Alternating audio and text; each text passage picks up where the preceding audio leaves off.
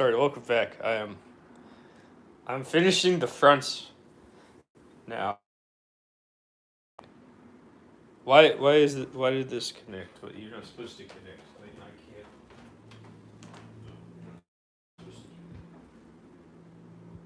Thank you. That's better. Anyways, I need to finish the lining on this. I mean, we got the lining. I mean, I'll show you. It's supposed to be red, but it kind of looks orange. Oh well, whatever. I don't care. It's close enough to like bright color. Anyways, I got the back, the two sleeves. Then I need the fronts, and that's what I'm missing. Oh boy. Just working with what I have. You don't have very much.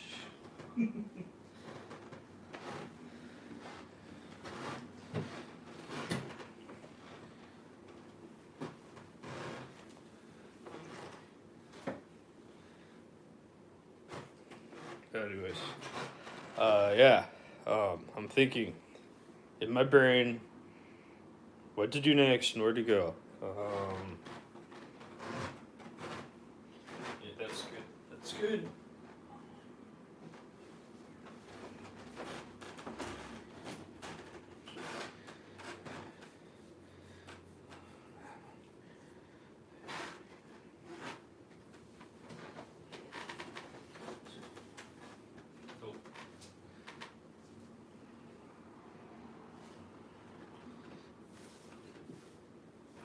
We need to know what the front looks like first.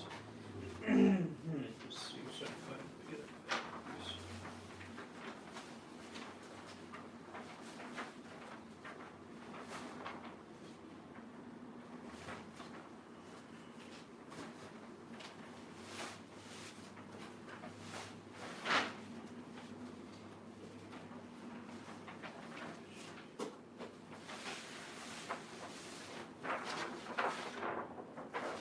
Oh, this one works.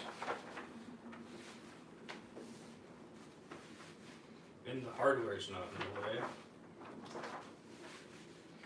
I don't know what I'm doing. Like at this point, I'm just like running out of fume and fat, well, mostly fabric. So everything you see is just like me just attempting to work with what I had and have. I don't want to use that anymore. It's fabric. I think this would be a good idea. I mean, like, what's the worst that could happen? Maybe it looks bad. I don't fucking know. I think it looks cool, and I've just been told if it looks cool, then people will enjoy it. So I'm just gonna go with that logic. Cool equals good. So.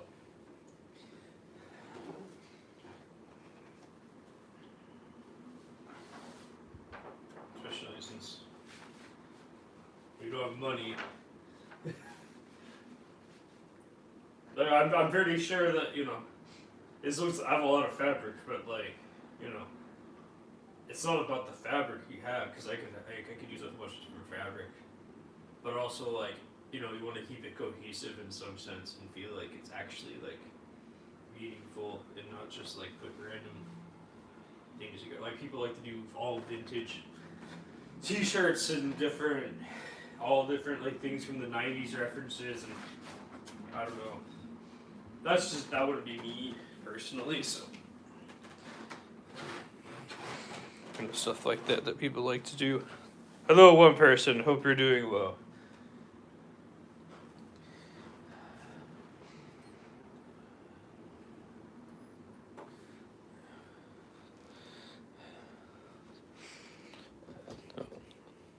Hello, hope you're doing well as well. Hope your day's going well. Oh, you're gone. That was fast. Oh, that's what matter. Yesterday there were so many people. I think because it was a holiday. People are just scrolling through YouTube. And I think it's going to be a lot more viewers in the summertime. Because people are going to be bored during the summer. So.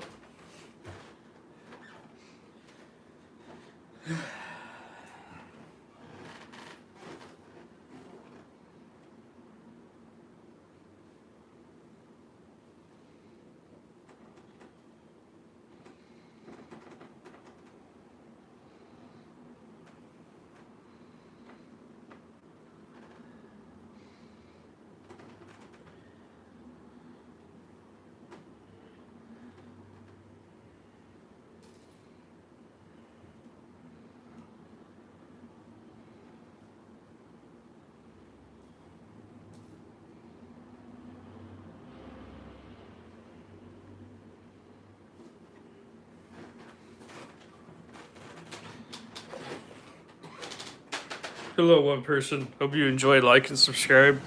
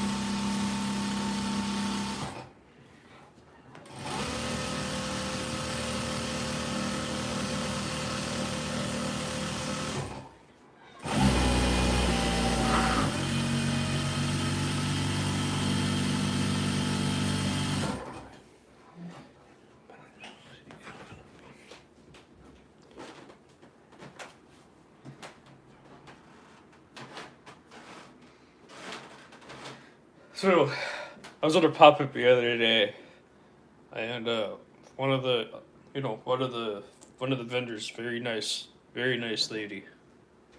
I mean, we're friends now. We're becoming friends, but whatever. Anyways, I knew her husband, actually, ironically, before I knew her. Anyways, which is kind of funny, actually. But the thing about it is that she, what did she do again? What happened?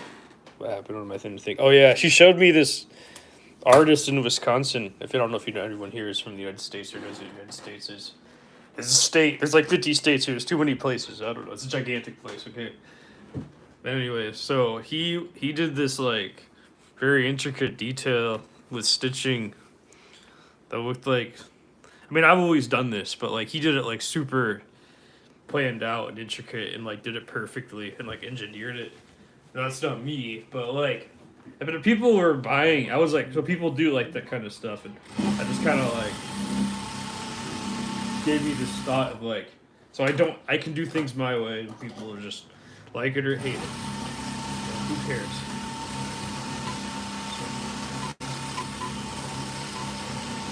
Someone will like it.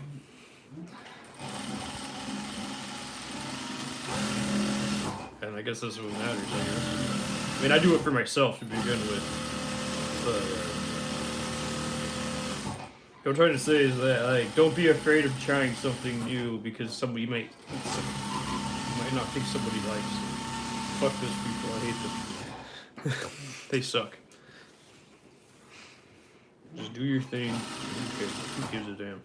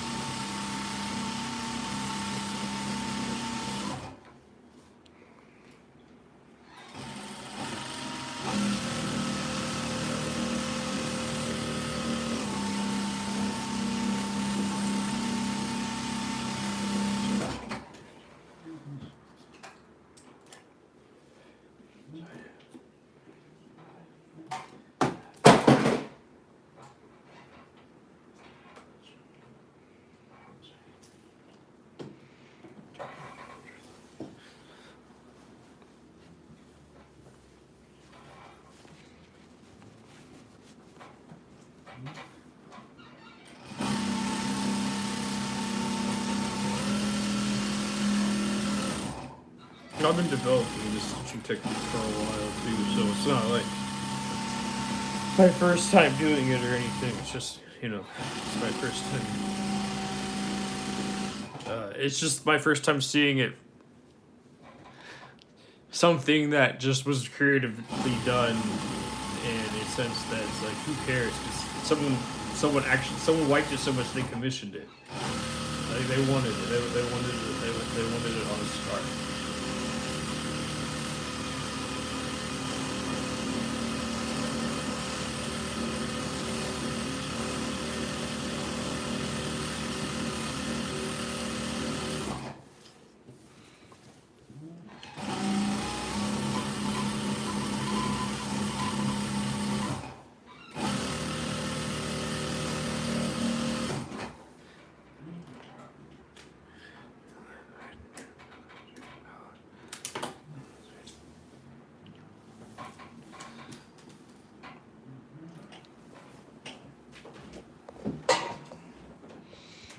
I mean, someone liked my work so much they wanted to give, and they worked in the industry. Like, they gave me fabric to make a garment. So, like, I don't know. What I'm saying is like, don't be afraid to do your thing. You may just find the right person that likes it. So, I didn't know that.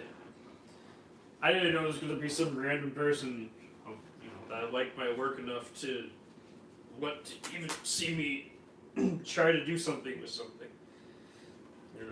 Which is, it's pressure, but like, it's nice.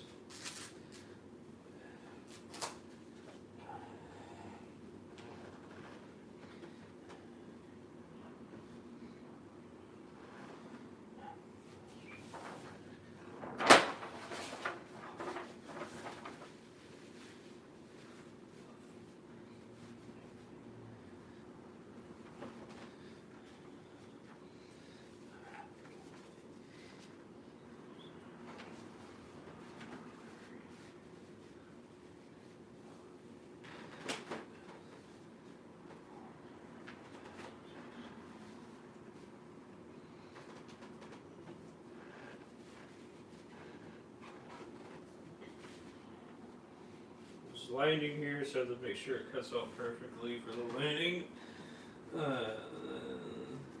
That's cutting it. Ah, shoot, okay.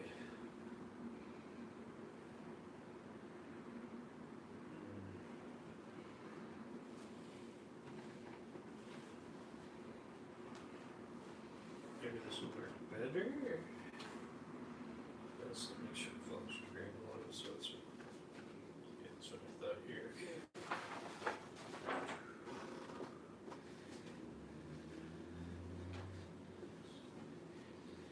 I mean, that would work too if I just stacked it on top of each other. Stacking it. Yeah, that's what I thought here. Because, that's not going to work.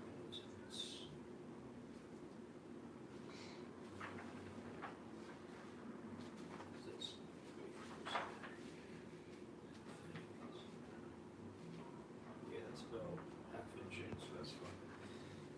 Okay. I'm just gonna remove the button. I don't want that button there. It's in that way.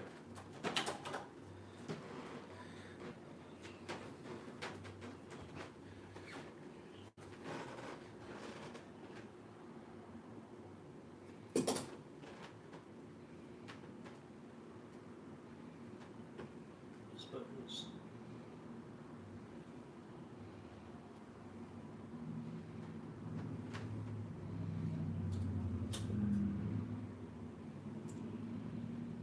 I hate buttons, so we're cutting it away.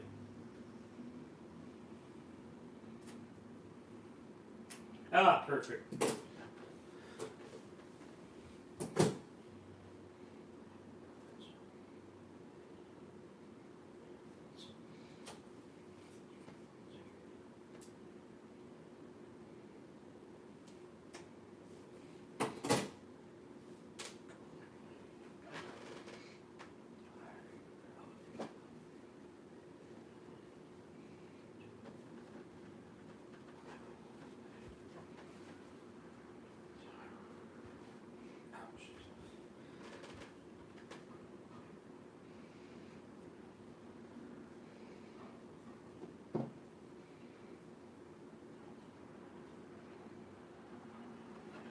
That would work.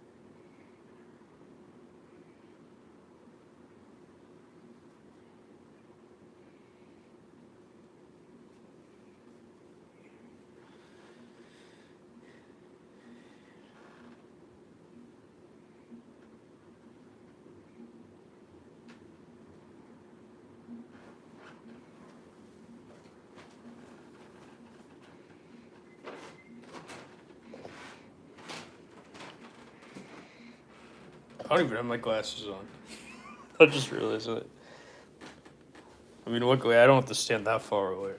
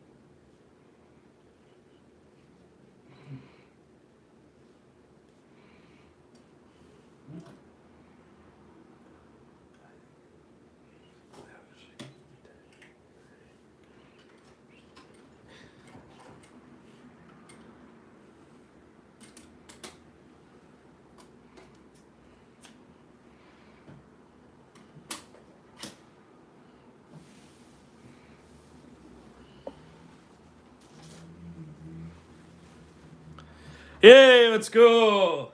How are you? How are you, James? How are you doing today? Hope you're doing well. Hope you had a great long weekend and your family's doing well. I got the fabric came. I mean the lining came today. So they resent the lining. So I'm really happy with that.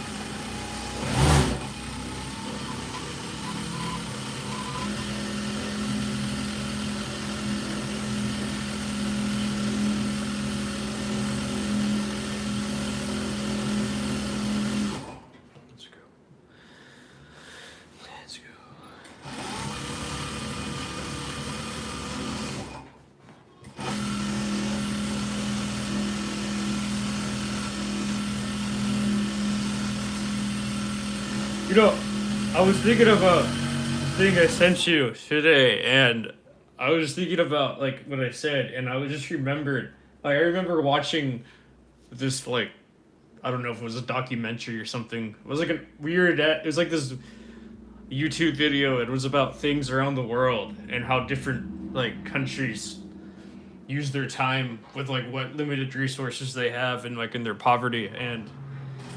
It was Haiti, for example. I think it was Haiti.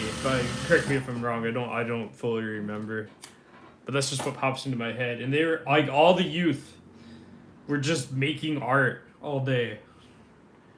And like, if you look at like if an American did that, it'd be like one of a kind. Like, oh, look how great he is, right? Look at what he's doing with his time and his poverty.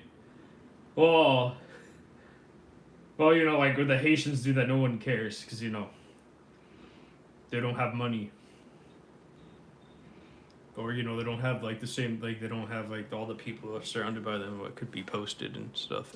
And it reminds me of the, like, and also there's this other country in Africa, I forgot which one too. And they had, people would collect sandals, like, you know, flip-flops. Like flip-flops to be specific, because inside a flip-flop it's like rainbow colored or something. It's like all colorful, like yellow, red, blues or whatever, greens, and they would sculpt things out of them. So someone would be at the, you know, at the ocean collecting them, and they collect it and then they sell it to them and they buy it, and then somebody is trained and sculpts the flip-flop into art. It's like crazy to think about. Like you think about like poverty and like what people do for living around the world, as like opposed to like the United States where we have all the money. So we do things that are based off of money, which is why it's harder to get. Like I don't know what I'm trying to say. Life is hard. That's what I'm trying to say.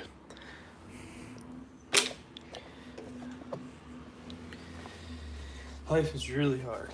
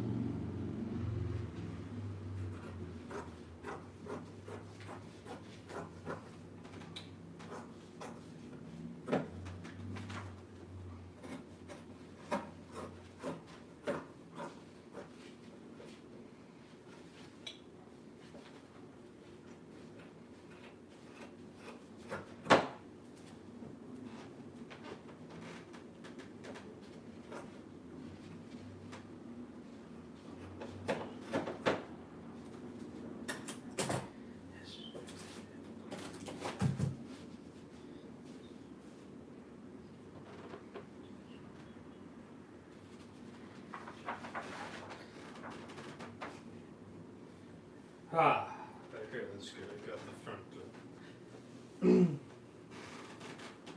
I got lace for pockets. Because why not? So I sent you a video on Instagram of the old 1900s denim work jacket and pullover. I'm in love. That's my project I'm gonna be working on for my booth. 1918 working jumper with design. Where did you? What, man, that's amazing. I'm gonna check it out. Where did you get that, James? That sounds amazing. Like, how did you find it? Like at a estate sale or like?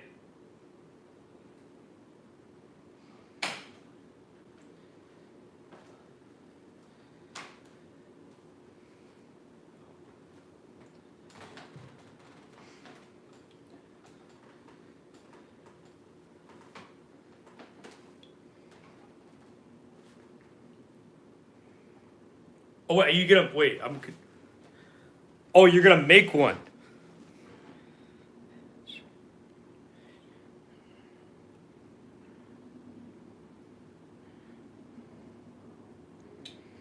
Well, that sounds exciting. I'm excited for you. I mean, yeah, it's easy, it's simple. Makes sense. Oh no, I get that, but I mean that's a good way to doom scroll. It could be worse. Wait. Do you want to make one? That's what I'm confused about. Oh, I get. I'm excited to see. It's a very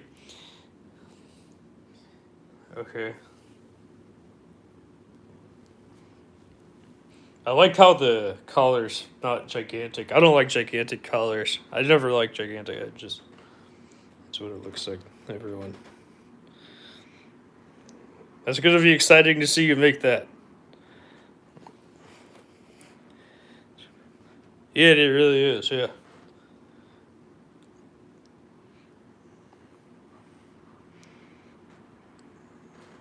I mean, yeah, you're gonna get a bunch of these sold.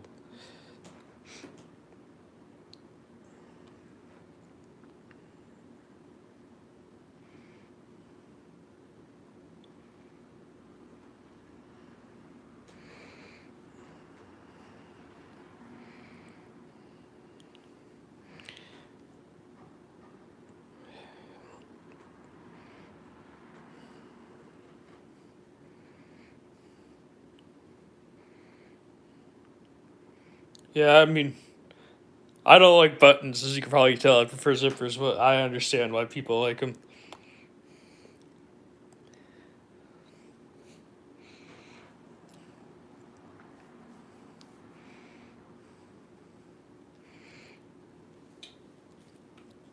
It's a beautiful jacket, for sure.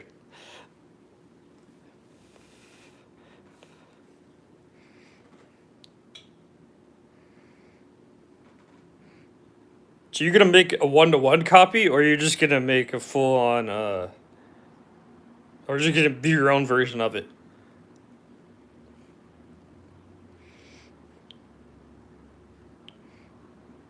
I hope you have a machine that can do buttons well.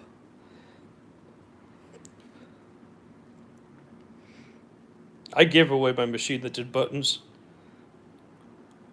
I'm not a button guy, so I'm just like, I don't need this anymore. And also, if I wanted to buy a machine that did buttons, I would have to buy another machine. Now I'm on the hunt for some denim I can sacrifice. Oh yeah, I understand.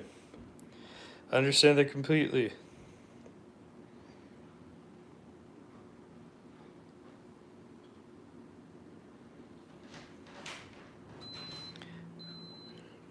Oh good, yeah. I was like, yeah, I understand. Well, I'm excited to see what you come up with, James. It's just gonna be fun. Look great.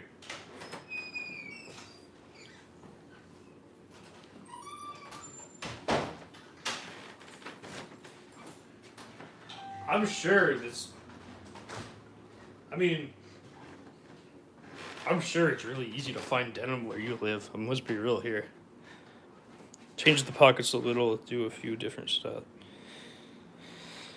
That's good. I'm glad that you're making it uniquely your own and just not copying it letter for letter.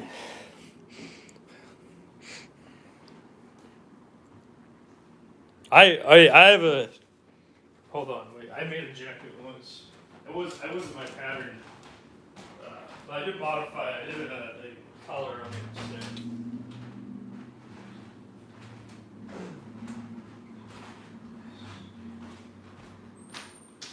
So I got this pattern. It's from it was like some Oregon company, and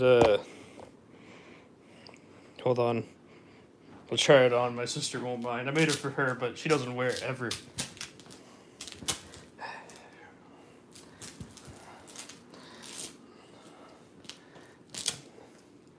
The zipper. Thanks. You have inspired me. I've been looking for something to make that's gonna be cool. I can play with. It's gonna just yeah, exactly. Yeah, that looks like. I mean, besides the buttons, that's gonna be the hardest part probably. Well, you know what I mean. But yeah, I would like take that to a class or something and just ask for help. That's what I would do. But anyways, so this is the jacket that I made. So she took me to New York City on a trip, and these are photos from New York. This is Times Square, and just like I don't know. I put it through an AI generator, and this is what it came up with. So, let me try it on for you. This jacket's completely out of production. It's one of one. I don't make this style anymore. Don't ask. But it just reminded me of the one that you showed me, in a sense. Except it has raglan sleeves.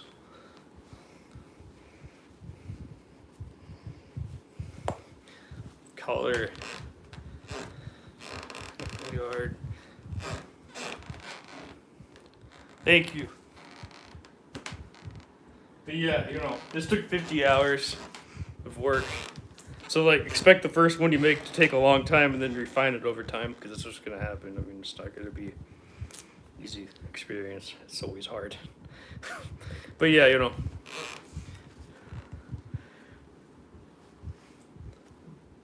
Thank you. I don't mean to show off. I apologize. I just wanted to show. I don't know why this reminded me of the jacket that you showed me. See, it zips up.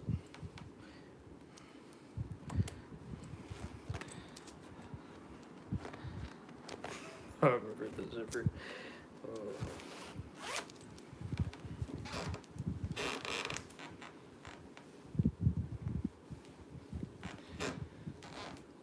But that was one of the originals.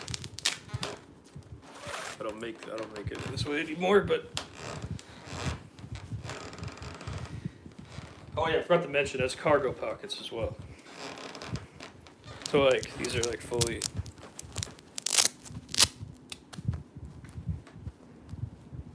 Oh yeah, took a lot of time. Once I got it down, it took 13 hours to make one. But I could probably do it less now if I really wanted to.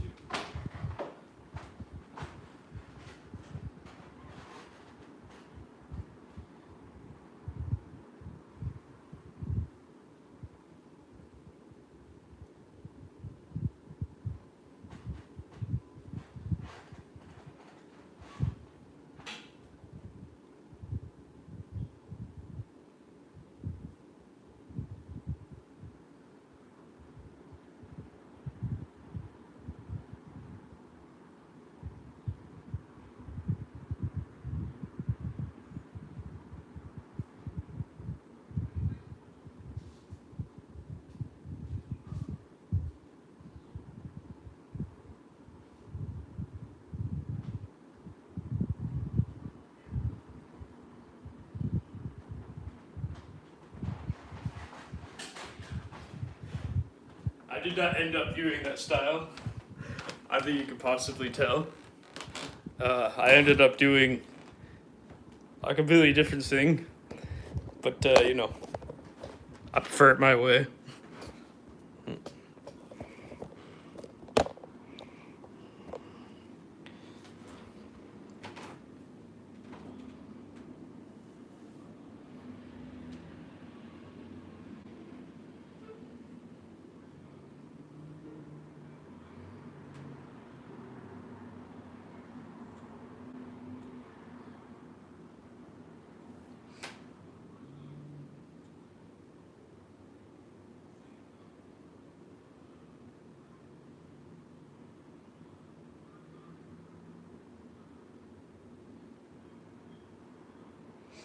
But stuff like that. That's what I do. Now I do stuff like this, so I don't know anything's gonna sell. I'll just do it because I want to.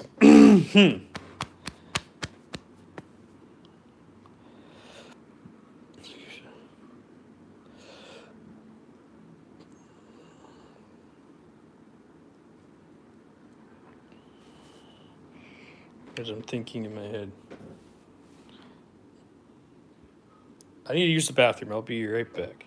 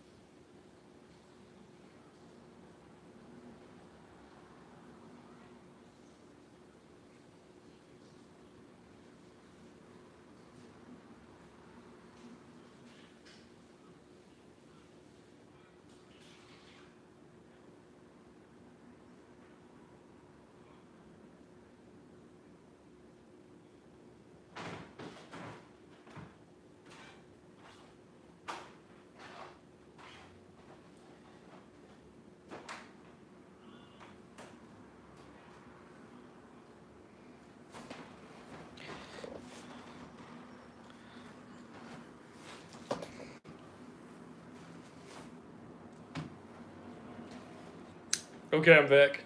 I'm gonna get back to work. I'm gonna make the second front and then make some pockets. Oh boy.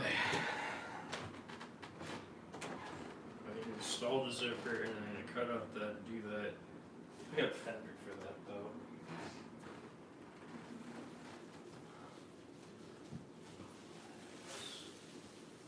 Yeah, I do. This will work. This is just white fabric, neutral. Won't be terrifying or unassuming. What is this?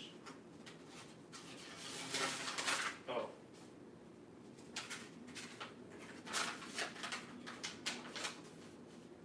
I don't understand a word. I guess this was imported from another country. I'm gonna use this as the boundary, because it's just neutral and this works. But, what am I thinking? As the facing, that's the proper word I'm looking for. Not boundary, facing.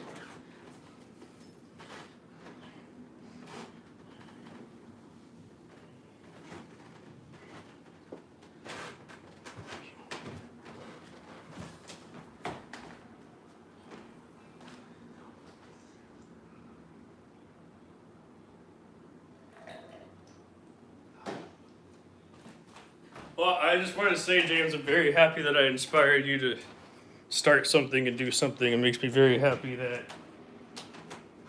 I was able to do so. I don't know. When I started 3 years ago, I didn't know anyone was going to care. And a lot of people that, A lot of people that that work in the industry hate me, or at least they pretend they work in the industry. They go to France because their company pays for it. Yada yada blah blah blah. They have to go seek the new hot brands and the new trends, and at the end of the day, they're just a trendy store following the trends. So they're not really like. I wouldn't call them anything. That's I mean, I guess your stuff is the stuff you want to do is classic, so it's not. I wouldn't really call that trendy. Like it's there forever. Like it's old. People like that. So it's like classy, and it has like more style in it than like most people have nowadays. Because they used to have more style back in the Great Depression or before the Great Depression and stuff like that. But now it's like dead. Now it's just how much money can I spend on shoes? I'm Mason, the guy the racist guy. Or well, again, apparently he's not right. I mean, he does some racist things, so I don't know. I don't care for him. I'm like, stop comparing my work to Mason, whatever the hell his name is, Margelia or whatever. I don't even know his name. His name. That's how it's spelled. You probably say it a certain way because it's Spanish. He's from Spain or something. I don't know.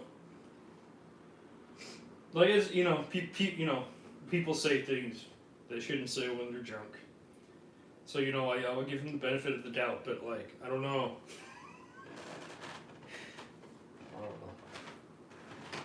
What am I looking for? Oh yeah. It's fine. People want to, if that's what they relate my work to, then that's okay.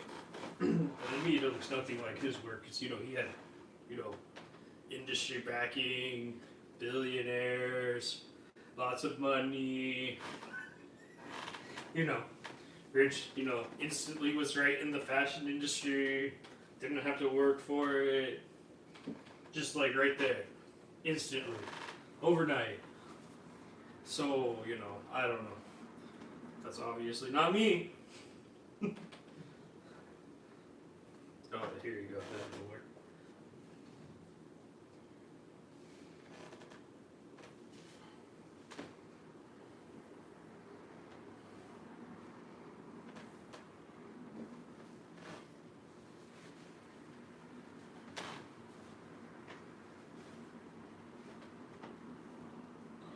I'm running out of fabric, so I'm just gonna do something else. This fabric's no, it doesn't have the structure I'm looking for the front.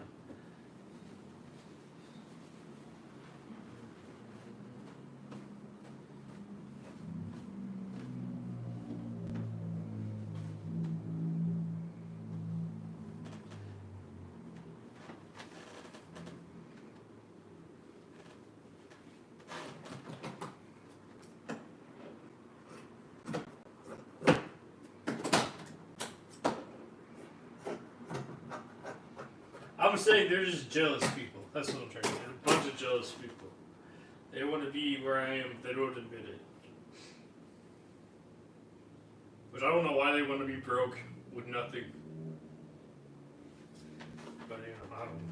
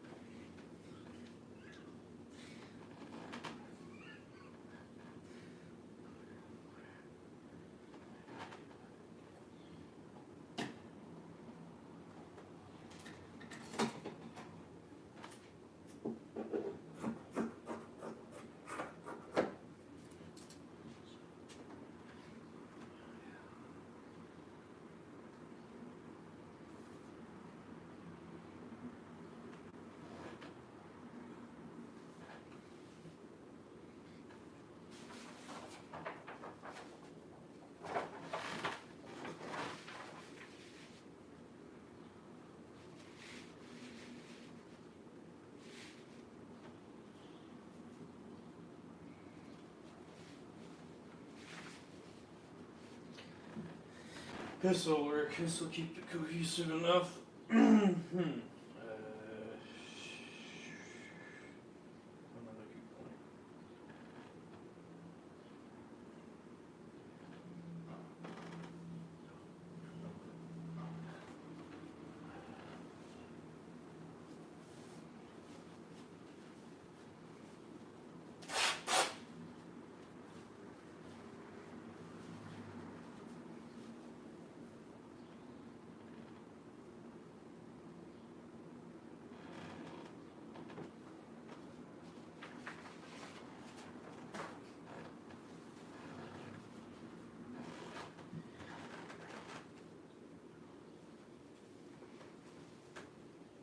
This will work. Let's see.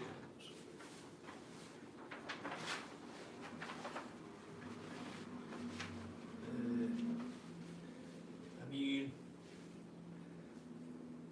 now we're. It's the pattern. It has a nice. You know, I'm just gonna just automate that. Okay.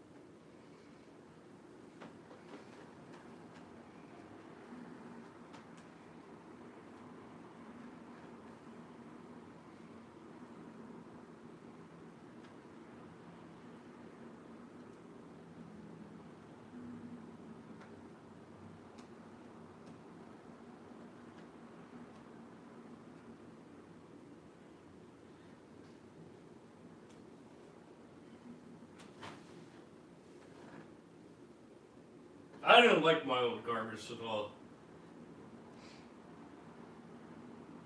They were never they're like, the fabric was my choice, but like the silhouette and like the choices, they were never like personally my own, what I really wanted to like make or sell.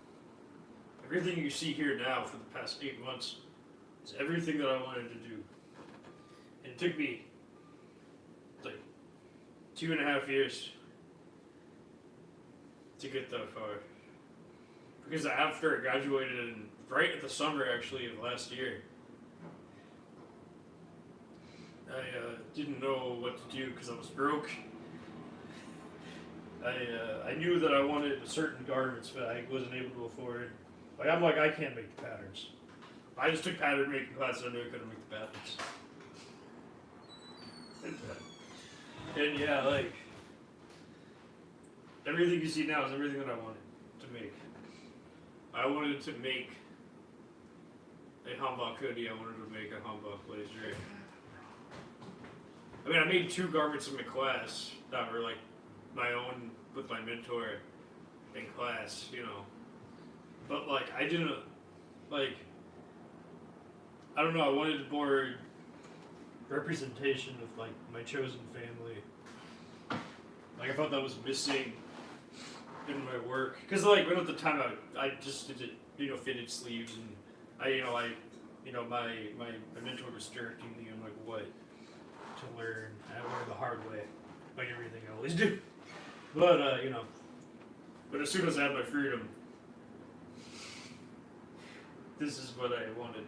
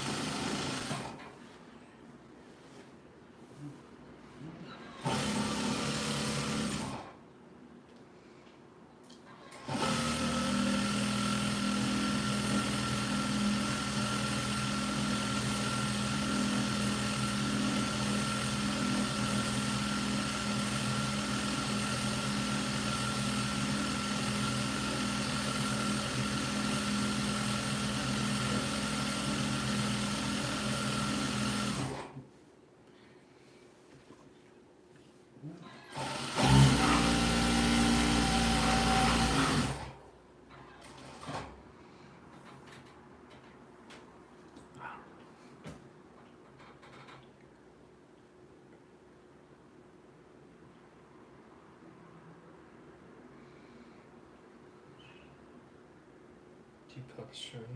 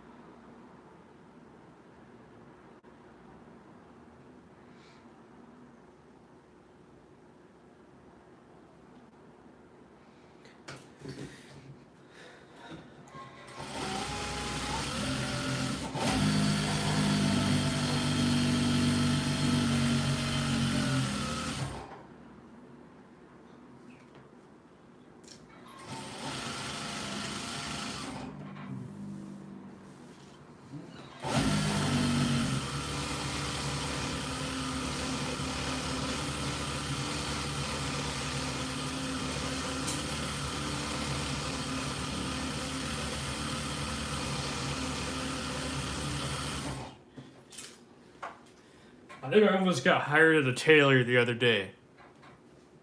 So, this Mexican restaurant I frequent at, I don't know, she works, I don't know how she works there, but like I think the whole family owns that restaurant too, but I could be completely wrong, don't quote me on that.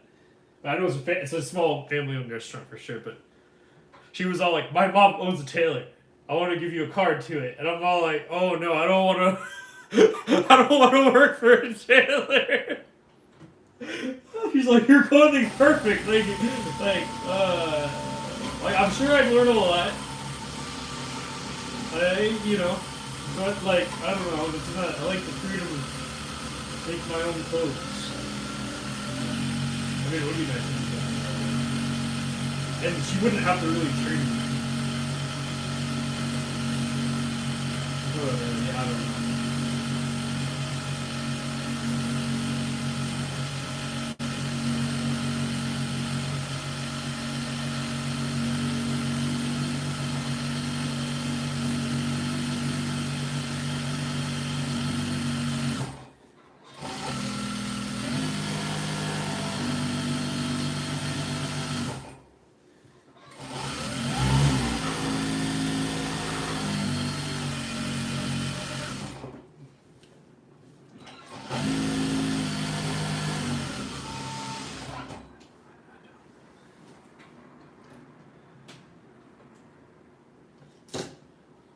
Oh no, I am not gonna do that. I do not want to do that. I don't want to work for a tailor.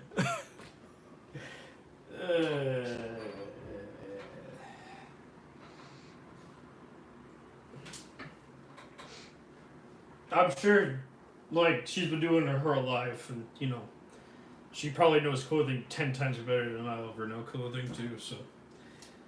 Here I am wasting opportunities because I want to do my own thing. Like normal.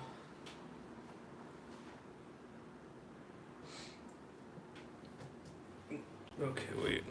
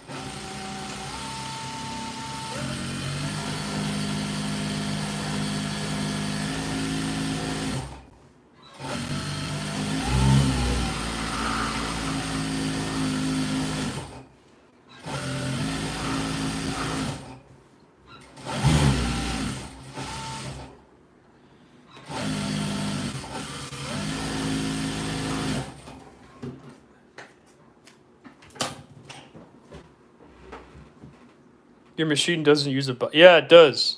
So it's right here, and I have to. So once I'm done with one, I have to put it here, so I can sew, and it refills itself. So it's not like you don't have to redo it every single time. No, it uses a bobbin for sure. It would not work without a bobbin. You can tell. So the dark blue thread is the bobbin thread. I don't know if you can tell. The dark blue thread right here is the bobbin thread, which also I think maybe be easier to see right here. So the dark blue thread is the bobbin thread. The light blue is the top stitching, the top thread, whatever, the top stitch thread. And this is the bobbin right here. I replace it all the time. Maybe you just don't notice it. I do it so fast. I don't have to think about it.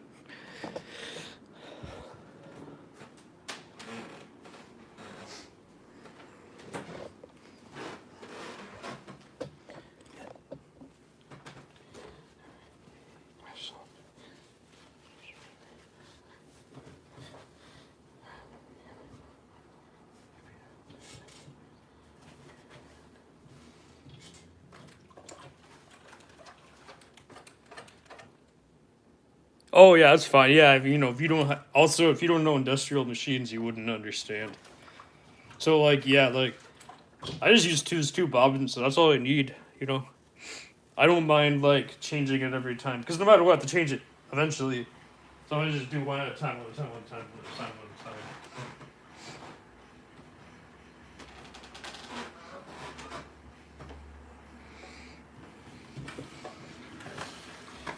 Just makes it easier on me, I guess. Because I don't want to think about 50 different items at once. I don't have a brain for that. Like my brain is not that smart. I can't do too many things at once. Mine, you have to load it, and I asked because I'm loading mine right now, and I was like, I've never seen.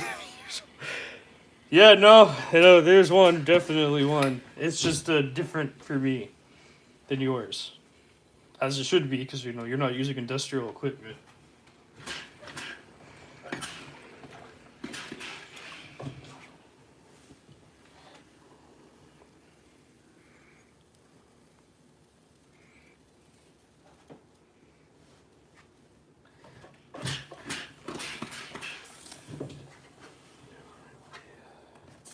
Definitely different.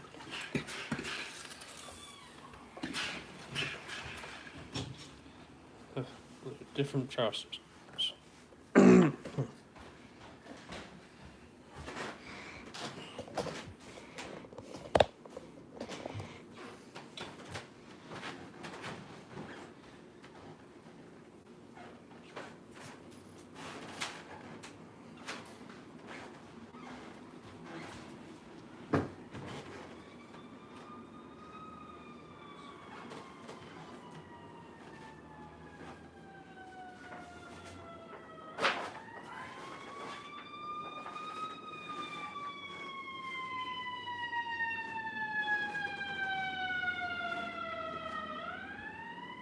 You definitely have seen me do it, but you just don't notice because, like, if you don't know how it works. That's what I'm trying to say.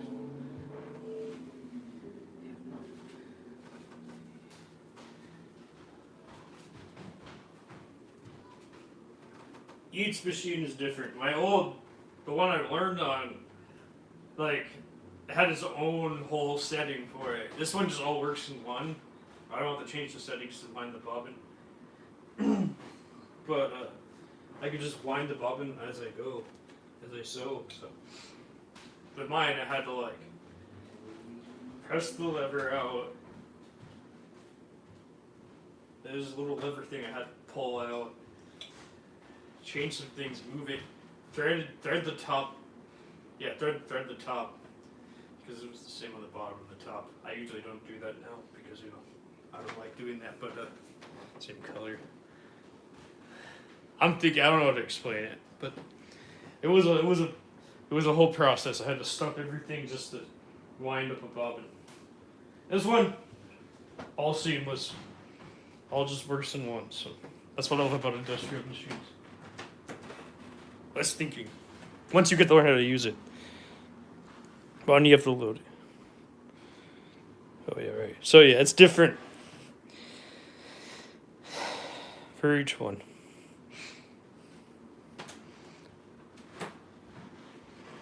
Obviously, as someone that uses industrial equipment, again, I get lucky and I get to use all the fancy stuff. But also, I worked very hard for that machine too, so it wasn't like I had a part-time job, and I was in community. Well, I already had a community college degree. I was just using that community college degree for the financial aid, community college for the financial aid, and then I had a part-time job there, and then I was also cutting and sewing classes, cutting and sewing classes, while I was working from home and making garments every day. So it was really busy, but I made enough money to buy that machine and my serger, so it all worked out in the end.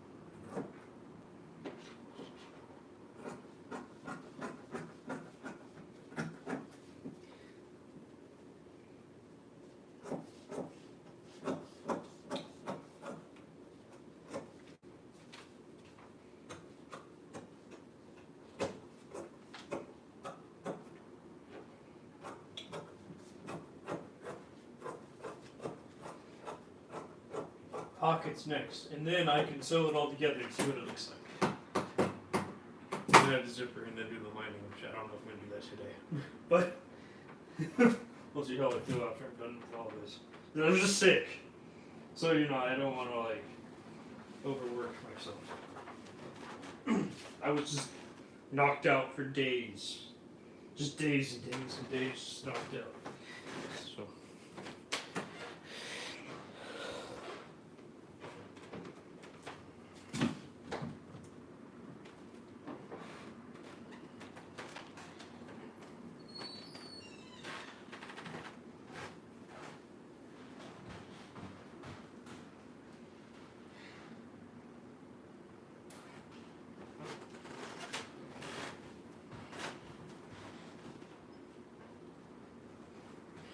So it could end up. This is the outer shell. This is what it look like.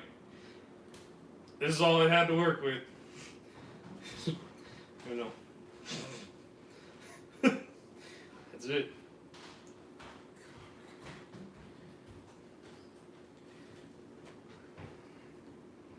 Nothing.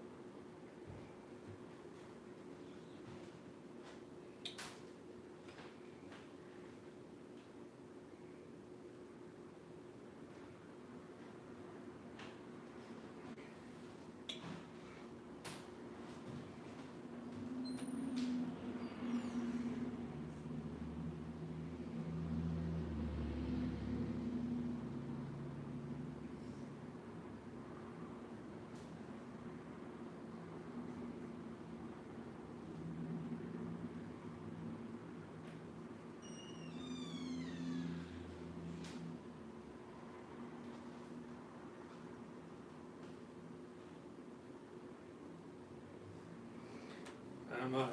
You know.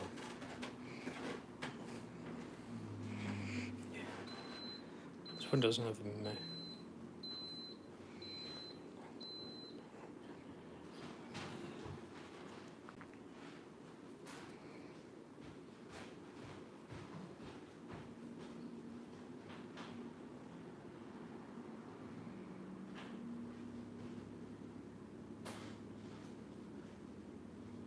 Wait, no, I already uploaded this, but.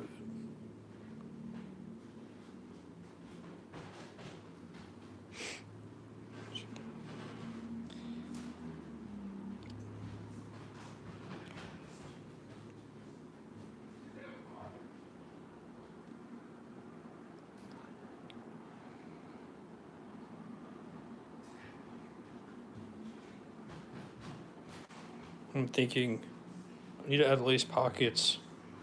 Find anything to wear. I could sew them on. Before? What do I want to do? I'm just gonna sew them now. I'm too lazy. You're gonna end up how they end up. Exactly. You know me. Doing everything wrong. All the time. When do I ever do anything right? This is about never. So this is lace. I have no idea what this brand is. I know nothing about lace. It should say Lindenberg Iverson. That's what it should say. But it doesn't say this. Okay. I've never sewn lace before. That's what my mentor does all the time.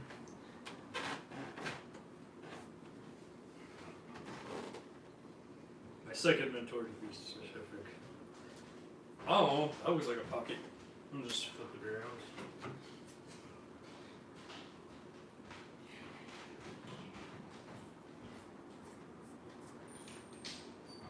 I was given lace. I don't know what this is. Could be lingerie. I don't know what this is. I cannot tell you what this is. I don't know if it was pre-war.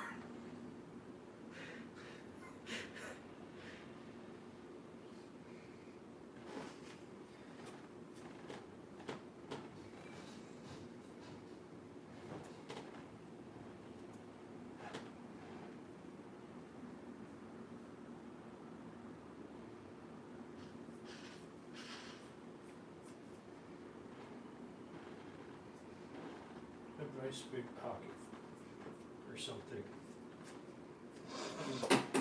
Let's see how cool or lame this looks everyone.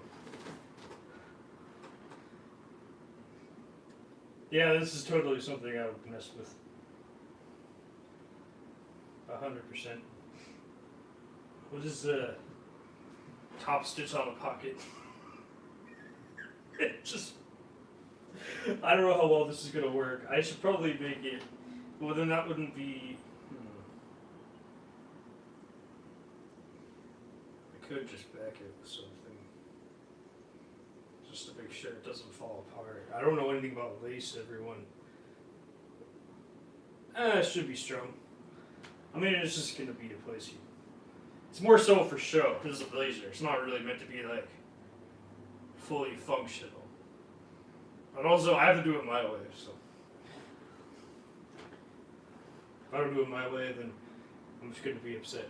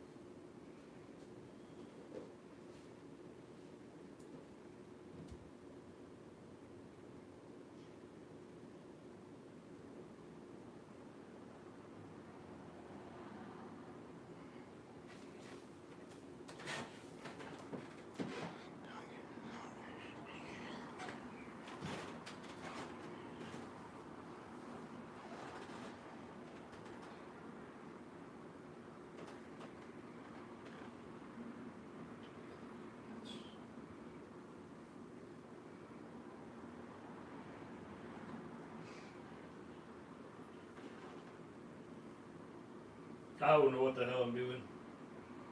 I don't know if this is going to fall apart or stay on or anything like that. But you know, I have always wanted to try this ever since I seen lace, so I kind of have an excuse now. I wouldn't typically go out and buy lace. I wouldn't know what to purchase. Like, you know, that's my mentor. But like, you know, I don't know. It's unfamiliar territory for me. I mean, that'll work. It doesn't really fall apart or anything. So, yeah. It's strong. It doesn't really have... Like, the grain line is weird on lace, too, I've heard. So, you know, it's a completely different fabric that I'm not used to.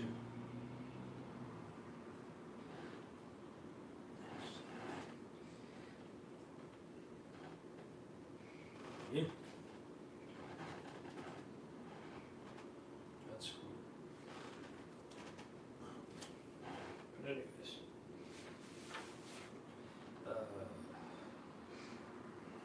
What's the other film?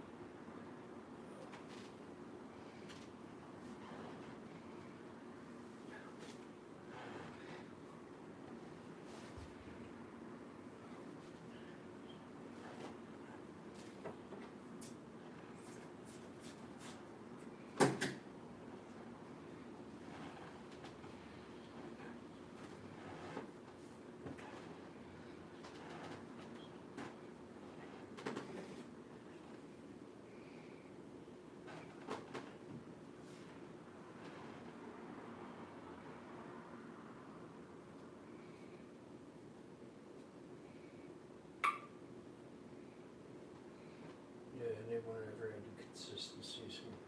I always had inconsistencies with everything. That's what I'm trying to say here. And what I've never wanted not to add an inconsistency to something. I don't even think I can answer that question. That's the collar, that's the shoulder.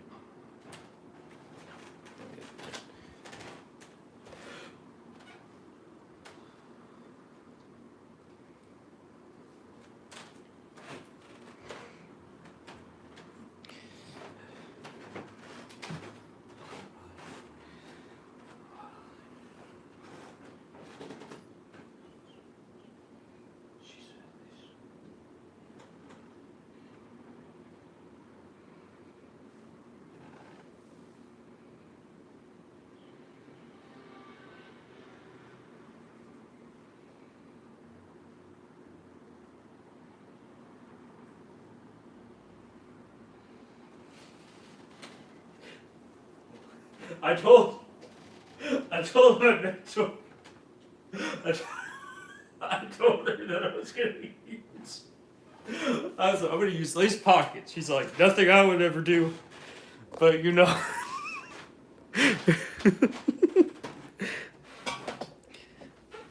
I wouldn't know what else to do with lace, to be honest. I honestly, I don't like those garments that women wear with lace. Like, I don't. That would be me. I would never think about designing something like that for someone to wear.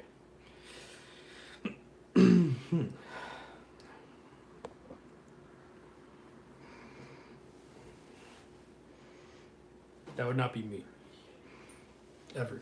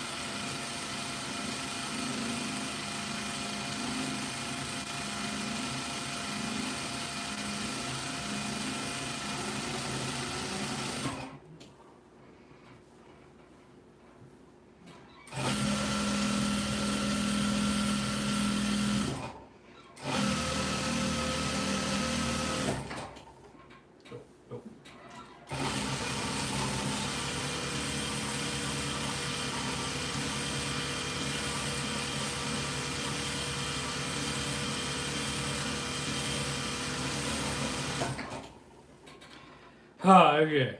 It's not coming off. You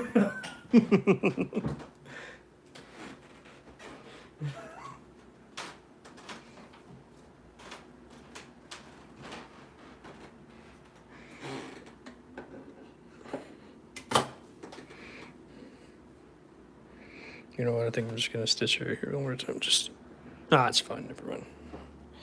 So this is the lace pocket. It's deconstructed. It's weird. It's pleated. It has a design to it. It doesn't need any more. It's fine just the way it is.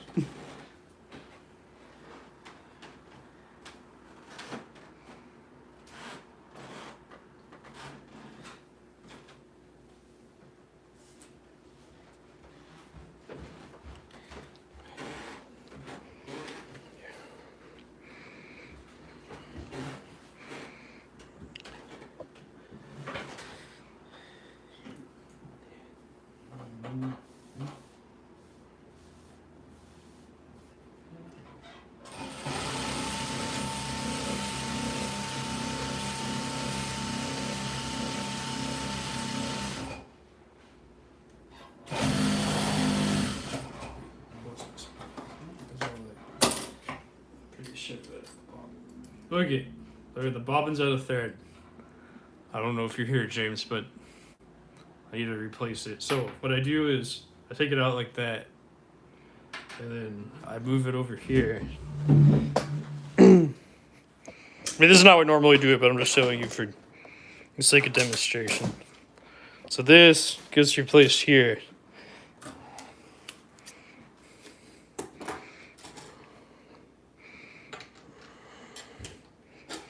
And then I go here, then I go right here, and I twist it around, and I pop it in like that.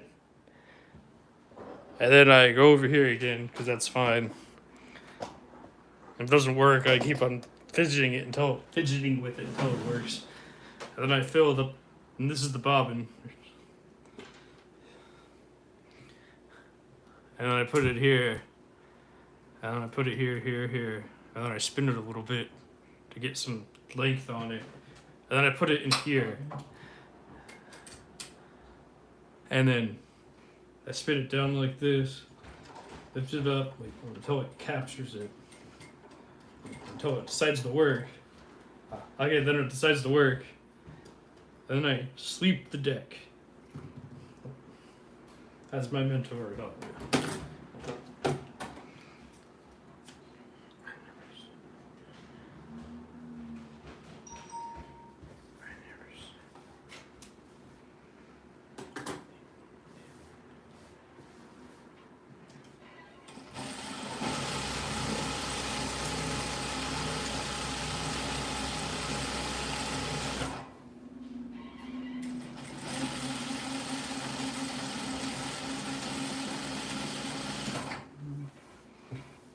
And then that's how you do it. That's how you change the bobbin. And wind the bobbin, because it's winding right now, so I don't have to think about it when I replace it.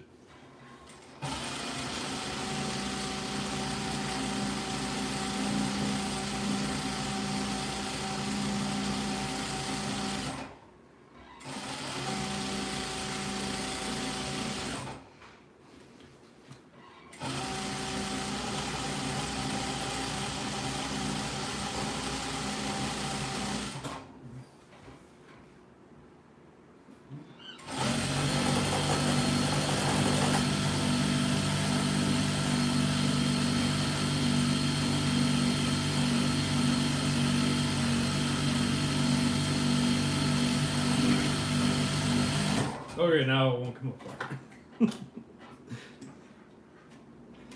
But yeah, that's how you do it. I didn't even serge it. I don't know if we're supposed to serge this or not, to be honest. I just sewed it. I don't know anything about lace. I don't think you have to serge it. I think that's one thing you don't have to serge. Also, right here, it won't fall apart, so I think so. It's dry clean only. There you go, that's the excuse. Okay, I just stitch it all together.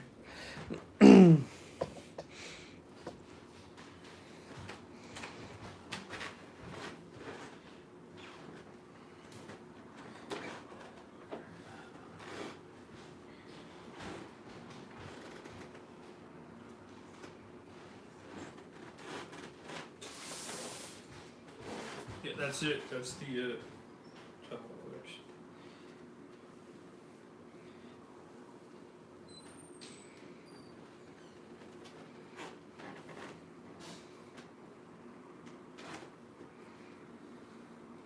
I wish I had a team to make this stuff way more polished, but when you're broke, you can't really afford anything else. So that's just how I do my work, I guess.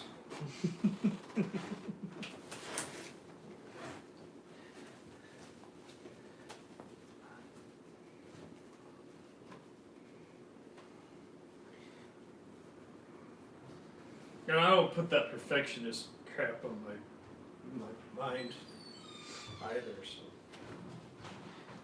maybe that's another problem that I have. Unlike my mentors, when it comes to that, they're like so perfect, they're like so perfect. Every little thing, every little detail.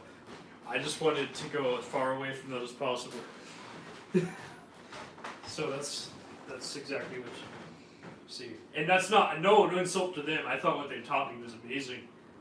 But I just wasn't able to like physically and mentally keep up with that.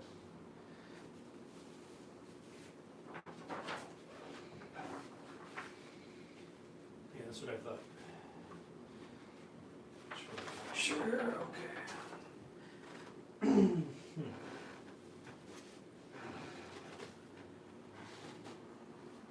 Because I was like, that's just not me. Like, I have to do me, right? Like, they taught me everything so I could do the way that I wanted to do it. The way that I wanted to see clothing. I didn't want clothing to be like everybody else's.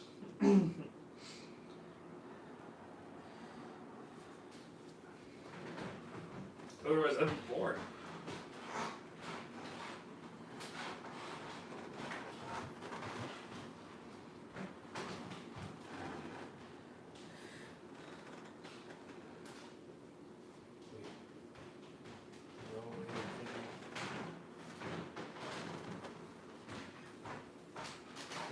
That's it.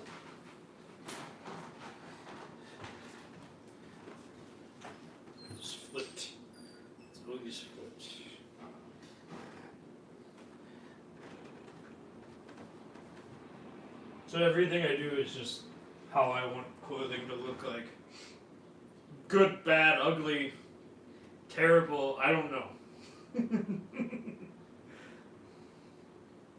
As was, it's always up to the person who's looking at it to decide that. It's never up to me.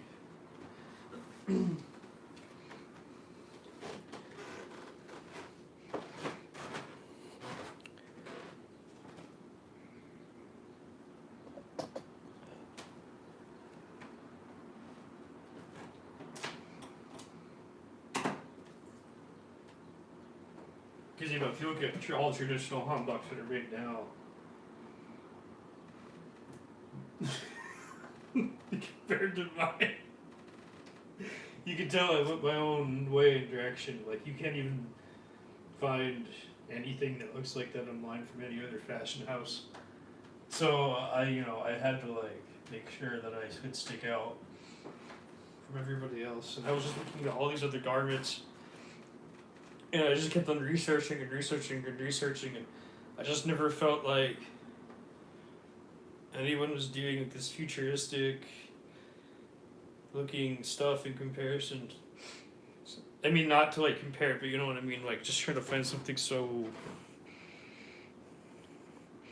that just make me stick out from everybody else.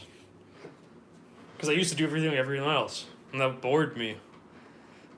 This is just me deviating from that.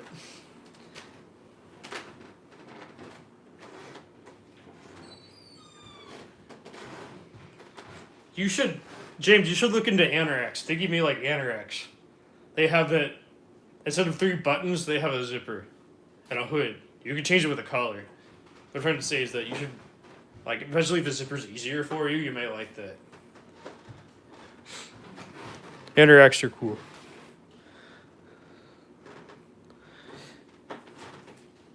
I've always wanted an Anorex since I was a child. My parents never bought me one. So, I wanted a parka too. I forgot one of those. But now I just make my own thing and I prefer it.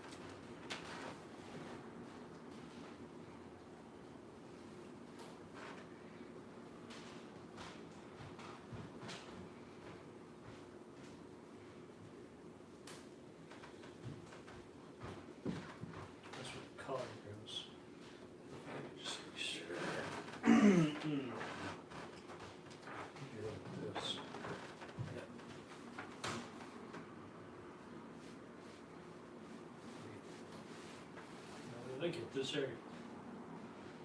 No, it would be this way. So.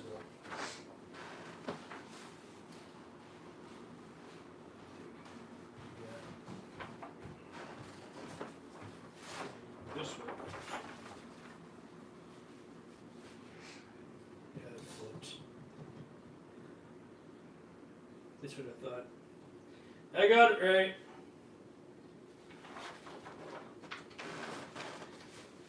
And if not, it'll work out.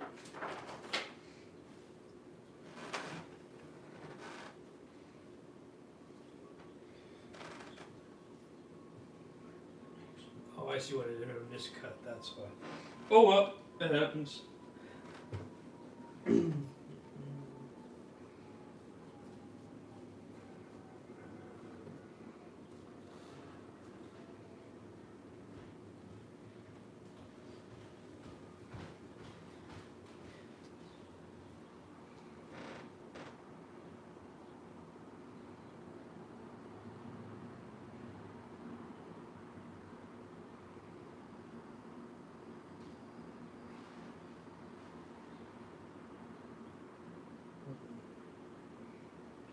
myself here. I don't know why. I'm just gonna go for it.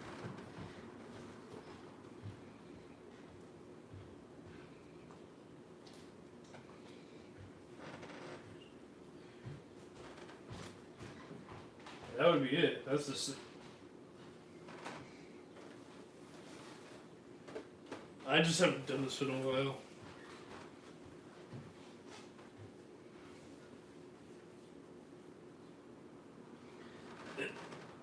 Yeah, that is definitely.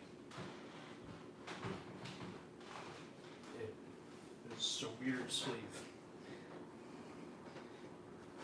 You find no other sleeve like this anywhere else.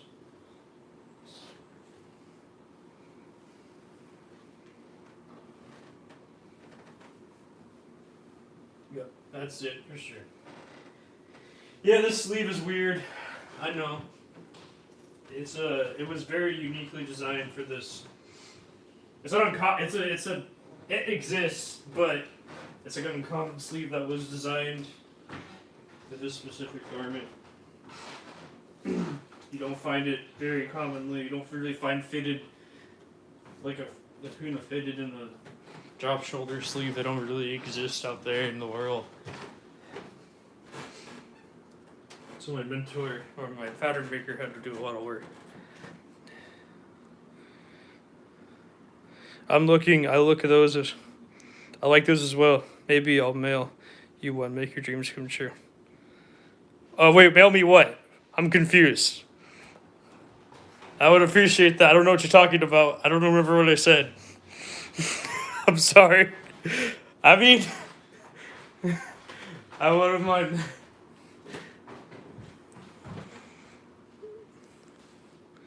Thank you. I appreciate that. You don't have to do that. I don't know what I said. I don't remember what I said. Oh, anorak. No. It's fine.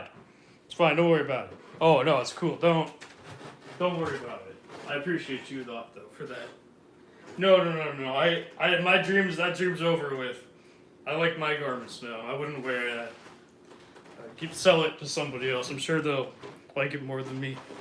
I was thinking anorak would be a great. Right. I think an anorak would be great for you to look into if you don't want to do buttons. Just do a zipper instead, because I don't like, Yeah, I appreciate that, but I don't know if I'd wear it. Unless if you make it for me, then I'll do an exchange. If you make one for me, I'll exchange it for a hoodie or something. But I wouldn't wish to do it for free. So Yeah, if you make me if you make one of those anoraks, I'll trade you a hoodie for it or a jacket for it or something, whatever you want.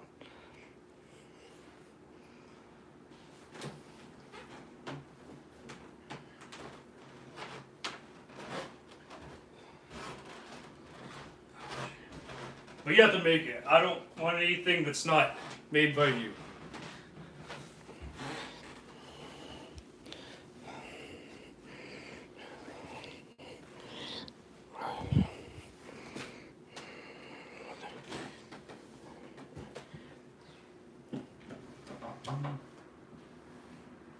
I'd like a zipper, please. I don't want buttons. I would never wear that buttons. Just consider it right now. There you go. There's a project. Learn how to install zippers in that zip up place.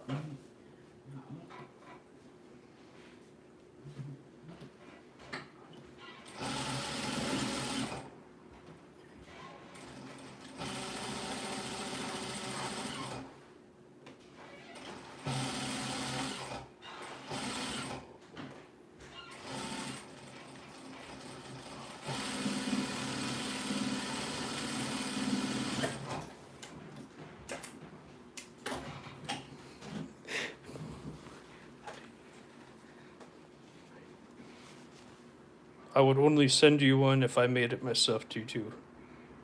Or, okay, yeah, well, yeah, you make one, we'll do a trade, okay? I just asked for a zipper in that spot instead of buttons because I would never. I hate buttons. I don't know how to use buttons. Buttons are really hard for me to use. They're very what am I looking for? They just don't work with my brain and mind. I see people just unbutton things with one hand, and like that's not me. I have terrible issues with buttons. We don't get along. So zippers are the evolution, anyways. So there used to be more zippers in design. That's just my recommendation. People want to devolve. They love devolving. They want more buttons for some reason. They want $600 shoes to look cool, and then they want buttons. Stupid. I hate them.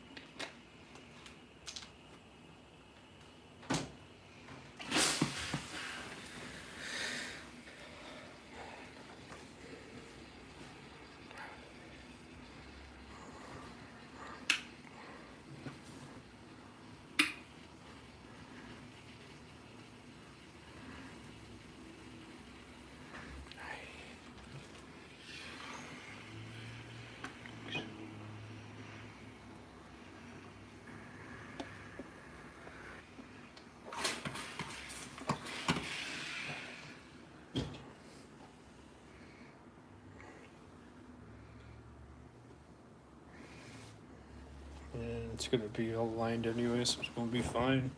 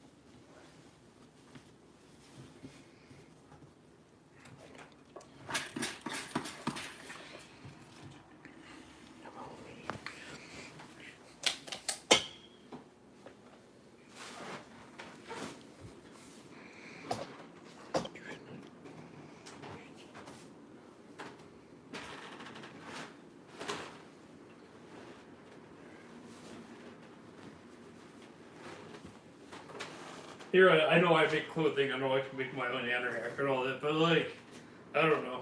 Just never was like into like thinking about making anorak in general. Like it really wasn't like my interest. Like I kind of made one. Like I technically made one with that jacket, but I was more into like, you know, Korean like hanboks and stuff like that, more so than. Did I do this wrong? I was more into Korean unboxing. You know, like kimonos and way more into East Asian garments than I was into like American-esque garments. Like, yeah, I don't know.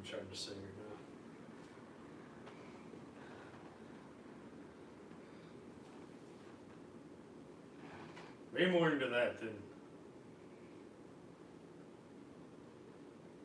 the Western garments. Which is why I stuck with it. Walk away out permission, so it's not like out of malice or like cultural appropriation. Whatever the young kids get angry about, I don't know, I don't pay attention. They're always angry about something.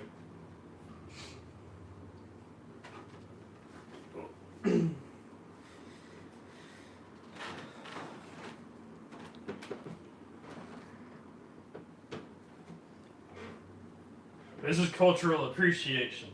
I appreciate Korean culture. I eat kimchi almost every day. I eat the gogi almost, monthly. Whenever there is kimchi around, of course I eat it.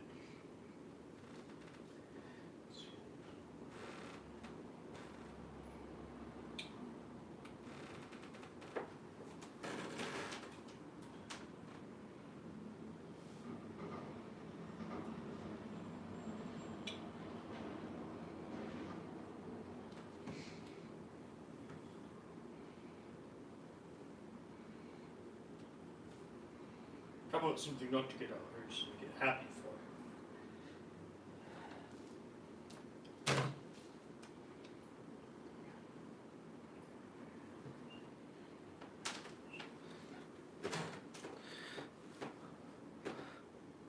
Oh, yeah, that's good. Yeah, a lot of people do that. Hello, everyone. Thanks for stopping by. You're new here. I make garments. I don't know if you're new here or not, but that's what I make. A lot of people just work and watch. They sew and watch, and they just sew with me or whatever. It's kind of hard to find someone that live streams this, one of the people doing it like I'm doing it. I think there's some other people, but like I'm actually like fully constructing garments on camera. So that's just me. I should have pleaded this. Now that I think about it. Oh well. It's fine. I'm just gonna leave it as is. Oh, I should take out that needle though. The pockets are just meant for show. They're not really meant to be used. But I hope you like, subscribe, and enjoy. Or at least just relax or something. A lot of people tell me they just watch these to relax. I mean, I'm yelling. I'm making fun of billionaires, but I guess people are relaxing while doing that.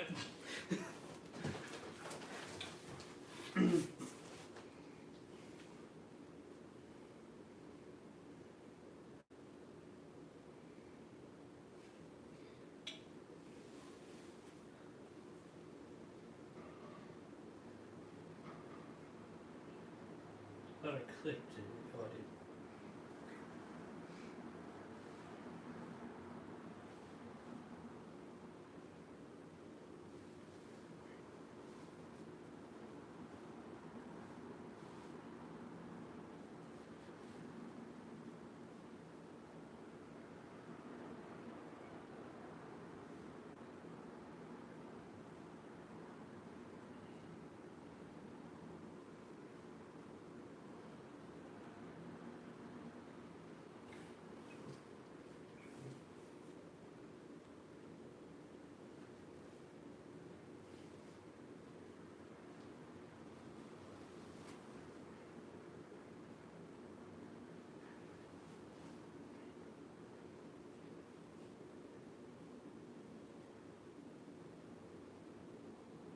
So this is a weird sleeve. This is a unique one that wouldn't typically exist without asking for it, specifically designed for a specific purpose. I don't know why it exists. I don't know why I wanted it made. I don't know why you would do this.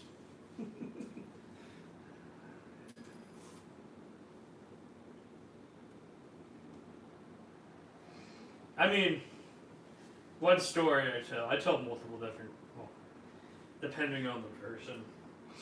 I've read multiple different stories, but like, I mean, I was watching TV, I was watching a show, and I literally said, well, I could do better than all these people on the show. Am I doing better than them? Probably not. At all. Nowhere near. But at least, at least I had the drive to start something.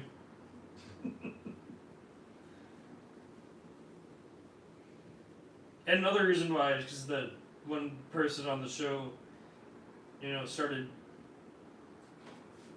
like, he was complaining about things like how bigger designers would steal his designs and stuff.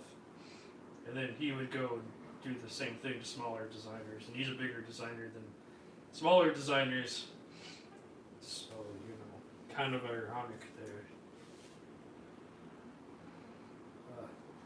So it's like, I got a text message.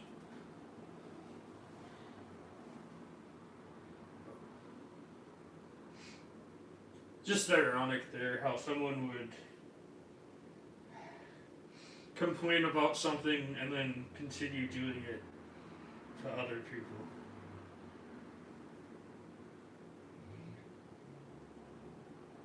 I don't get it.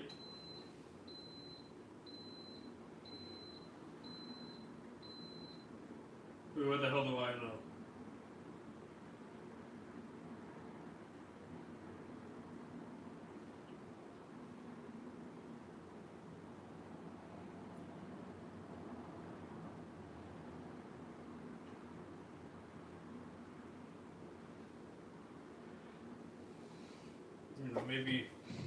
Maybe I'm wrong. I mean, maybe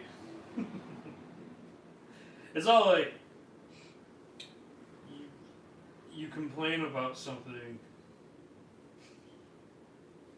and how bad it is and how wrong it is to steal from a designer, and then you start doing it yourself.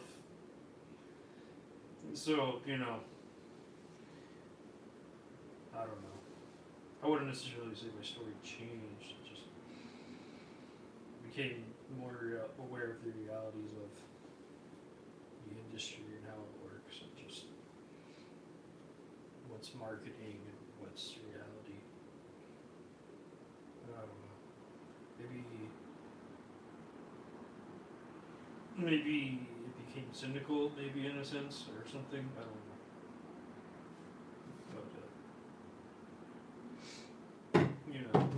It's this sense of like, wow, like you are talking all this stuff, and then like the reality is like, no, you're not actually doing all that, because if you did do all that, you'd be too much work. And that's like the thing that I'm always working all the time. You can probably tell. Like, good luck getting a break out of this at all. No.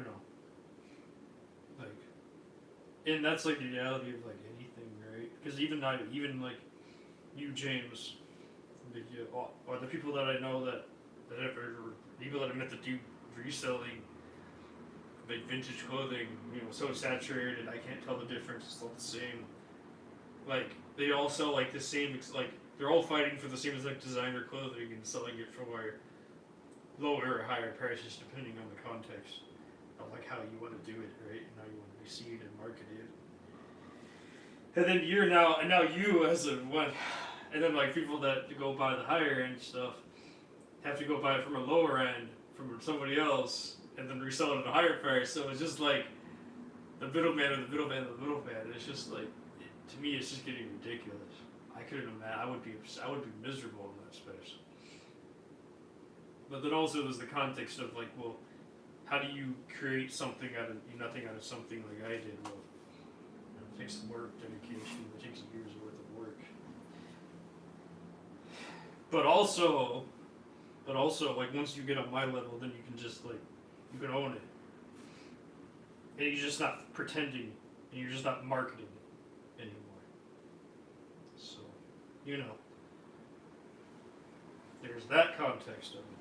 Because I know people that just pretend that they're this great best designer on the planet. Look at me, I do it all myself. I'm self-taught. I'm not gonna take what my interns or my floor seamstresses or the reality of the fact that I can't make 5 racks of clothing all by myself in 8 months. Because I made 30 garments in 8 months. And I, put time, effort, strength. Like, I was burnt out. Maybe it was a little bit over 30, but whatever. I'm just trying to get down. Can't tell you how many I actually made, but it was had to be around 30 for sure. I'm burnt out. I had, I did 2.5 years of classes. I had to make sure that I, know how to communicate with people. I had, and then I was making garments the whole time, going to classes too. It's a lot of work. I don't know how these people are just lying their asses off, acting like, it's all me. Me. Like, no, it's not. Like, acknowledge your team.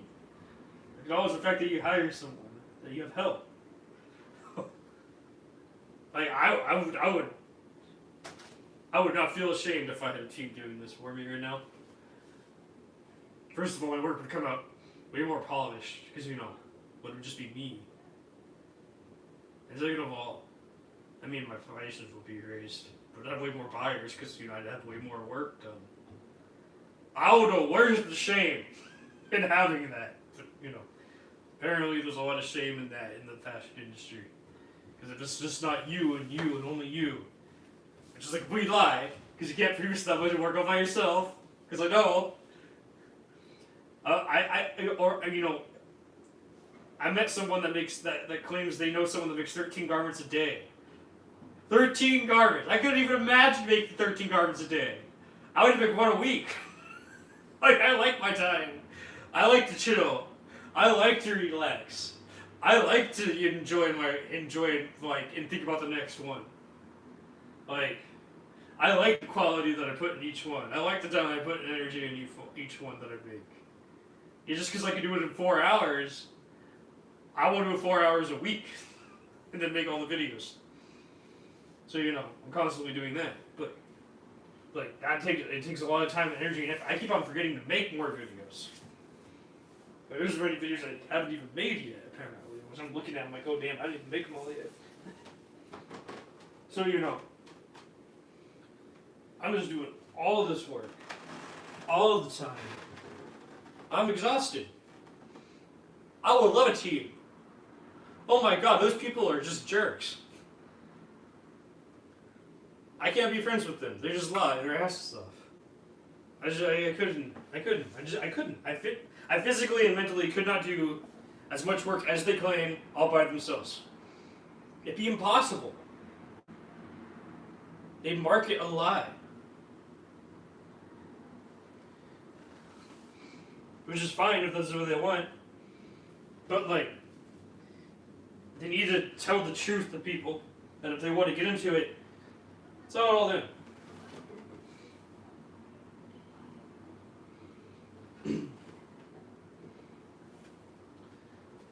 I'd be miserable if I made 5. Well, I would love 5 racks of my own clothing that I have. Why? That would take me 5 years at this rate. You know what I mean? All by myself. I would love to tell people, this is my team. They did all the work. I just approved the stuff and I did nothing. I'd be happy with that.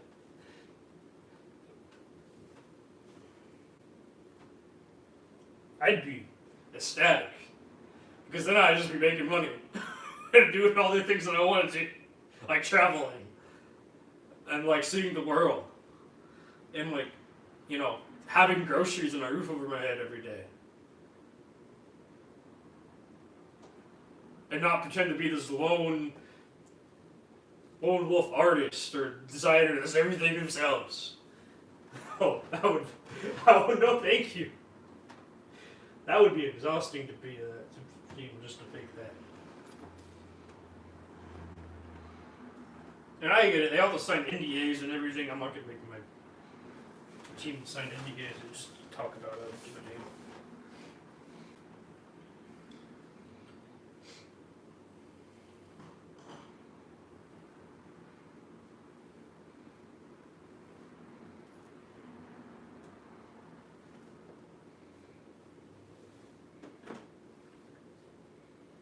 if I ever get there, I don't even know. I never know anything anymore. You know.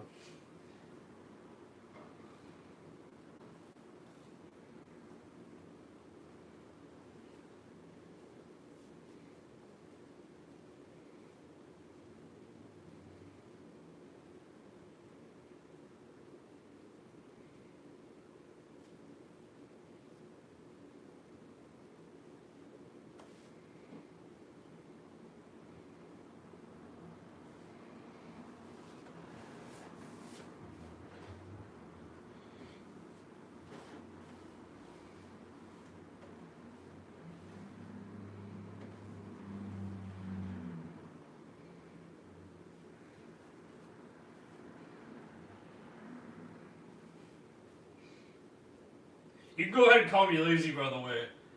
I'm okay if I'm considered lazy, if I win a team, acknowledge that they do their work, and don't make 13 garments a day.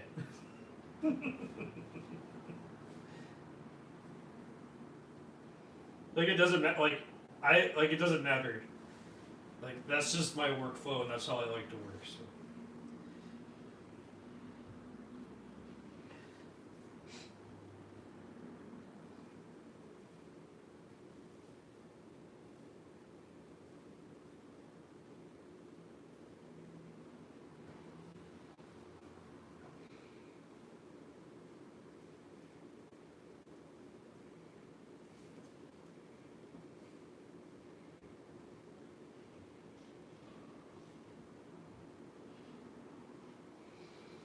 Yeah, this is not rich billionaire oil tycoon or whatever. I don't have a family that owned a leather company that had millions of dollars, and I can't go get a PhD in political science. Okay? None of that.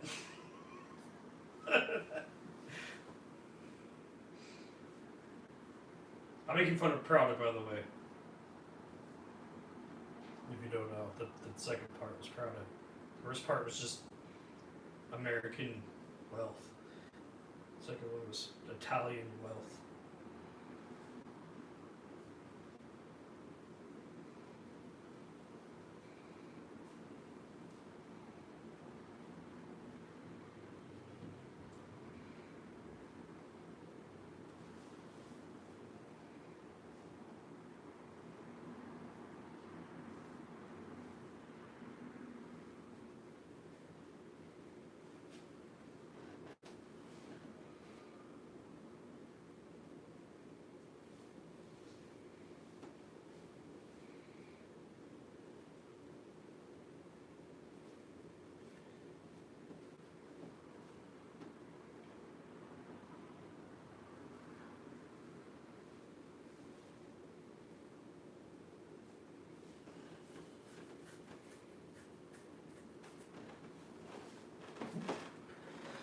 Okay.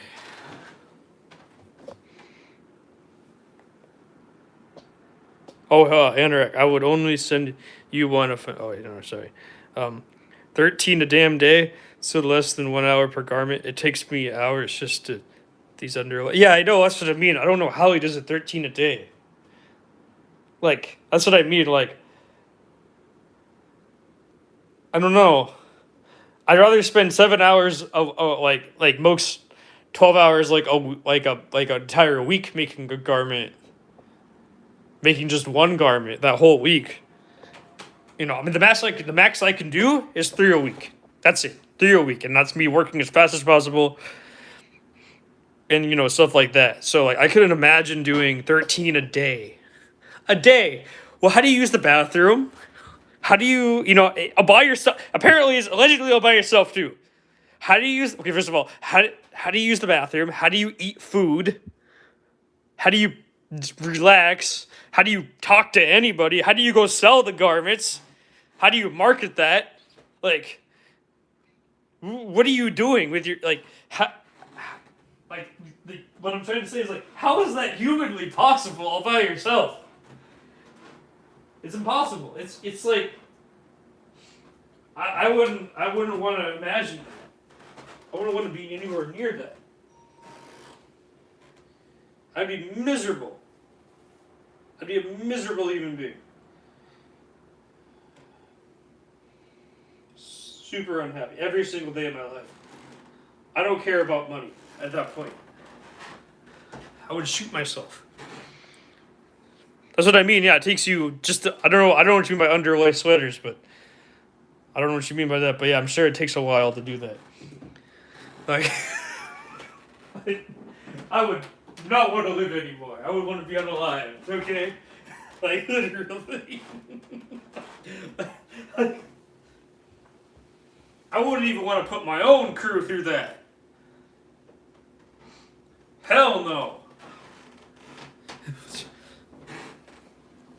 Like, this is not Chinese. This is no sweatshop. No child labor here. You have labor laws in the United States, thank God. These cutout ones that have been made. Oh, okay, that's what you mean by underlay. Okay, yeah. That's what I mean. Yeah, it takes, like,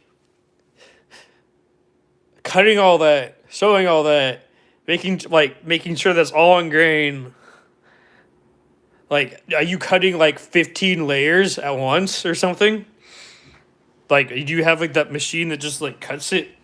Like, you can cut it with the pattern. Like, there's like a machine that can do that. You can like roll it around and you can cut it. But like, you have to make sure it's on grain. You have to do this, you have to do that. There's so much quality issues. You know what I mean? That goes into that. It goes into this once you get into mass production. You know, maybe if I spent like one day cutting out 13 sleeves or whatever, be a pair of sleeves, whatever, 13 plus 13. Like what 26 sleeves or whatever? I think that's what it would be. Yeah, I swear to God, he learned everything. You know, he's a white guy apparently, so I don't know. But yeah, he must. That's the only way I can think about. He must have. Yeah, he must have been in a sweatshop or something. Oh God, I hate saying that, but you know, at that point, he must have been.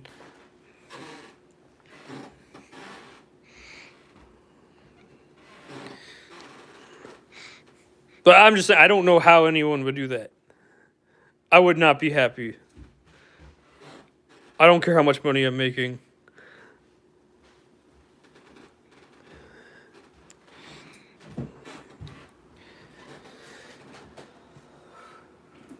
I just don't believe it's true.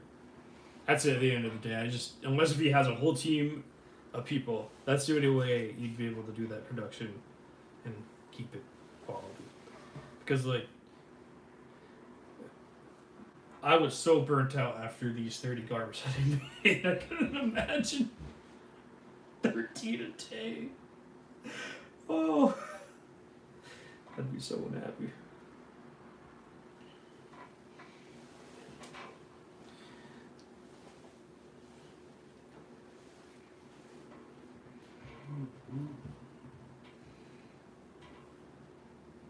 Well, I think he's a white guy. I would assume, but I could be completely wrong. I just don't think it's the truth. That's all I'm gonna say right now. I just don't. I have a hard time believing that.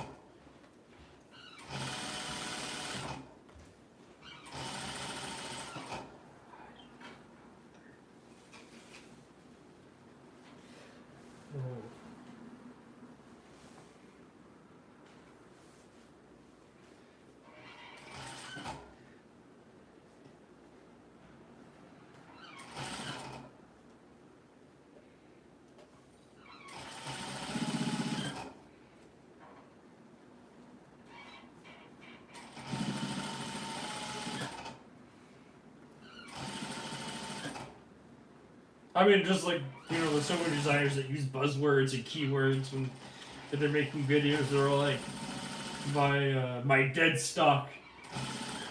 What's the word again? I laugh at whenever I hear it because it's just like how people hear it and they think it means something, but it really just means that, oh, my dead stock fabric supplier. You mean you went to a fabric store? Just a normal fabric store. All fabric stores are dead stock fabric suppliers. It's just whatever excess they had, they went and bought it up and then sold it to you. Whatever, if some fashion brand has excess stock of a company will buy it up and then resell it to you. You don't even you only say dead stock because you just want attention. That's the reason why you say it. No other reason why.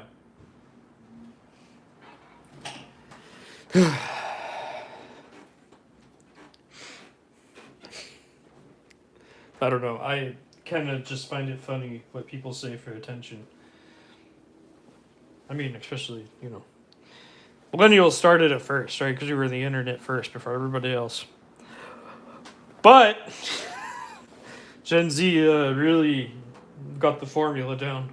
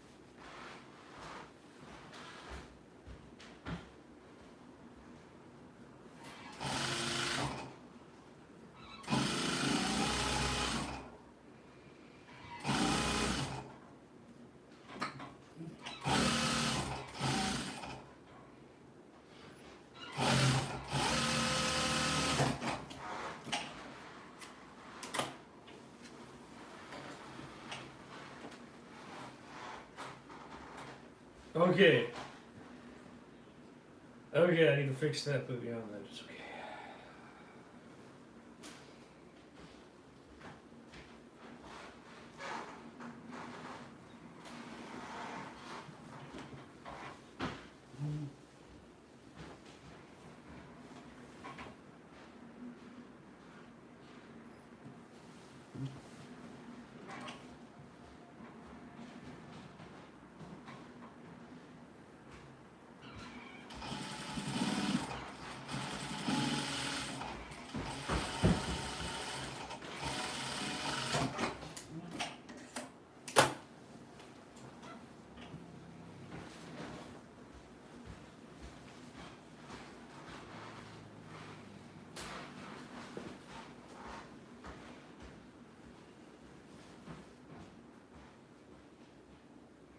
Looks good. Okay. We grew up with the internet. Gen Z grew. We grew up with the internet. Gen Z grew up in it. Yeah, I know, and I'm actually was born in 1996.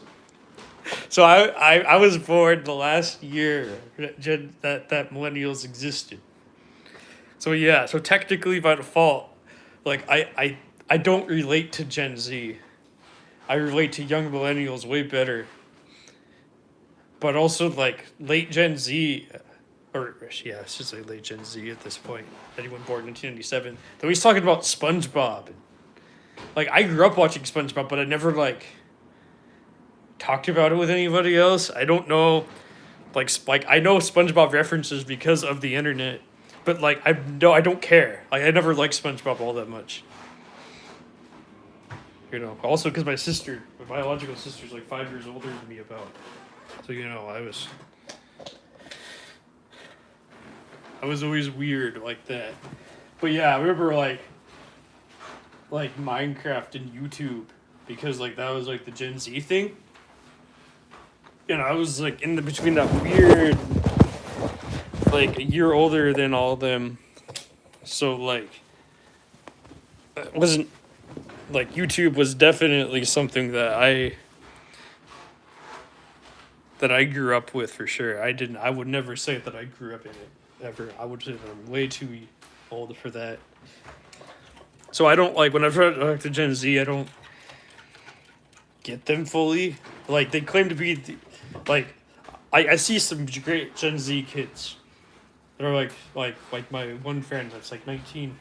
She's great. Like that's like that's how I imagine Gen Z exactly how she is, you know, like mixed cultural friends, you know, progressive, whatever. Not like doesn't get not mad at stupid angry not mad at stupid things that, you know, like whatever. You know, just like a normal, chill human being. But then like there's this other Gen Z group that are like that pretend that they have to be like I don't know. They're annoying. I don't like them. I can't be friends with them. They're like super liberal and act like anything offensive is wrong. And like, you know, growing up as a millennial, we grew up, as you know, we grew up with a lot of offensive humor. Like I watched South Park growing up and stuff like that. So like, even though I didn't age well, like I'm just not mad at like edgy, offensive things as much as like those Gen Z kids are. Like I'm just like, eh. People like edgy things. People want to listen to their edgy things. They want to listen to subversive things, you know. And I respect that and completely understand that. I personally don't partake in it as much as I used to. But like I'm not mad at like I'm not gonna like be like, oh, I'm not gonna talk to you ever again because, you know, you like this edgy thing. I just don't care. like you're just gonna, you know, you're gonna be a person that's gonna do your thing. So, you know.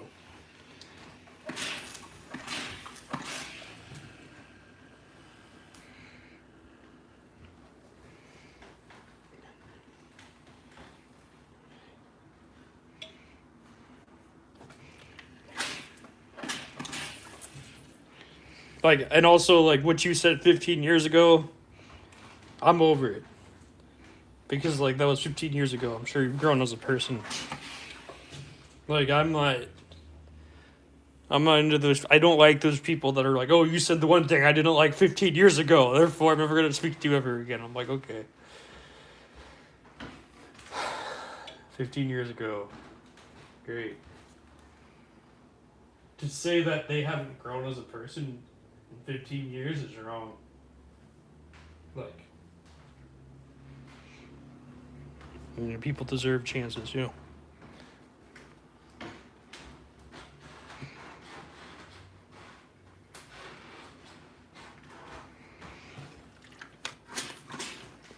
Because, I mean, I grew up listening to Eminem.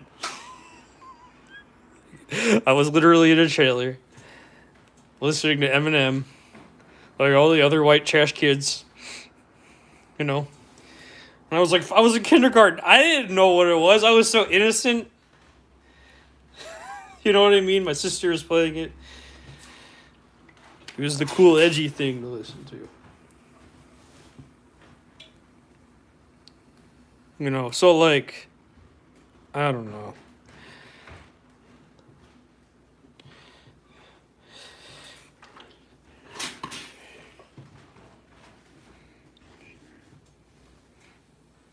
I can't, you know. I mean, at least, you know, even Marshall Mathers himself, at least he had like a reflection session on it and like looked at it and said, maybe I didn't say the right things or whatever. So, like, you know, even he grown as a person. What I'm trying to say is that, like, I just can't be. Like, I don't have time to stay outraged over something I just don't care about. Like, I'm happy that he made his money. But, and, like, he, you know, he ended up regretting it, obviously. Like, look at what, I mean, he was right there with, you know, telling everyone to vote for Kamala Harris and, like, you know, he like, he hates the current president so much. Which shows, you know, he just did it all for money. He didn't care about anything else. And I don't blame him. I want money too. I mean, I hear people say it. That's just like a millennial thing. Say edgy, weird stuff for attention. That has always been a millennial thing. That's why I'm just like when I hear millennials that said 14, that says like stuff like 5 like or like 10 years ago or whatever on YouTube for attention, versus like 2013 or whatever, when I was literally a teenager then. But like I was like, they probably just said it for attention. They probably didn't actually do those things.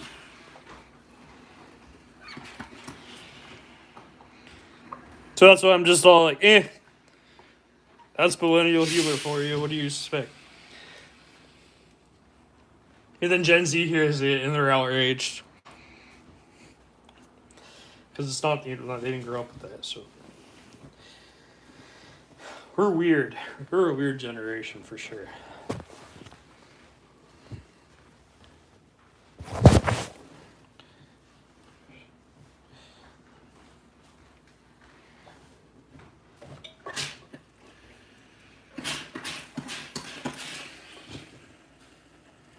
These pockets are, I don't know if anything's gonna fall out of them or not. I probably should have at least pleated them or something. I could do that still. It wouldn't look as good, but I don't know.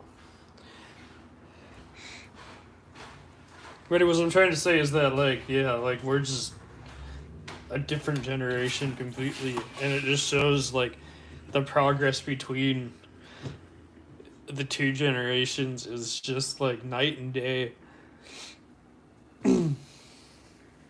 Because of just how different things have changed over the years.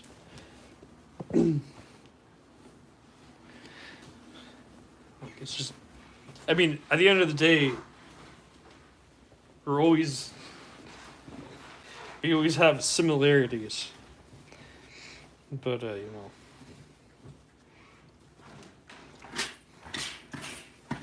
but yeah,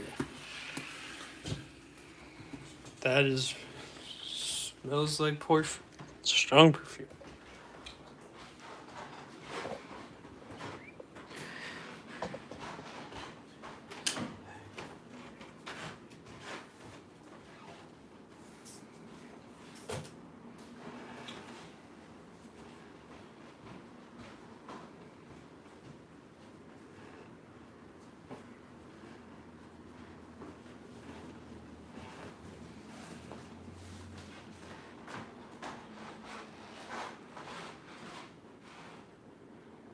I don't know if it's the back from the front anymore, but okay, I did it right.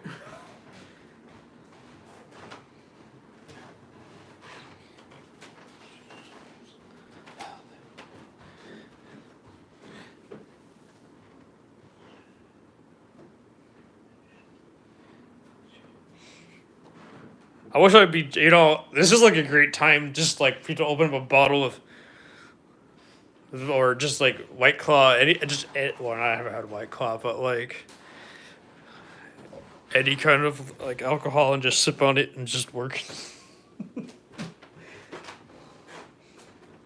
Maybe not anything like hard, like whiskey or something. I don't want to work while drinking whiskey, but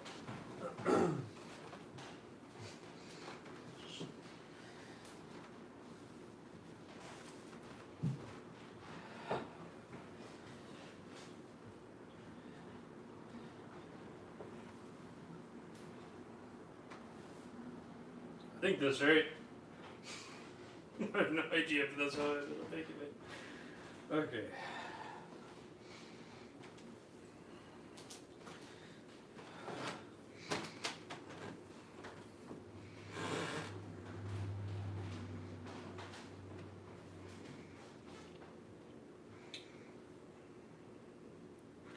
Let's see.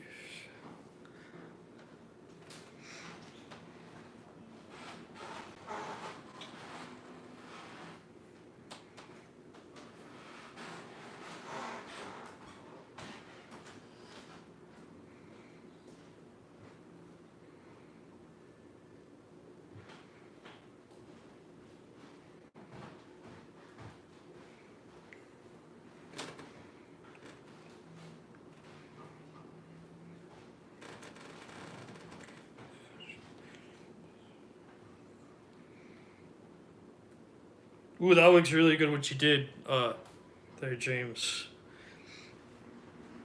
Oh, you used the backwards of the fabric, did oh, I see now. Oh, that's yes. Okay, I didn't see that. That looks good.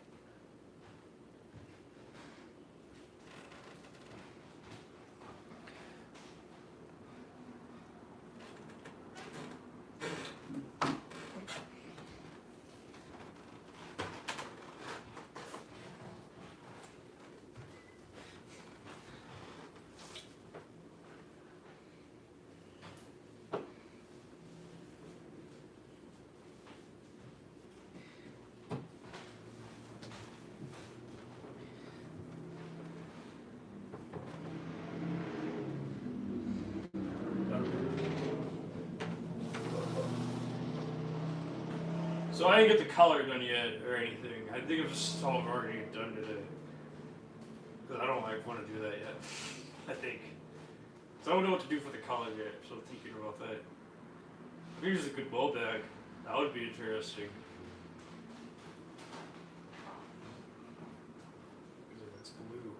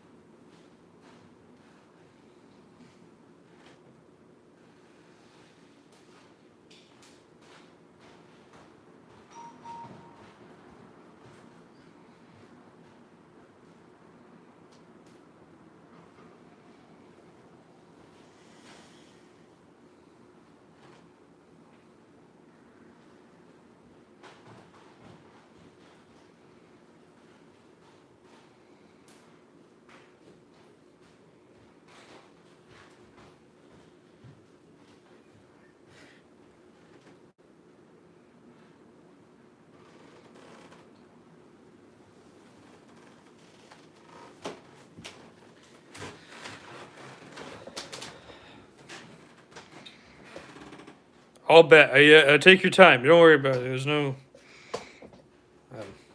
I'll show you. I'll wait for you until show you once. What am I trying to say? Hey, your new garment looks great.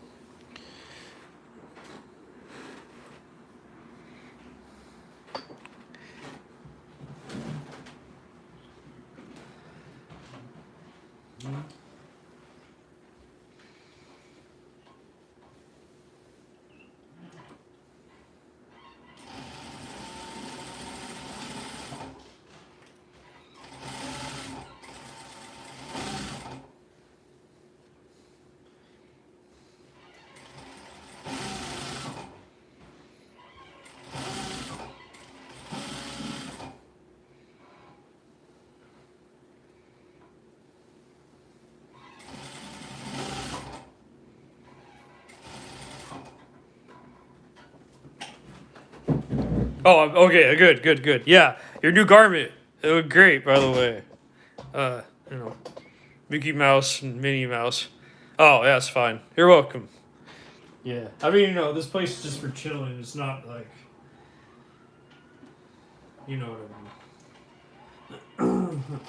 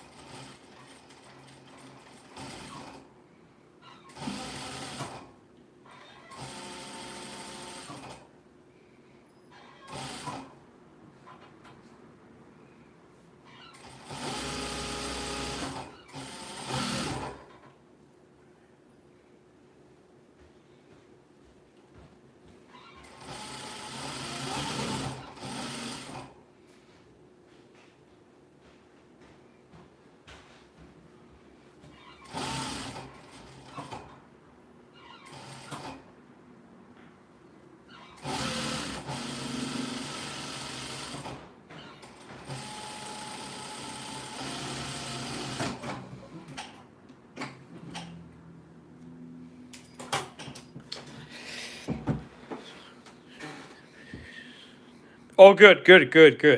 Yeah, I mean, I'm excited to see the back. Don't tell me what it is. I want to see the mystery.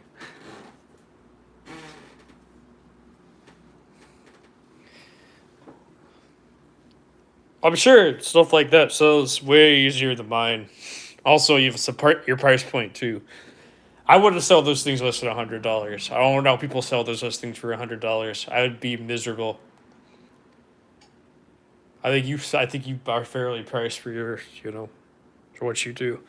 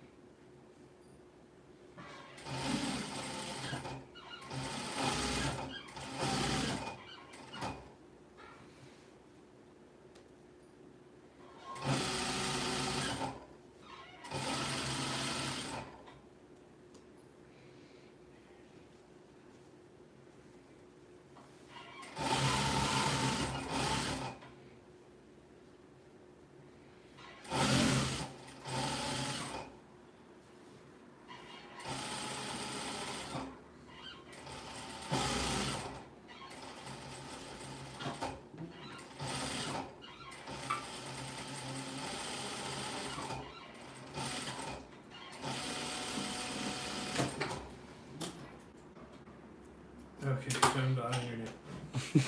See what it looks like so far. Probably the same for this one. Wait, oh. The Florida State one I have is listed 125. Probably the same for this one. Need to make $500 pound sewing machine. Need to make $500 pound sewing machine. Oh, good. Wait. Make sure it's not an upholstery machine. Make sure it's not a walking foot. Make sure it's for clothing. Because there's two different kinds. So if it's for upholstery, yeah, don't make sure it's not for upholstery because it won't work with clothing as well. Okay.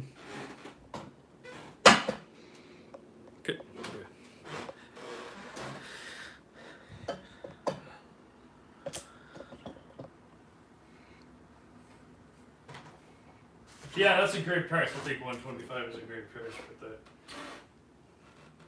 Especially since it's Nike, people are gonna buy that up right away. People love Nike. And Nike reworked. So.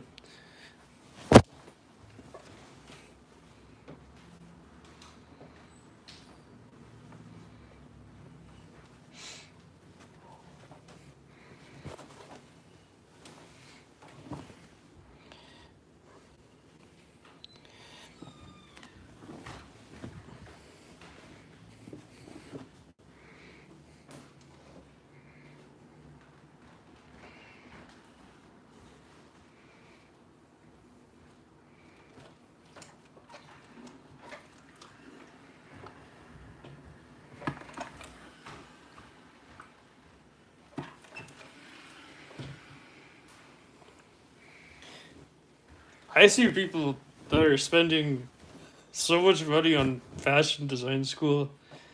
And I don't understand why they're spending that much money to learn how to cut and sew. At that point, it's all about connections, but like, you also must come from money too if you could afford it. Because people are like, oh, it's not $50,000 a semester. I'm like, you Google it, and it says $50,000 a semester, and it's all like, yo, I'm not paying that. Like, who's paying? Your parents? You're paying that much money to go to fuck? I don't know. I just went to cut and sew classes. That's all I did. What the hell do I know, right? I don't know what it's like to go to one of those schools. One of my classmates, one of my ex-classmates, I should say, he's going to Parsons in France. Well, he started when he was 18. I mean, he's college. He was doing it since he was 10 years old with his grandma. And then his mentor was my first mentor, too. Out of his grandma, of course, so. But, like, yeah, that's, like...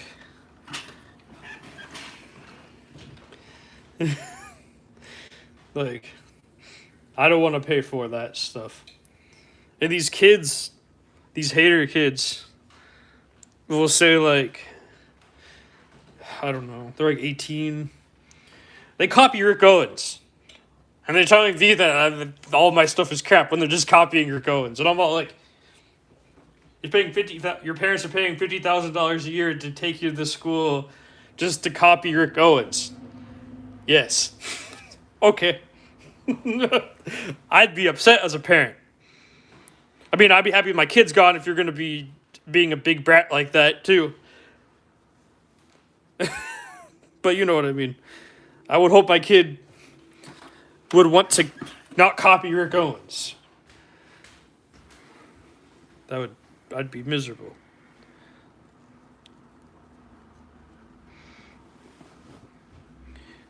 I mean, I love my child no matter what, but you know what I mean.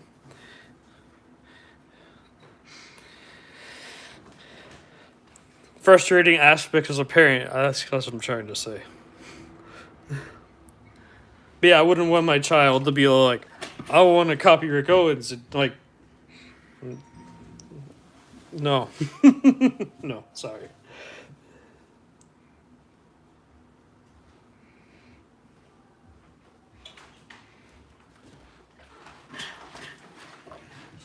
I'd rather think his education. I just want them to do something uniquely their own so they can actually survive out in the world.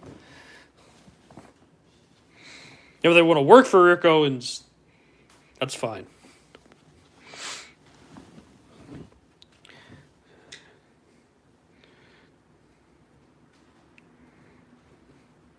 but they want to copy your goings, and then that's when I'll step in and have a problem.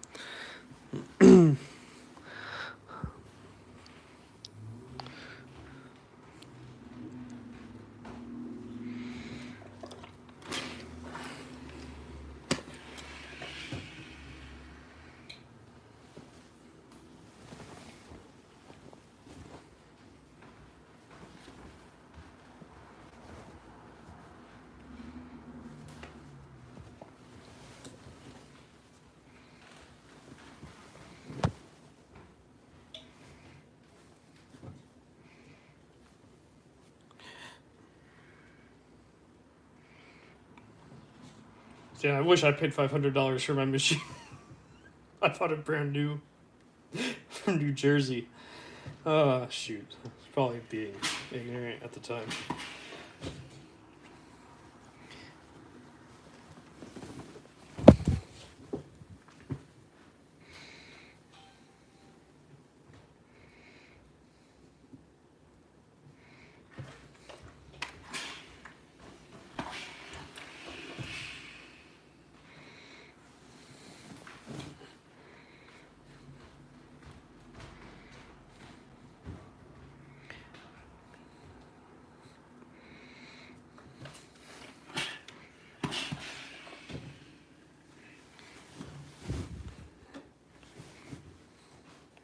I mean, then again, if the parents could afford Parsons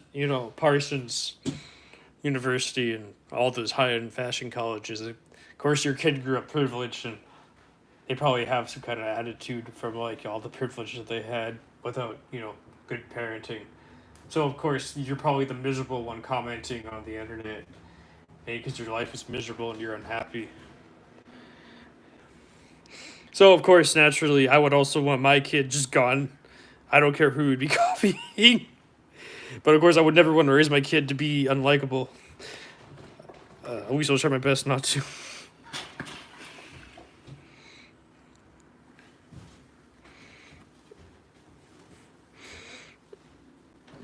I feel really bad for those people. They're so miserable and unhappy.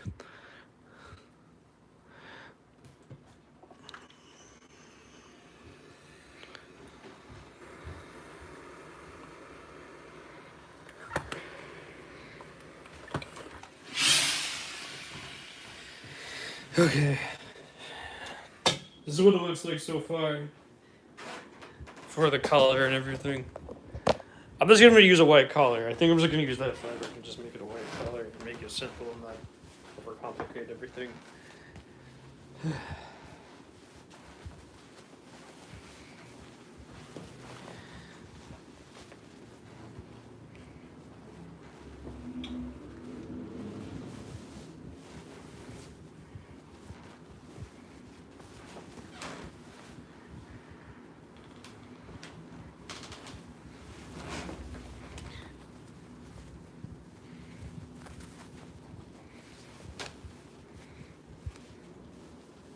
Okay.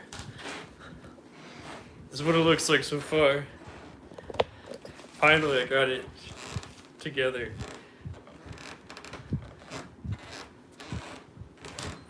It looks very East Asian. It looks very hanbok. It looks very more traditional hanbok-y in terms of colors, like the white sleeves and the blue and the gray and the black.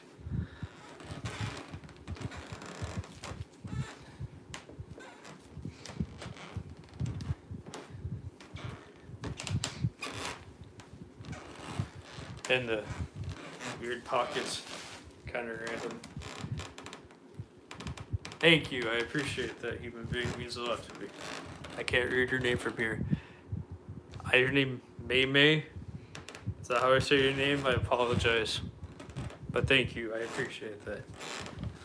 Got lace pockets. Got nice sleeves. It's gonna have lining and a collar. Just this is what it is so far.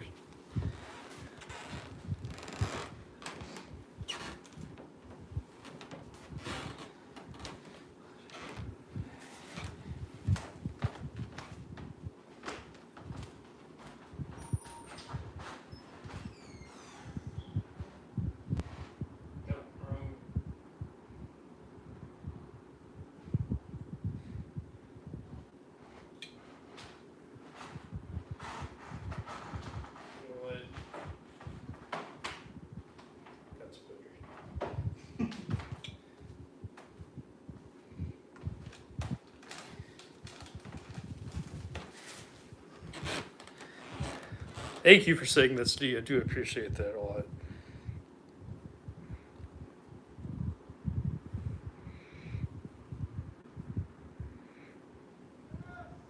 Does it work? I mean, the pockets work. Fits my cell phone. So, put your hands in it. I wouldn't put much else in there. I'm not gonna like put Velcro on it or anything like that. Just gonna be patch pockets. Nothing fancy.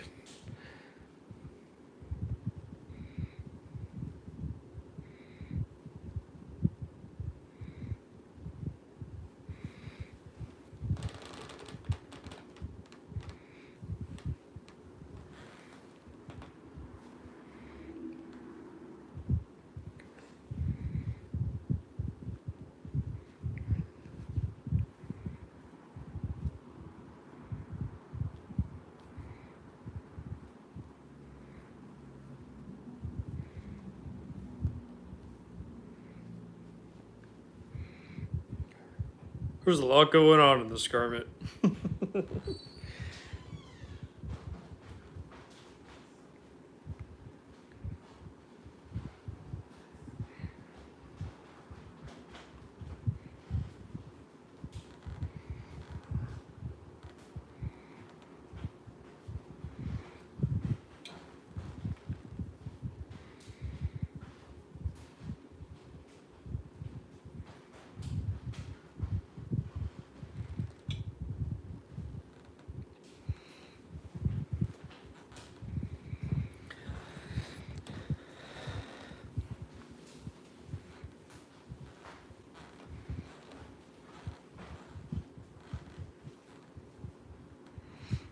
It's gonna have lining and a collar.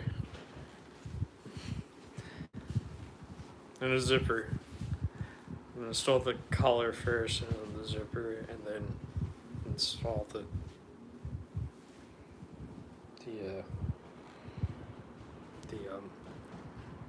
what am I looking for again? Install the lining. I'm just tired. I need a break. How long has it been? Oh god, it's been a while.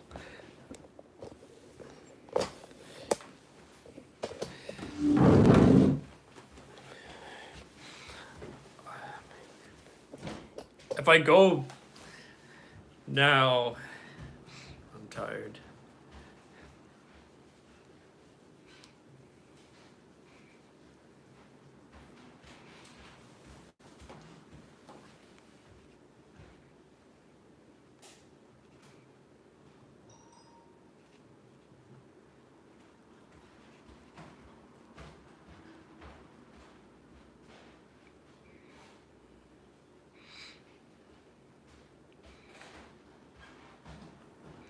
See, it's like very traditional, like colors of like the hanbok. If you can, and like mine has that similar color scheme to it. You can tell it's like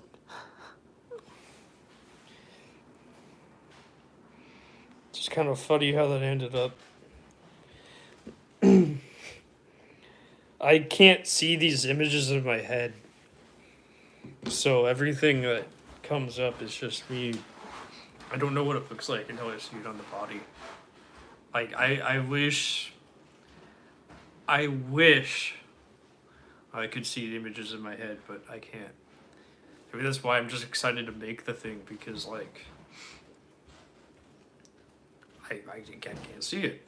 So it's, somewhat put together. Then I can imagine like the color and then there must have been a reason why I picked out, because this was the only one that I bought. This is the only fabric that I bought out of this for this project, besides like the color. Obviously that's like his own thing, but subconsciously somewhere in my mind there must have been a reason, like how this sleeve is different from this sleeve. I tend to do that kind of stuff for some reason. I don't know why. just don't want anything to look the same.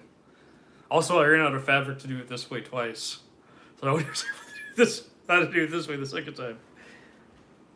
So stuff happens.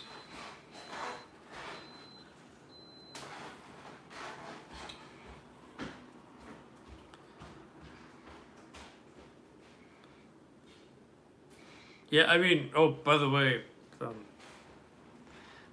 I got it. I'm thinking I'm gonna call you a different name, James.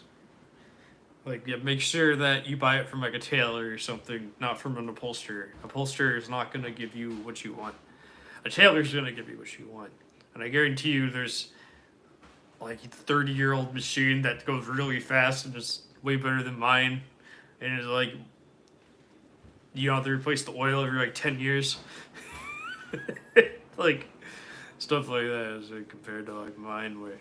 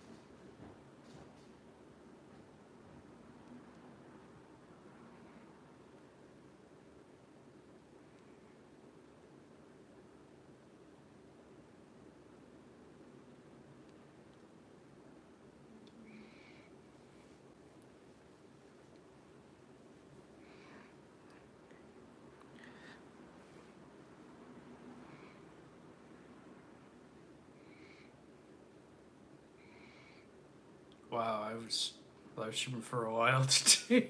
It took so long. This garbage took forever. I'm gonna have to edit down the VOD to make sure that it fits. It has to be under 12 hours. Ugh. It's fine. I'll make it work out.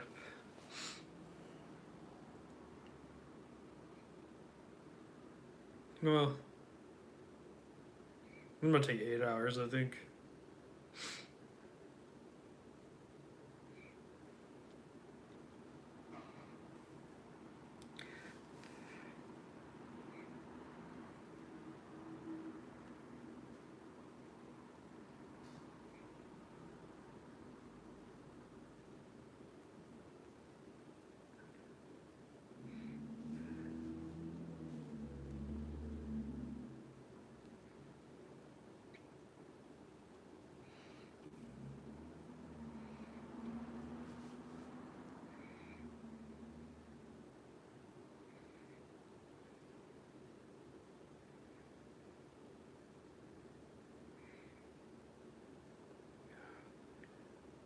so tired.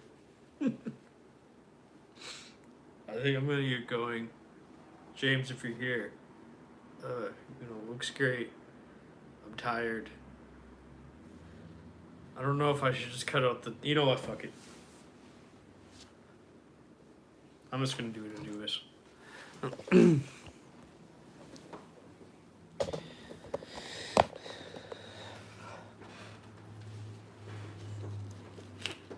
I have this fabric. It's white. It works. Bought it a while ago. Oh, what is this?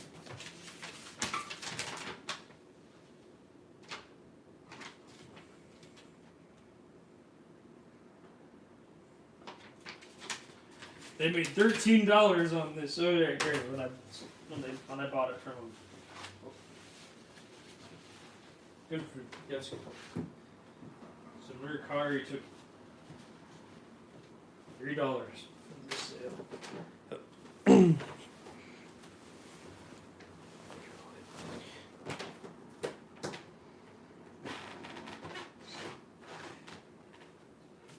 Please get the face.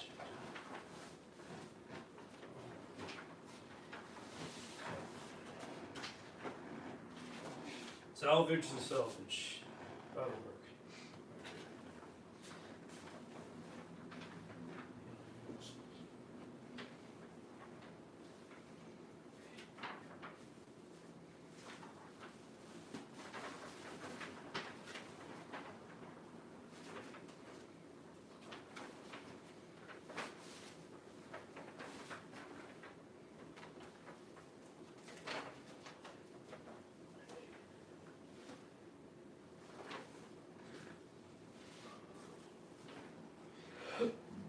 Excuse me.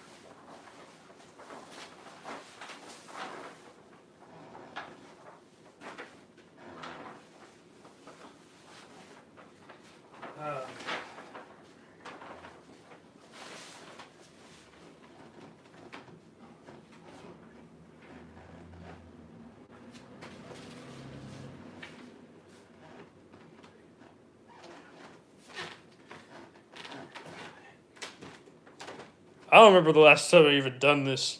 It feels like it's been forever. Okay. You know what? It's gonna be fine. Just the way it is. It's gonna be. That's great. Close enough. Okay, great.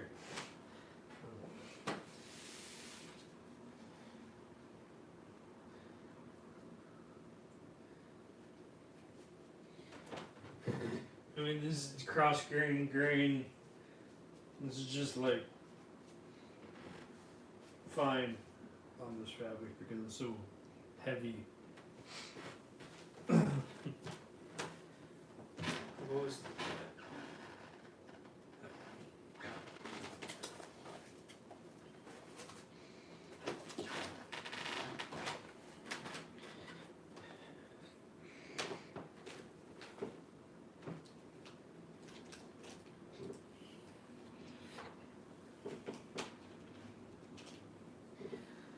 all right.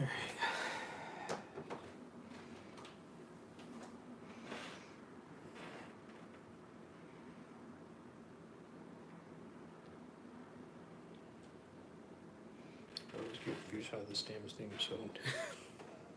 I've done this so many times that I just don't remember. Okay, anyways.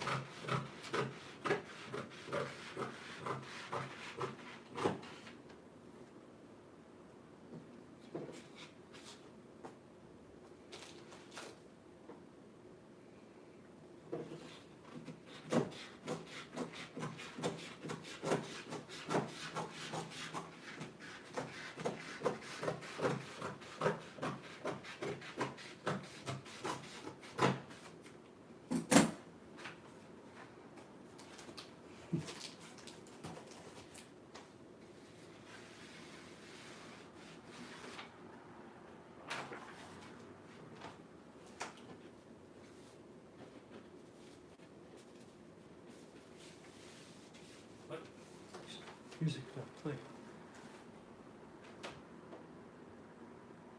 Just because of playing ads. Short break, huh? Spotify.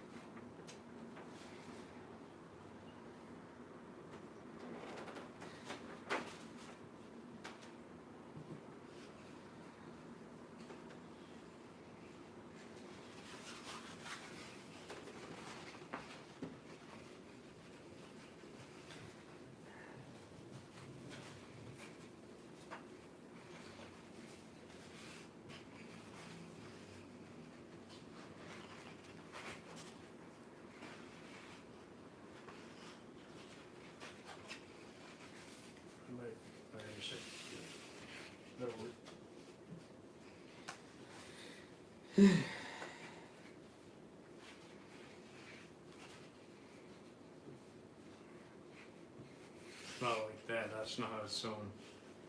I don't want to sew it that way or something. I don't know why.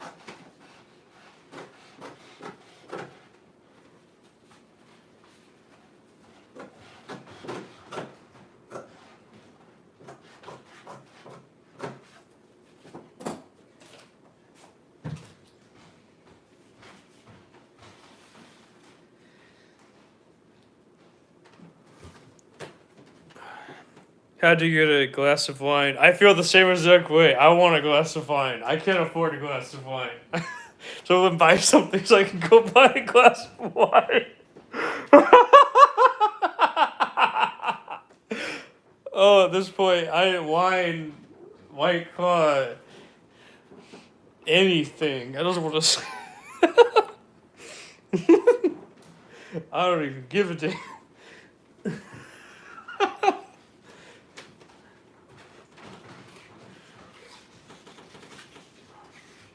I was just sick too. I don't give a damn.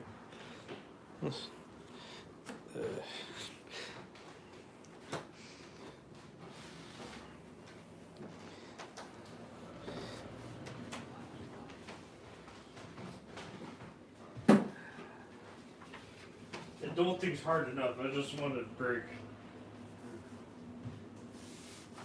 reality.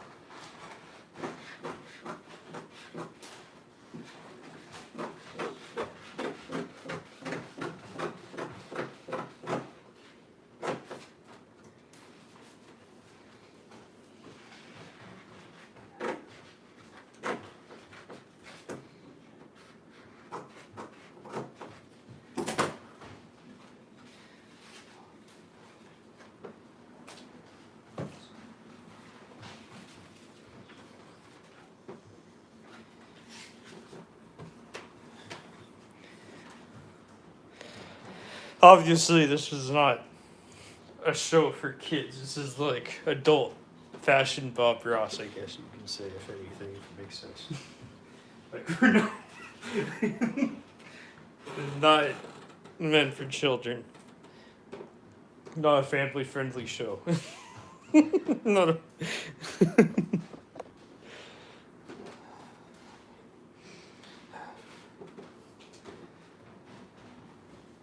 Yeah, I'm actually happy that I had this fabric because it just kind of worked out. You know, that's why I always collect fabric in a very...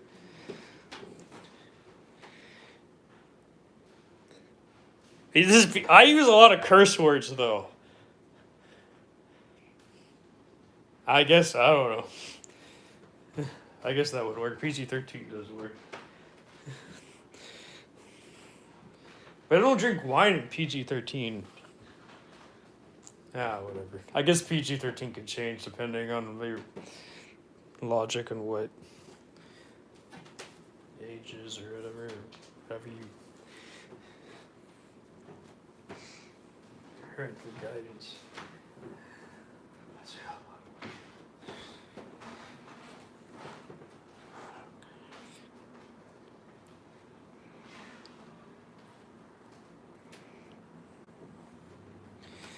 Jesus turned water into wine, first miracle. Oh, there you go. I did not know that. I don't know anything about religion, so learned something new today. I didn't know that was the first miracle he did.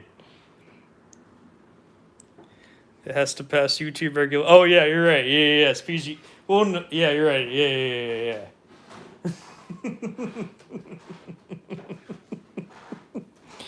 You're right. Yeah, PG-13. I didn't realize he did that. I don't know anything about. I'm not religious. I'm agnostic. Just gonna say that right now. Just like completely out of the loop of religion. Which is like fine, like people that are religious. I'm not. That's fine. Good for religious people. I just don't know it. Yes, Jesus was a cool. Yeah, Jesus was way better than God. I mean, God punished Jesus for existing. Kind of unfortunate. It's like kind of funny if you look at the Bible itself, God was a bad dad. If you ever have any questions, let me know. Yeah, what? Okay, my questions more come from a secular point of view. Just want to let you know. So I'm sorry if I offend you. But why was God such a bad dad? Why would he want his son to suffer and go through all that stuff that he went through, and then revive him to go through it again,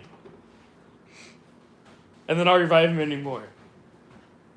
What? Why would a dad do that to their son? You know what I mean? I mean, I don't mean to act in an offensive way or anything, but you're a dad.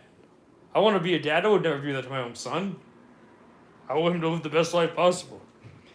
You know, that's my thinking. That's my perspective. If it means anything, I don't know.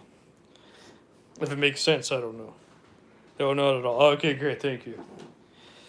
Or not at all, as in terms of. Even my chosen family's agnostic, so we're just not religious. I mean, we just don't know.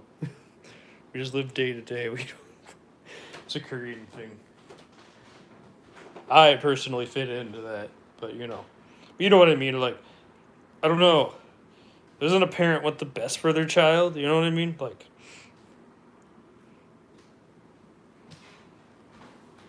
My brother brought that attention because he actually went to church. So, we had a full conversation about it. We hear it from another perspective, someone that actually practiced religion. I don't know.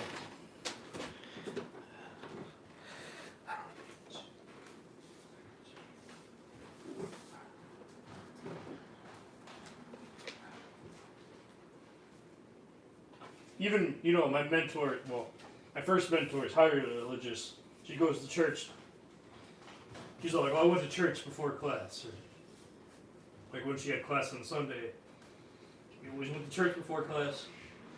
It was just a normal thing for her to, go to church. And she always talks about religious things all the time. I just praying. I don't know, I just never... I don't know, it just never resonated with me, I guess. Also, I never grew up with religion. I never went to church or anything either, so. I barely left my house.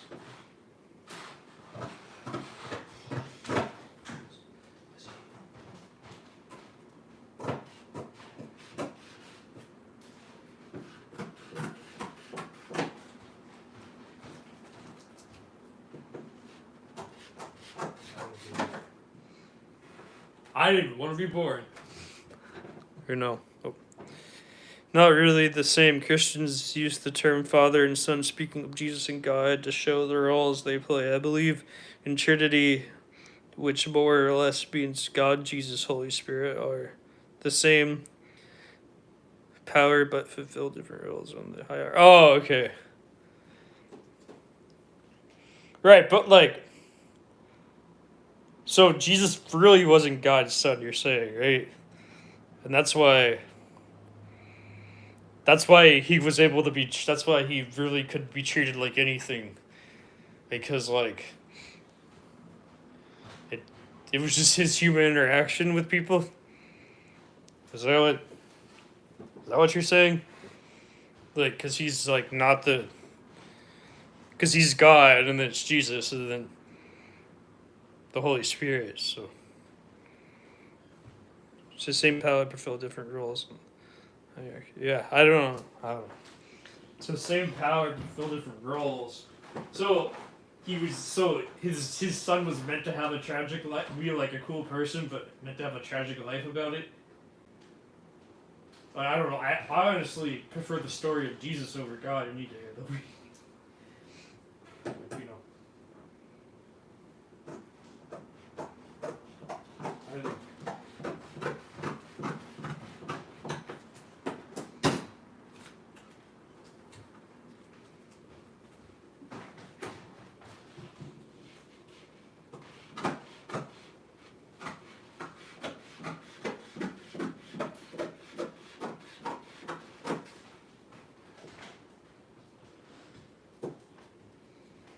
And lots of my friends are religious, so it's not like me. I'm not like against it. I just like, just from a distance, just always observing. I don't like church. I'm just gonna no, it's not for me. I have no interest in going. I don't want to go. I don't know. I'd rather stay home. I don't like to get up early, that early, for something to leave the house.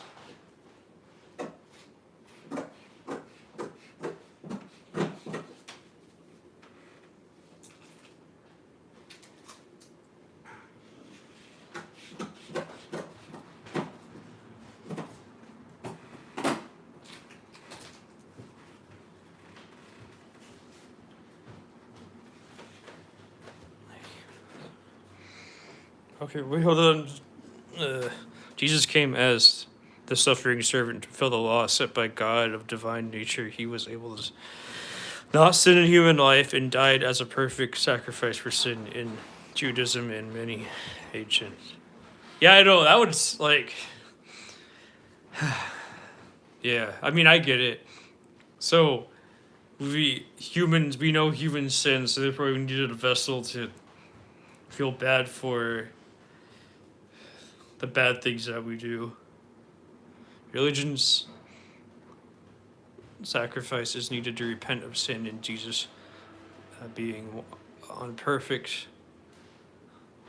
not sitting. It's a lot to say over time. I know, yeah, no, I understand what you're saying. I get it. So, humans are inherently evil, or we do evil things, and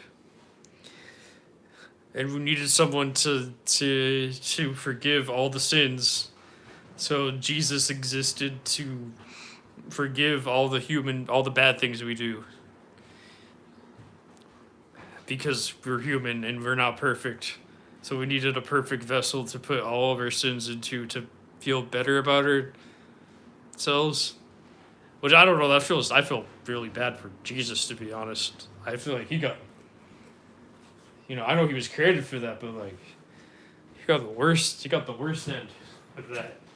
You know what I mean? And not in like, you know what I mean. I guess I wouldn't want to be in that end. Like, I can't, like, drink. Well, I guess drinking wine is okay, but you know what I mean. I don't know. You know what I mean.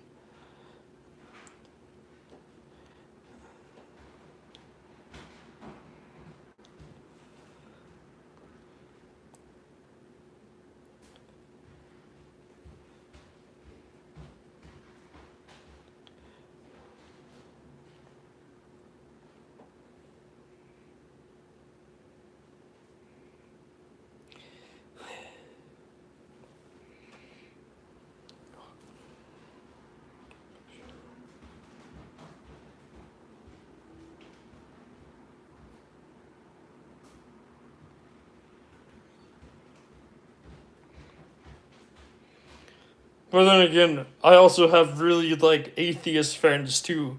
So I'm just in the middle. Like I don't,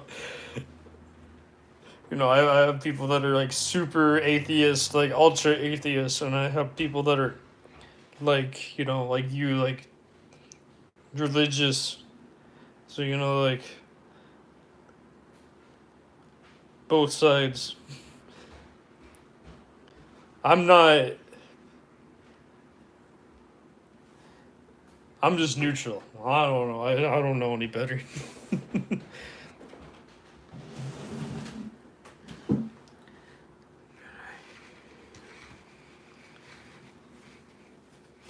Even even my chosen dad talks about God often with me.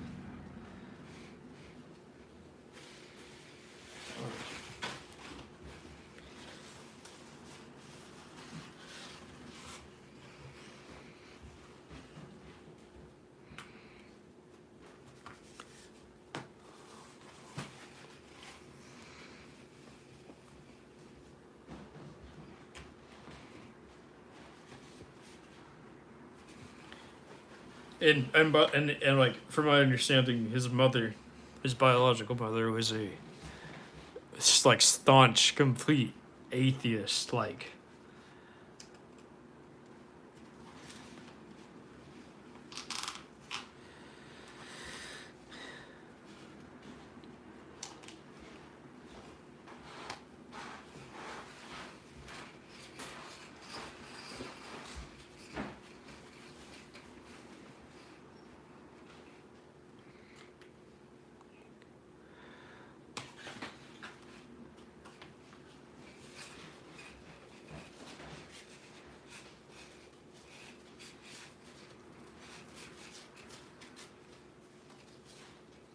miscut.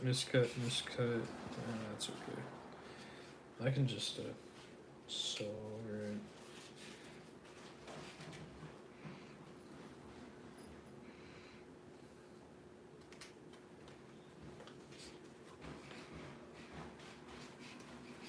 No, well, there's a mistake in the color.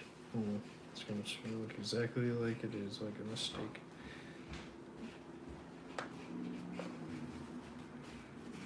Maybe something doesn't have a mistake in it in this entire damn garment. Everything else.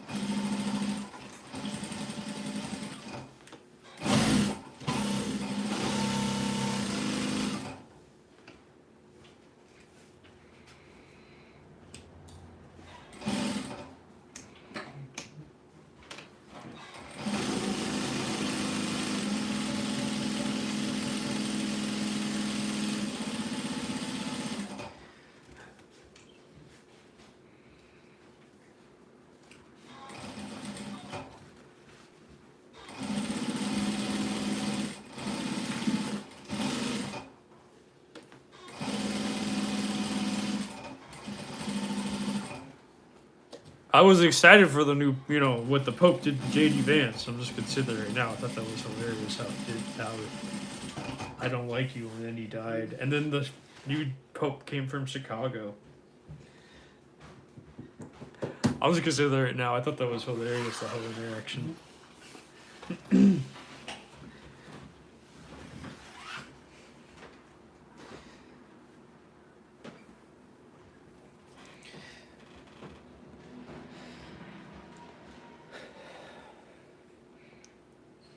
The vice president's not more powerful than the Pope. Crazy. I mean, just someone that survived,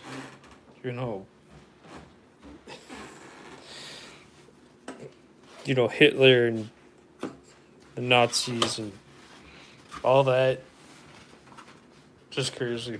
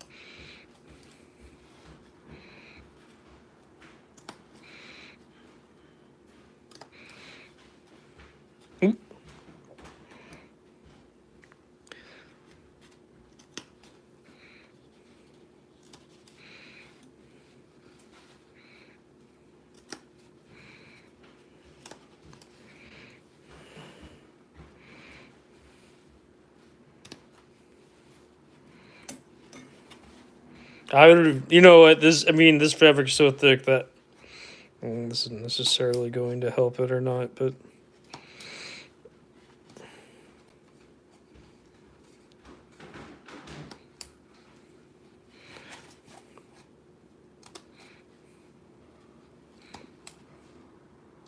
I need to get these scissors sharpened, and I will soon.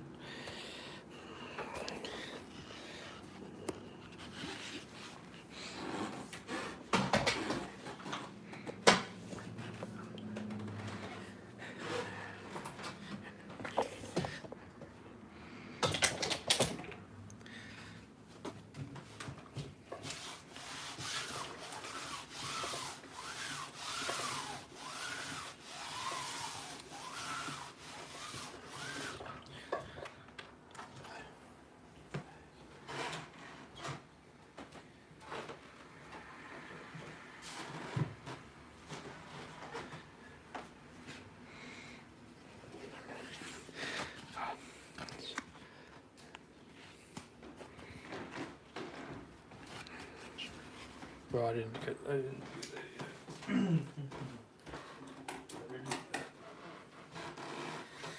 yet. Greg Lauren, I fucking hate you. You make this seem like you need to be a billionaire to do this. Oh, fashion designers don't focus on the collar. Fashion designers don't do this. Fashion designers don't do that. Motherfucker, you have billions of dollars. Shut the fuck up. You're so out of touch with reality. I hate you. I've been compared to him. That's why I'm also saying that. I hate his opinions. You're so out of touch with reality.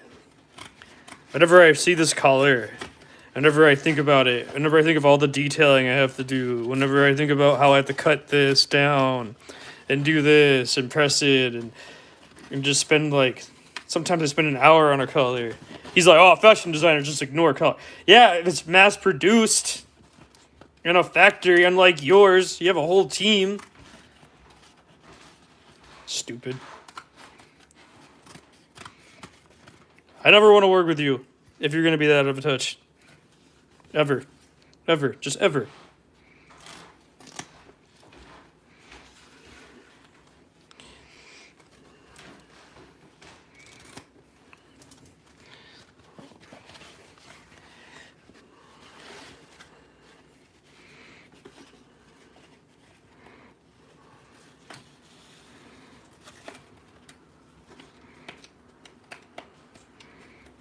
Like, go talk to, James and talk to the real freaking people out there.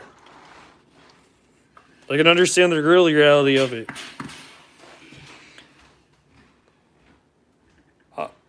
I'm so ignore. Oh yeah, I know that. That's fine. No.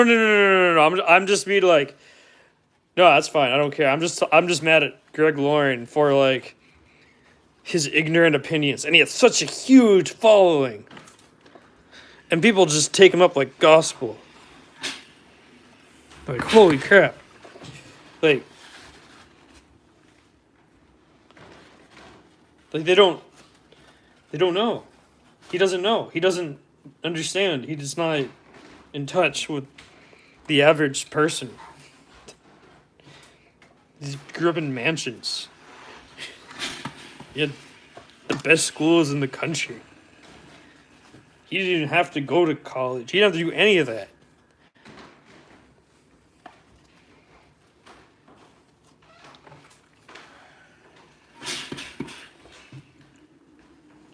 And here he is saying like things like, fashion designers don't focus on colors.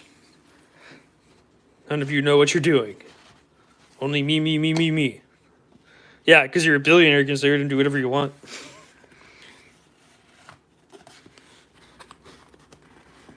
Oh, I hate him. I hate him for that. Maybe he's a good person. I don't know. I never met him, but I hate how he represents himself and stuff like that.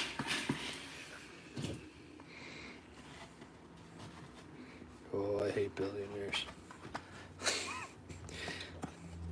I hate how to touch people.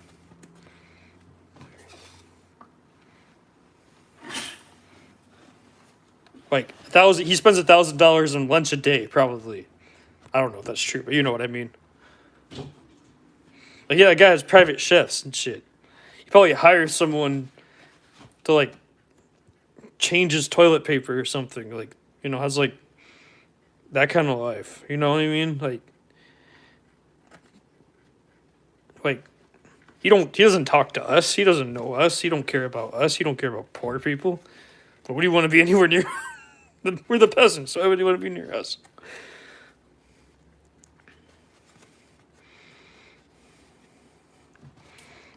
He's not taking the time to like understand us or talk to us or hear our opinions or anything. We're just nobodies. And my mentors too. These are not billionaires. They're nobodies. Even though, you know, they actually taught me all this stuff. They taught me how to care about a color.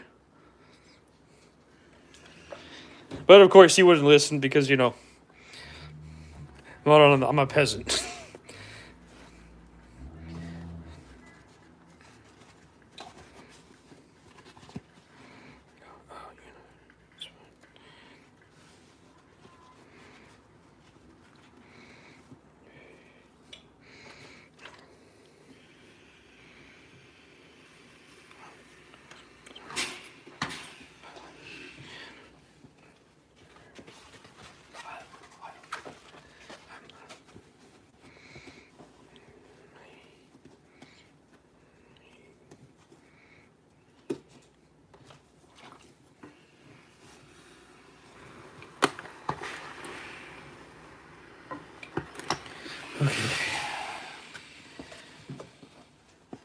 So this is the best it's gonna be because, you know. Wait, hold on. Let me do one more thing. Well, it's fine just the way it is.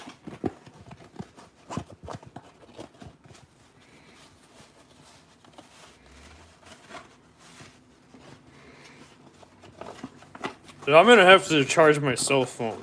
So I'm gonna put it on the charge. I'll take my microphone real quick. So yeah. Let me do this first, and then I'll do that.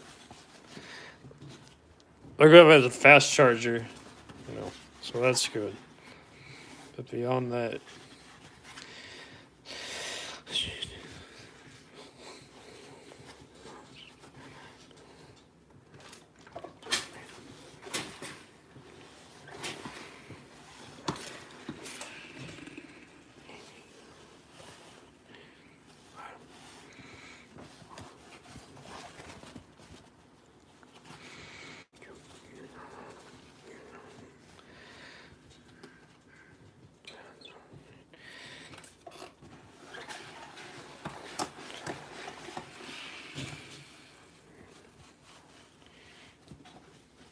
I mean, you know, everyone's here, always welcome. No matter who you are, no matter what you do, you know. You'll understand that, you know, everything I do is very multicultural. So, you know.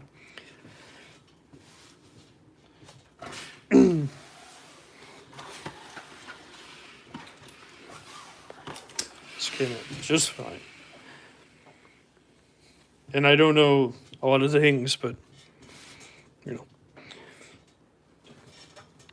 I'm not open-minded to ignorance, though. That's not allowed here.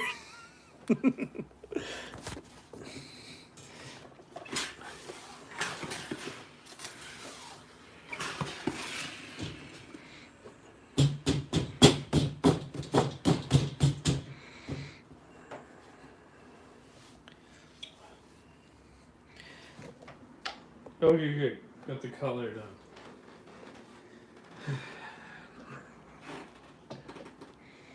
So I'm gonna take out the mic. So 1 second, everyone. Okay. So now this is. I think you can still hear me. I don't know. I think it's the normal mic.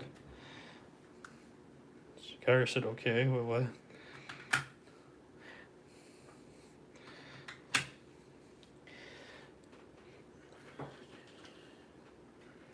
Okay.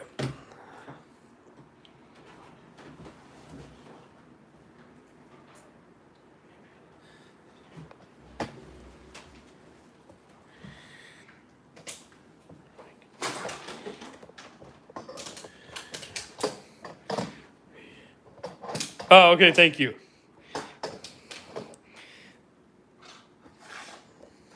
Okay, so it's still working. I just want to make sure because the microphone changed on the charger.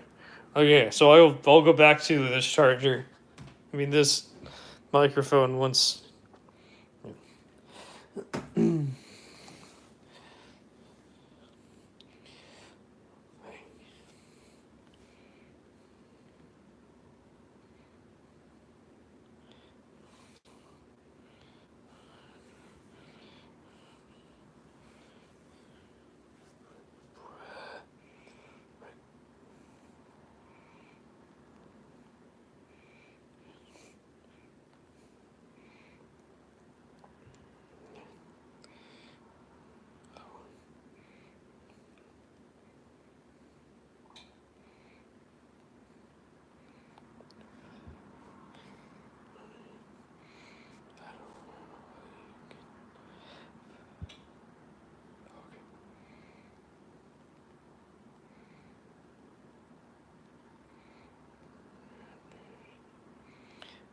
Uh,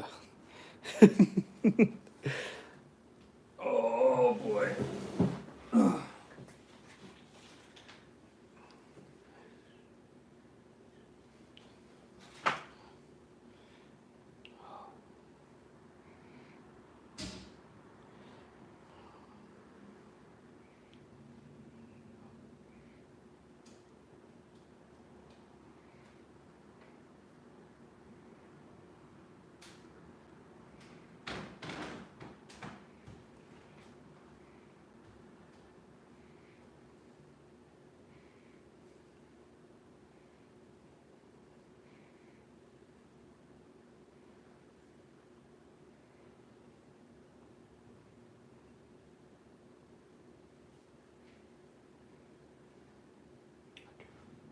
video. Hello, everyone. Taking a break. Texting a friend right now.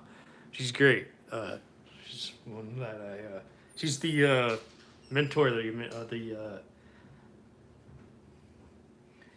the pop up mentor or the market mentor, as you said, James, once.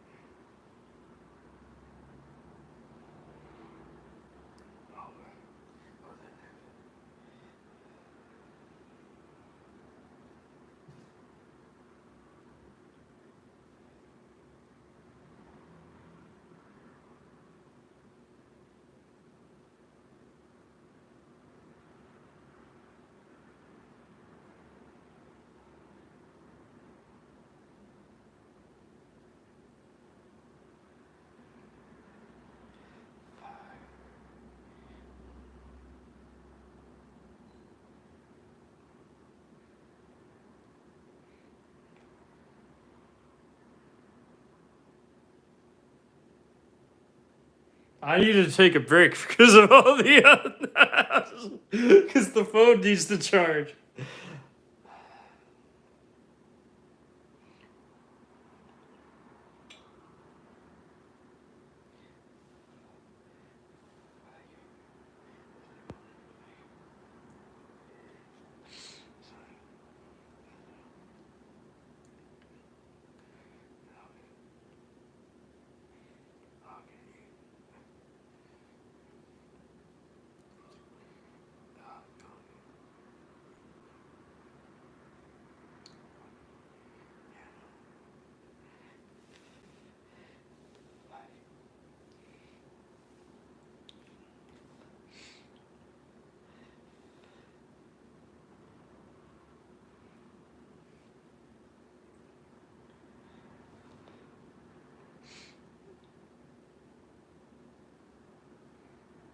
I'm so sorry.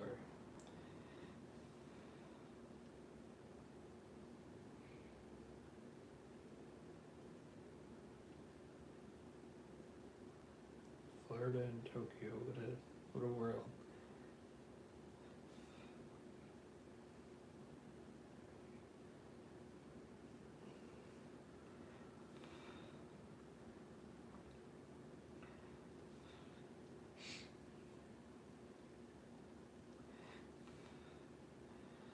Oh, okay. I was thinking of what to do next, everyone. Oh.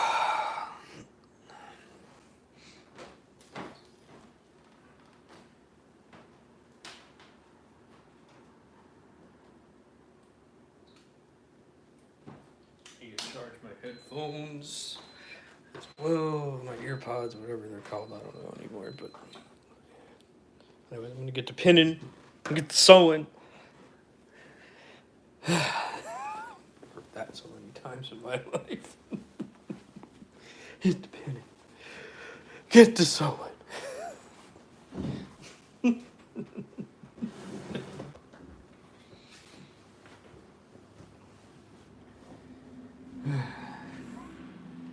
might hear that in your class when you go there, James. Especially get an older teacher. Which I would recommend a grandma to teach you. I wouldn't recommend a young person. An experienced fashion designer is the way to go in my opinion, but you know, each their own. Oh.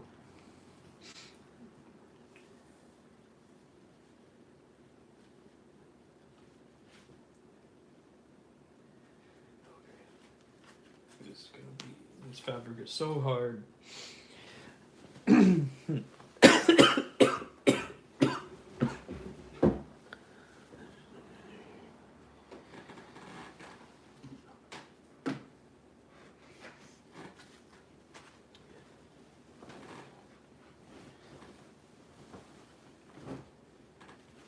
I miss making garments, so that's why I'm just making it all in one go.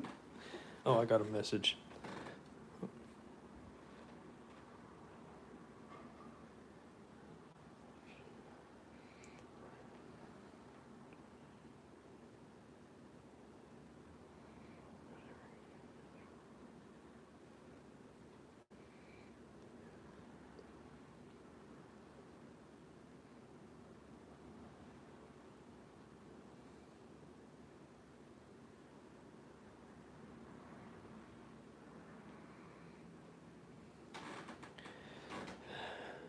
Hold on, I'm texting right now.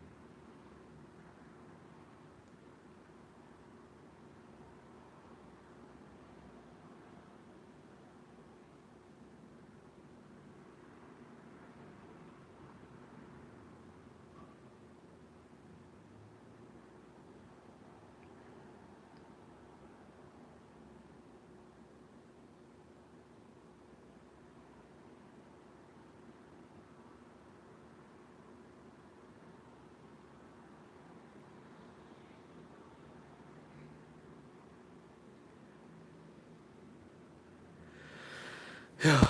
So I can't believe it. I can't believe a stylist gave me this fabric and said make something out of it. Like obviously, I had to, I wasn't had enough fabric to make everything, so I had to go buy. I had to go source some, be creative. But like, yeah, it's kind of a crazy story. So this is my submission to a stylist, pretty much, and like, I don't know. It's so random. How can like, and I get it. Like a work, like you have to work. Like people have to, fashion designers have to work with celebrity stylists and stuff like that. But the weird part is this one didn't even ask me to like change it, like put a hood on it or something, because like usually they tend to do that. So it's just crazy to me to think that this stylist just gave me the fabric and said do whatever you work your magic. Like she didn't request anything, which is even crazier to think about. Like because usually they request something. So to like trust someone that much, it's crazy because like like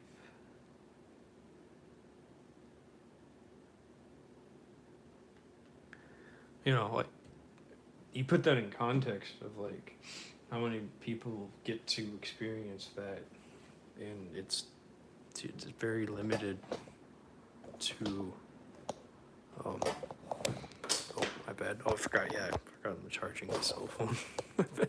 Oh, that's why it's 34%. That's good. Like it's very limited in that context of like, oh, I'm just gonna. You know what? You're just gonna see whatever I want to show you. I'm so tired right now. Or I just want to get this done at least.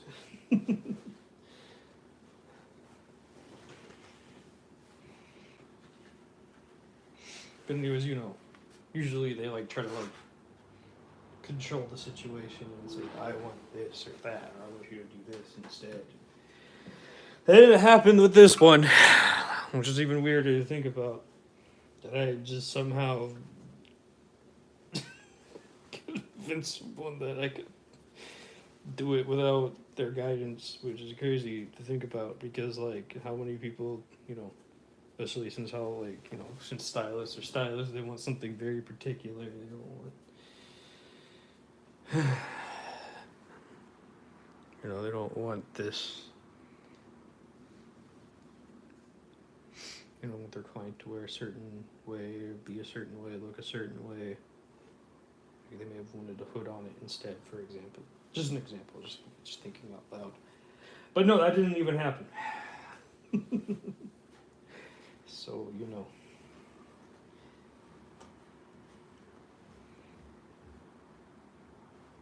it's just weird to me.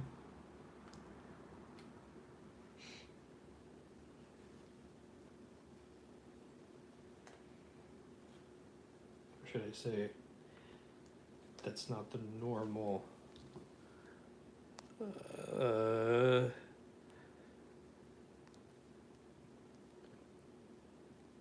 Not the normal reaction.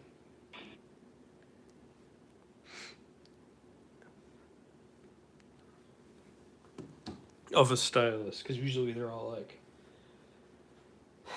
so picky.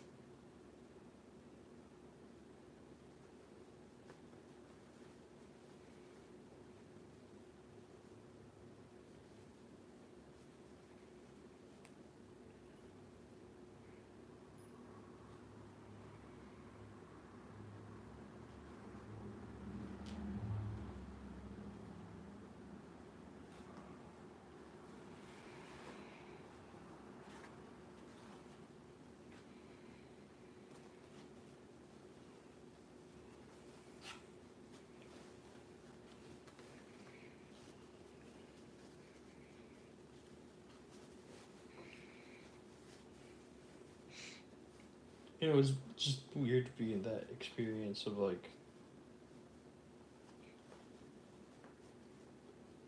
3 years ago I was eating brunch. I was sewing classes. I mean, I had some money then. I was lucky. I had a college fund, and I didn't know what to do with it. You know, it wasn't that much money relatively, so it wasn't gonna last forever. I just didn't want to go blow it all on, I don't know, drugs or high end stupid garments or whatever people spend their money on. So I got rent, food, and sewing classes. And now I'm here. I didn't even know how I ended up here, to be honest. Just here I am, existing.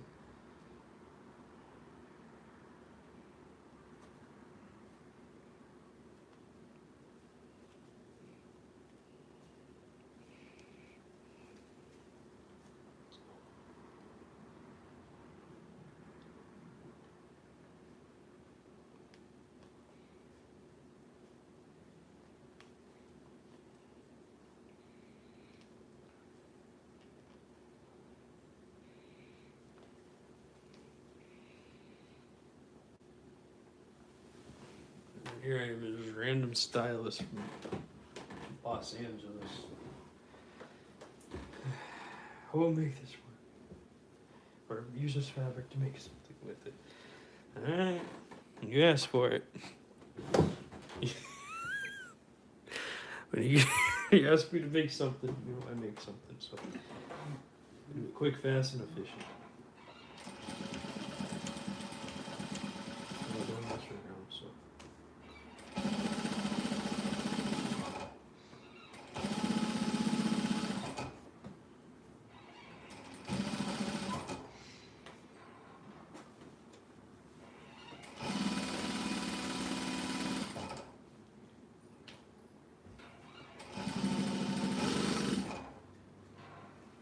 I did not like normal college, so, you know. I just didn't make me happy. I understand college is not for everyone, so I was just one of those people college wasn't for. And I went to college for like 7 years straight, and I didn't know what I wanted to do for those 7 straight years. Like, I don't know, like once you go to somewhere for 7 years and you can't like pick what to do, I think that's a good amount of time to decide to pivot to something else. So then, you know, I saw TV. I saw how people can cut and sew, you know, more than dresses. And I was like, damn, I could do this better than the rest of them. And, you know, I am making hanboks. I don't version of the hanbok, at least. You know. And, yeah, here I am just existing every day of my life. Live streaming it for usually 2 people. Yeah, literally. We all done with mine. Oh, congratulations! Yeah, I want to see. Oh, is it? You post it? Let me go see it.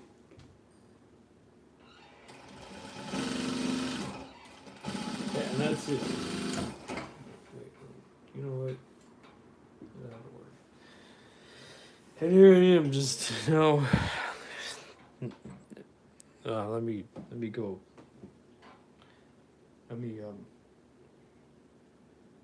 Very not thinking. Scissors. Where did my scissors go? Probably here is why I can't see them.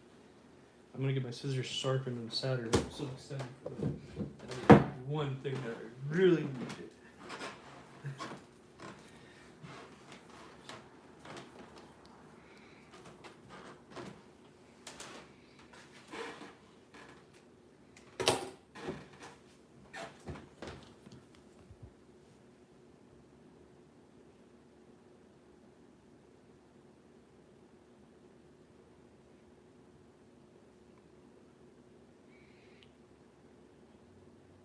Ooh, Daffy Duck and Donald, or I mean Donald Duck and Goofy. Looks great. Everyone look. You did a great job. Oh, Well, that's what I want right now, but I can't afford that anyways. You did a great job, James. It looks great.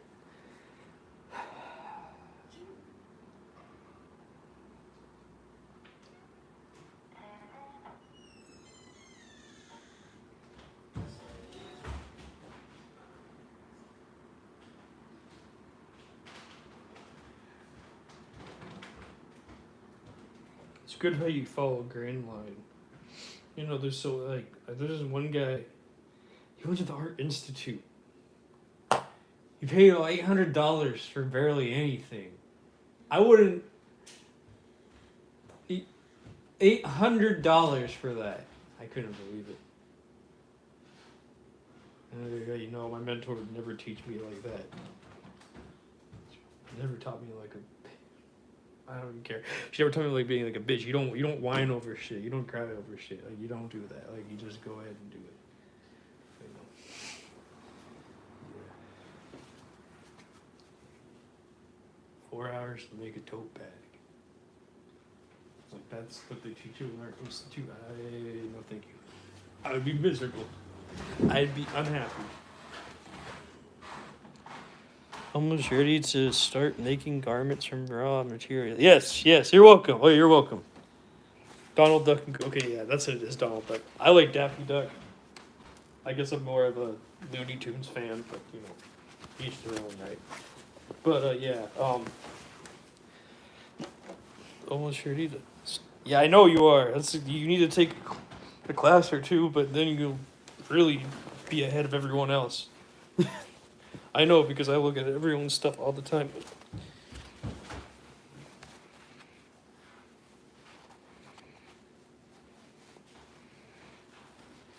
I did it wrong again. That's what I thought. I did that day up. I sewed it wrong. I was like, this color looks funny, and that's because I did it wrong.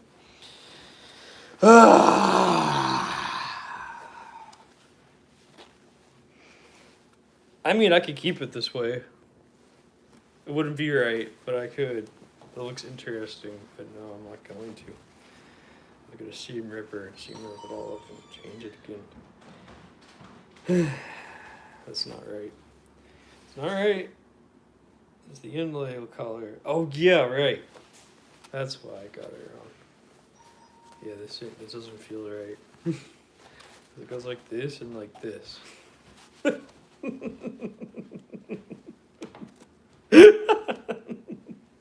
Feels interesting. Like, don't get me wrong, but it just wouldn't look right.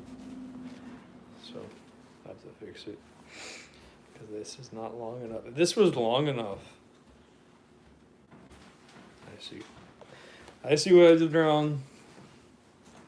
Happens.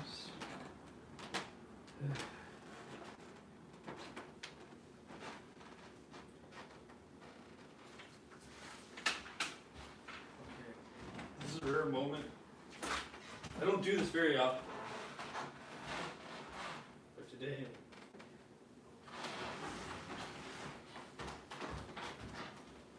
Seam ripper.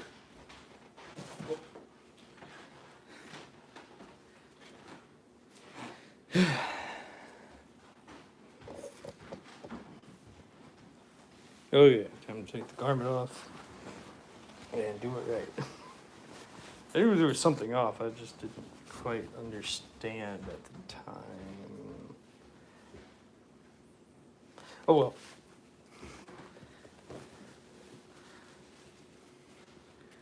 I'm so excited for you, James, that, you know,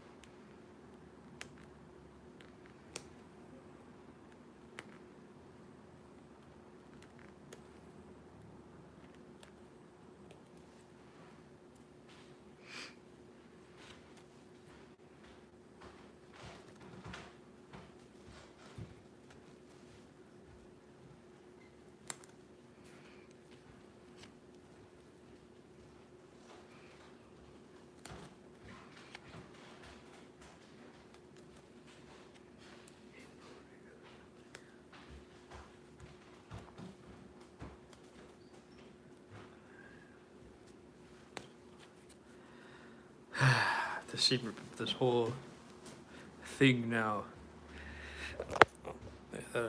See. So this is a rare moment in my sewing career when I actually decide to fix a mistake. I don't do this very often. Don't know why I don't do it very often, but you know, I don't know. I guess some mistakes are just look cool in my opinion, but like this is like beyond a handmade mistake. This just looks bad. This is not the design. It's not just like me like messing up and doing something I shouldn't be doing. No, this is just fully like mistake. It must fix. So.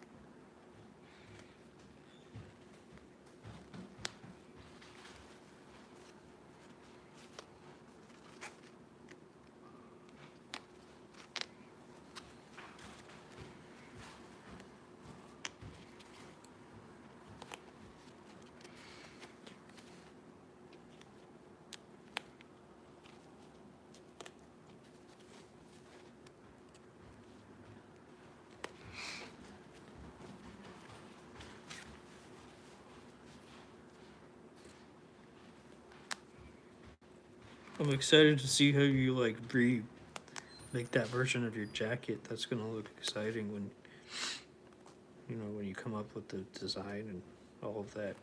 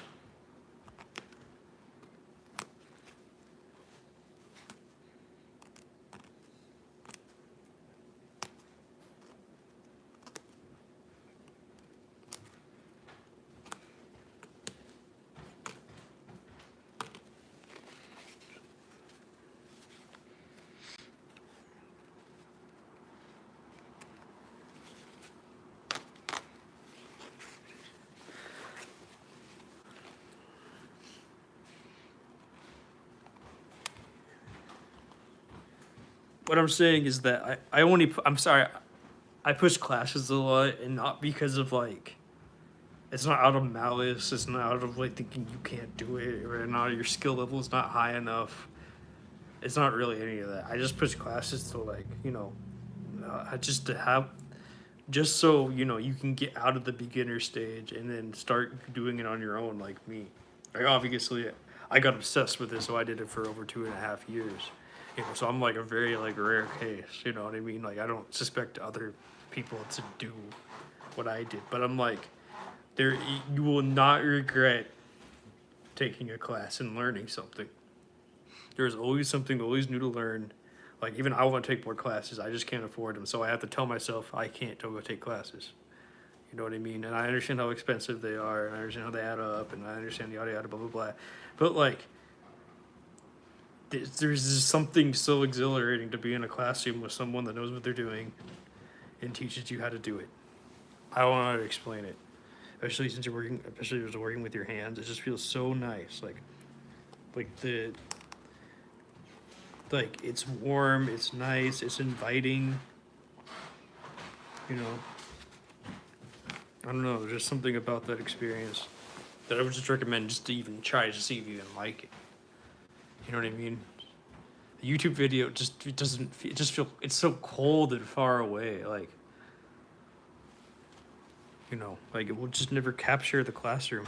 And I'm gonna say I'm lucky enough to actually have someone that can teach me, and I'm lucky I even had that experience in my life, because I understand that lots of those people are, they're getting old. And while you still have a chance to go get them, I would recommend to take it. That's just my opinion, but also like I'm a nobody, I know nothing, I don't have billions of dollars, I'm not Greg Lauren, I'm not telling you that you're not focusing on the collar correctly or anything like that, or whatever billionaire spout he felt like spewing out of his mouth that day, and it's pretty much just puke at that point. I'm not doing that either, so I'm just saying, like, it's just a rich experience, and not like an actual like not like some young person, like actual like skillful, knows how to fashion designer, cut and sew, knows everything about under the sun about fashion design, at least what you need to learn about it. That's just a fun experience. I would recommend that to anybody to experience that, especially since all those people are getting old now. You know what I mean? So like, they're still alive. Oh, whatever, you lost $275. Oh, fucking well. Who gives a shit? Totally worth the experience. Or, in my case, the beginner class where I went is $225. $225. You could look at that money and be like, well, I could use it for this and that. I'm like, yeah, but like, once she's retired, she's gonna be retired. Can't get that time back. She's not gonna go out of retirement just to teach you. Maybe rare case, maybe there's a movie, like rare cases, like Karate Kid or something, the Sewing Kid. But like that's a movie. That's not reality. So you know what I mean. So like your life's not a movie written by someone. You have to keep that in mind too. But even my second mentor said, when I turn 70, I'm fully quitting. She's 65. 5 more years left. You could learn from her. It's not really a long time, in my opinion. And what you can learn from her, so much more than I could ever teach you.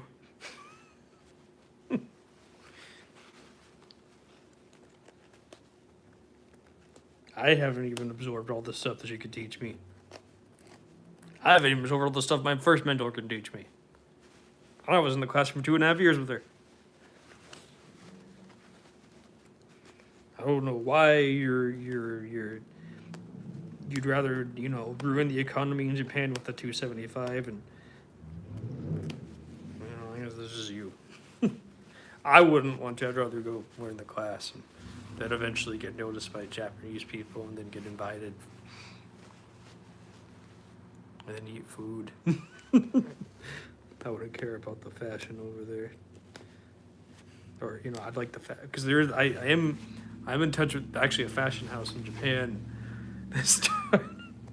They started making hoodies like that were similar to mine after they saw mine, and they know it.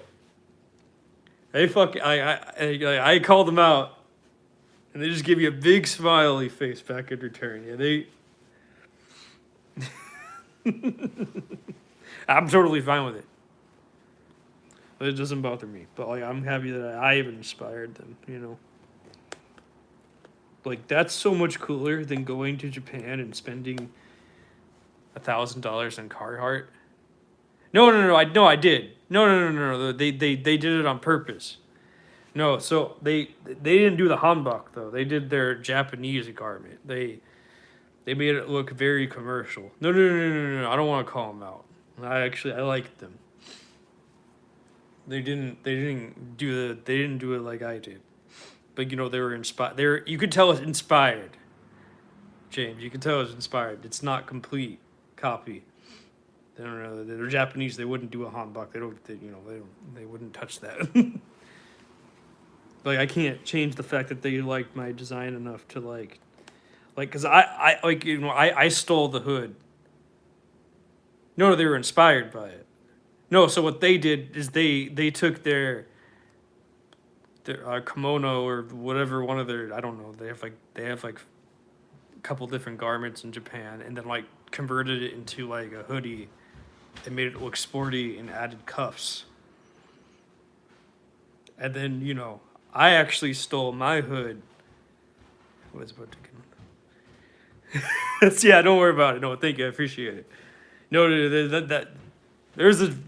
If you watch my Avant Glitch, I don't know if you watch my long form 25-minute videos or 20-minute videos. There was a designer that did steal from me. No credit. I gave him a garment. He instantly said, "I think you should sell it." Because he did. He was one of the original people that inspired me. And then I gave it to him. And then he stole my design. Like the way that I did everything, he like put it onto a pair of pants. I mean, you know, he just sort of stole it. Put it on a pair of pants. So yeah, that's what happened there. Oh. I blocked him. I have nothing to do with him. But you know. I instantly knew when I wanted to give him a gift because I was excited to see him and meet him. He was like, "No, like, I think you should sell it." And then I saw the garment. Like, I knew he deconstructed it and like reverse engineered it. Because I straight up saw the garment on to the sewing machine in his studio. And I'm like, that's mine. This wouldn't be anyone else's. And then a week later after that, someone walked into the it was like I was in like a temporary pop-up location because I got in because I knew someone there, and they let me use use part of the rack. And she walked in and straight up said, "This is this designer's," and like crossed arms, like frowny face, everything. Like I ignored her. She was being a Karen. I completely acted like she did not exist. I wanted nothing to do with that lady. I was just, you know, that's stealing. That's different. But this Japanese company, like, because I actually stole the hood from East Asian fashion. Like, straight up, like, the hood was on, like, a whole bunch of East Asian garments already. So, like, I didn't really come up with the hood itself. So, you know, like, so they saw that, and they recognized that. They knew that. So, like, that was just normal. That's normal East Asian hood. Like, I'm not going to lie to you. So, like, you know, I just really liked the way East Asians did the hood. You know, in comparison to the Western hood. So, you know, they took their kimono or whatever, one of their traditional Japanese garments and converted it into a hoodie. It's like how I did the, you know, I just like what I like how I took the hanbok and then converted into and then I converted it into a hoodie. So, you know, I did it first, yes, but they followed. Obviously, they have more money. They have a whole team. They have a factory. They have a mill.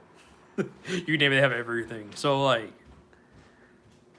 but like the thing is that like we're good with each other, you know. Like, I was happy to inspire them. But the thing is that, and obviously because they always target my stuff, but they make it clear though.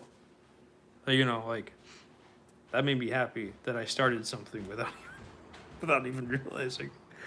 And then the other guy I'm talking about, the other fashion designer, the one in Los Angeles, the one that his fan, you know, said I stole his everything, even though it was my work originally. And then like I don't know if he like posted it to a group chat or something and said that he made it and took off my little tag or something.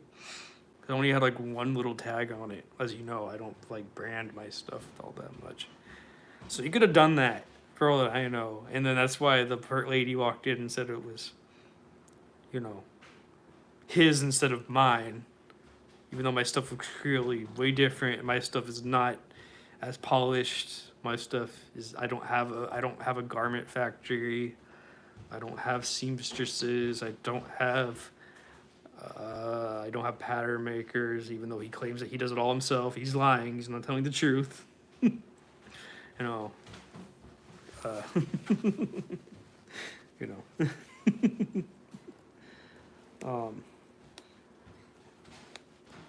I don't know if I'm allowed to talk about this publicly, even. You know. He would never give me the time of day, though. He's too important for that, so luckily I can get away with saying this. But yeah, you know, he had his design stolen from a bigger designer, so of course he thinks he can do the same thing to somebody else because, you know, happened to him. He'll complain about it and whine about it and bitch about it and moan about it. But then the second he does it to somebody else, we're not allowed to say anything, so, you know. That's the reality that we live in. But that just means that I can do it better. Which is exactly what I said when I started. This is just me. Oh, you know, but I'm my pattern maker. Which I make it clear when I have help. Like, I didn't make this pattern. I don't want to make this pattern. I hate making patterns. I mean, the guy barely understood how patterns are made. I mean, when I talked to him, made it very clear, like, skill level. Like, he had a problem with understanding how the neckline is measured for everything. Like, he didn't understand that was, like... I'm like, how could you not understand what? Like, that's literally that's literally one of the first things that you learn when you're drafting. I mean, that's what I was learned. I mean, that's what I was taught. That's what I was learned. I'm an idiot. I can't even speak right. That's what I was taught right away. And I was just all like, wait, aren't you supposed to be this great fashion designer who does everything himself and knows everything about fashion? That's what you claim online. That's how you market yourself. But it's all facade. It's not even real.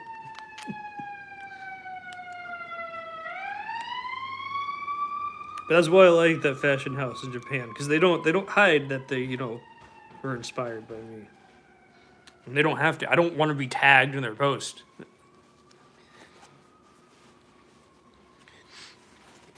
I don't care. We just, you know, it's just a nod and wink to each other, you know. Simple, easy, clean, not one-of-one copy.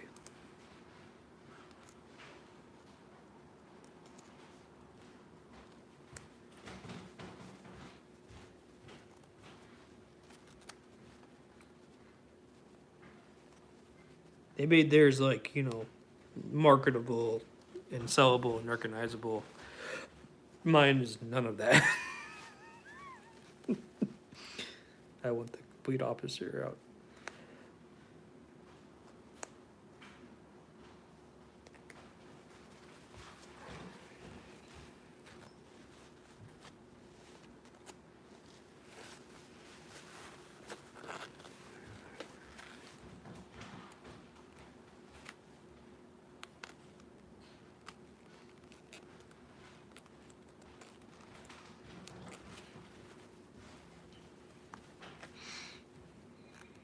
But it was like, if you like look at it in context and just see how like manipulative marketing can be in that sense, and just like how you can manipulate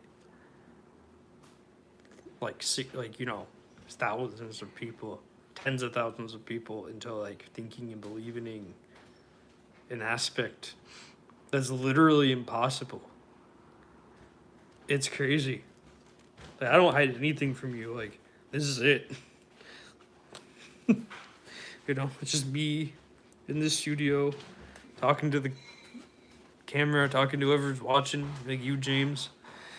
And that's it. This is relaxing and chilling and making fun of, billionaires and billionaire fashion and marketing campaigns and marketing stunts.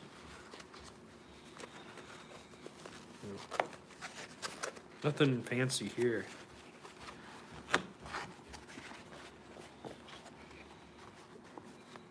I see what I did wrong. Yeah, okay.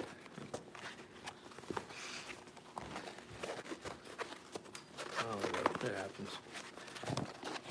That's going to be a little bit of a shorter color now than I'm supposed to, but that's okay because I made the mistake and I deserve the pain and suffering of redoing it. So, but yeah, like you can tell when someone pays homage, like when someone's like, "Oh, I'm inspired, I want to do it my way," versus like, "I'm just gonna straight up copy it."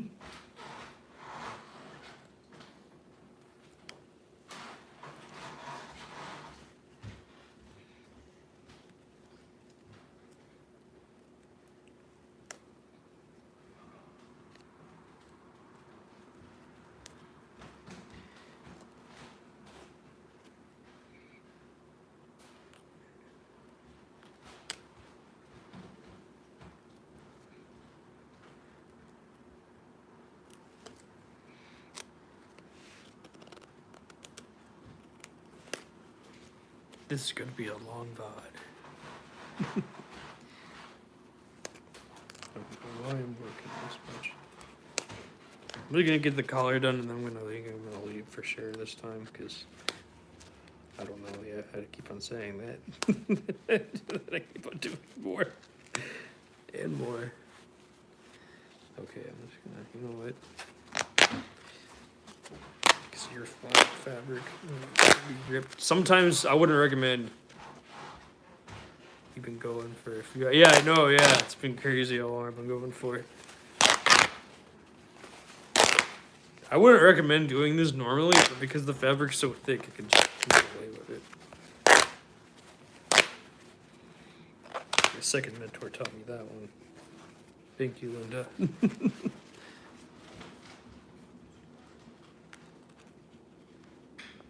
Yeah, usually I don't go this long. I don't know what happened today. I guess I just didn't want to quit.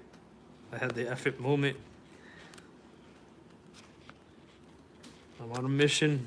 I have to make this garment. Mistakes and all. I have to correct them all. I have to tell everyone about. I don't know. I'm just trying to be entertaining. My version of entertaining.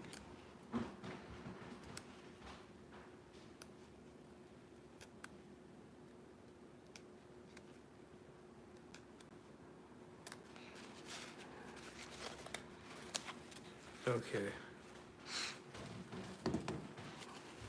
Oh, I got a message.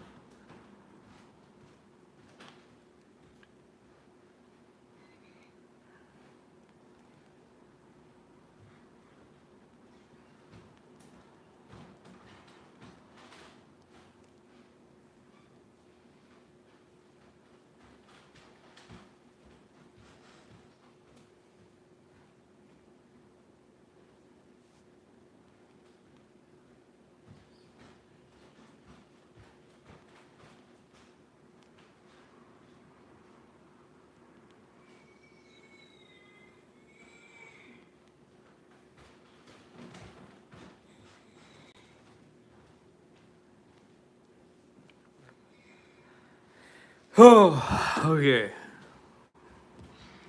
Oh wait, what am I doing?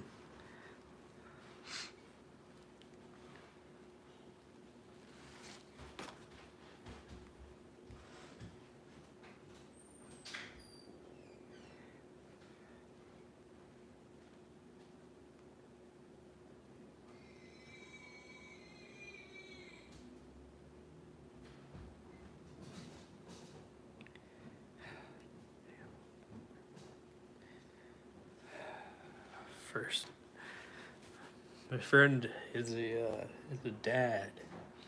First time dad. I couldn't imagine.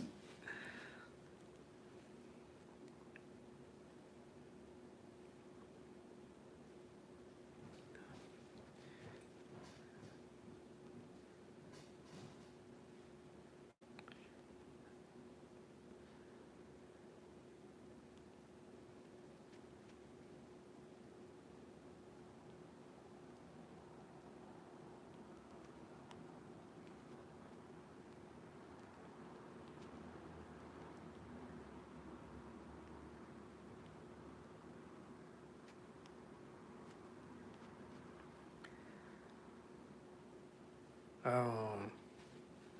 Okay, I'm gonna get this collar done, and then I'm really gonna. That's how far I think I can go today. That was a lot of work. Oh. Okay.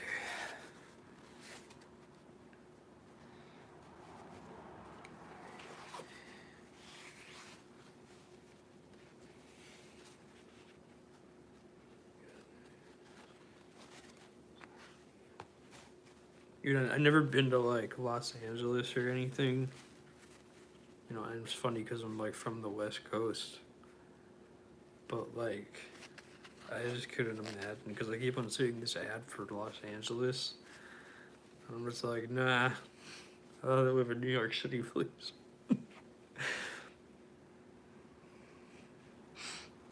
If I had a choice between the two cities, I mean, I want to live in I would love to live in Seoul for a little bit.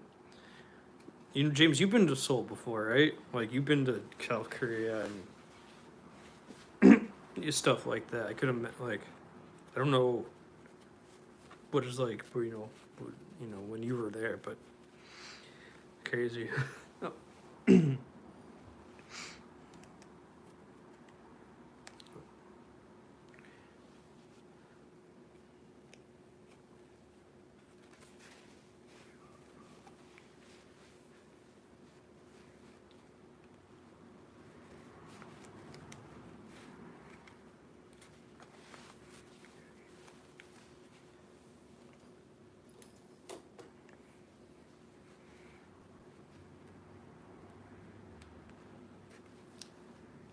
I don't even know how long it's been.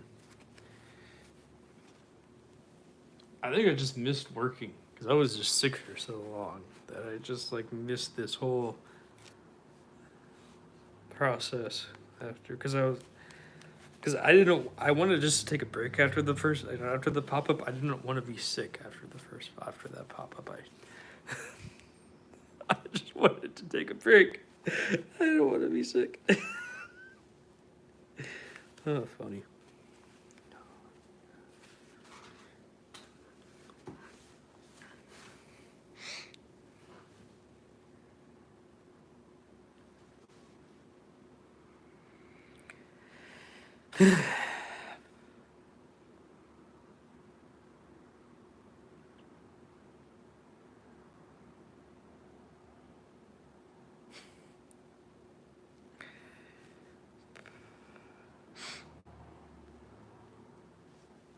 My stuff's listed on Depop all the time, James, and I no one still buys it.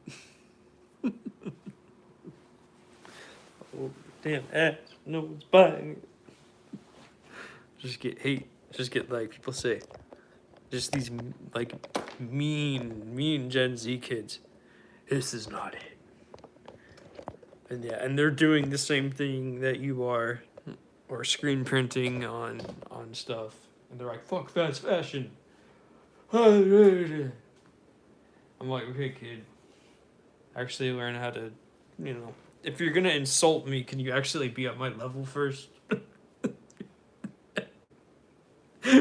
No offense. I mean, I like it how you screen print art or whatever you want to call it on it.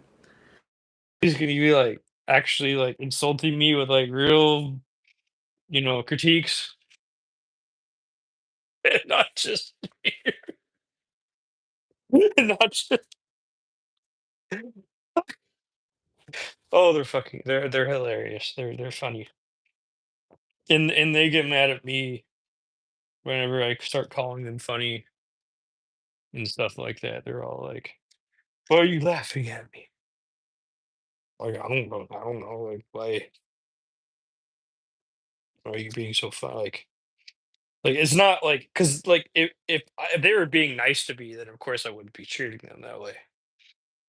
But like I know what it's like to be insulted and just treated like crap, even when even when like you're treating someone nice. I know what it's like to be laughed at and insulted. So like that context is different from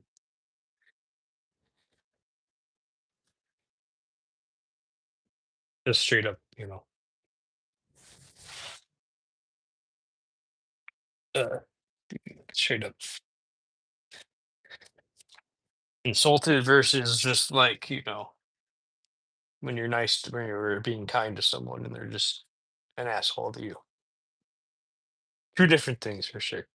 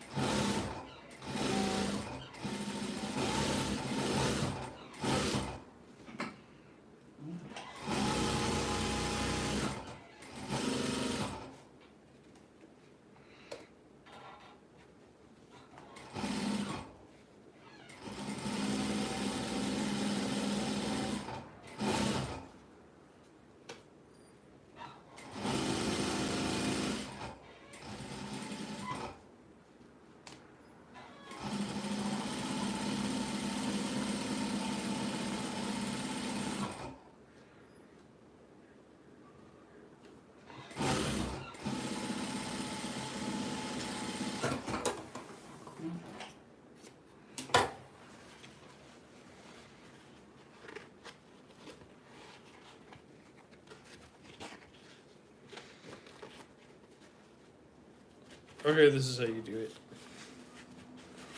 I'm an idiot. It's okay, whatever. This is how it's supposed to look. I don't know why I always fuck this up.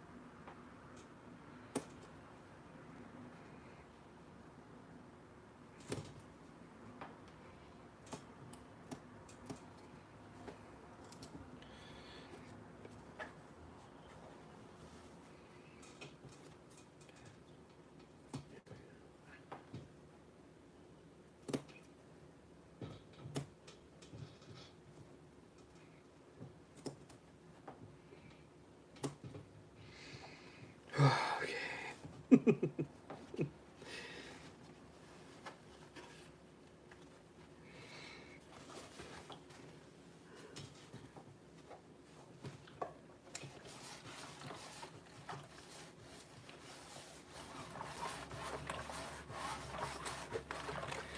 don't know why I always screw this up. Why do I even try? Oh yeah, that's why. Because those are the. I always get those two confused.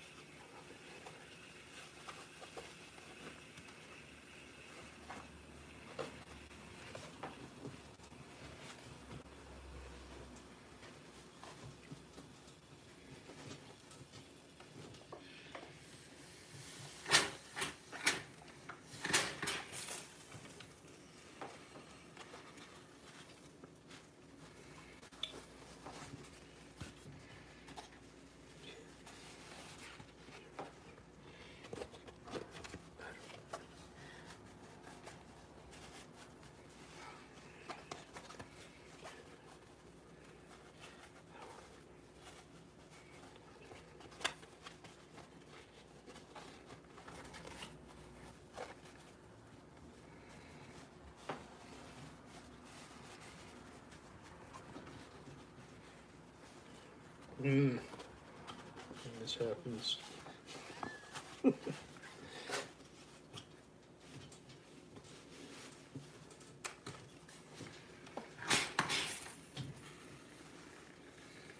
But it smells so sweet. I was like, sugar. I mean,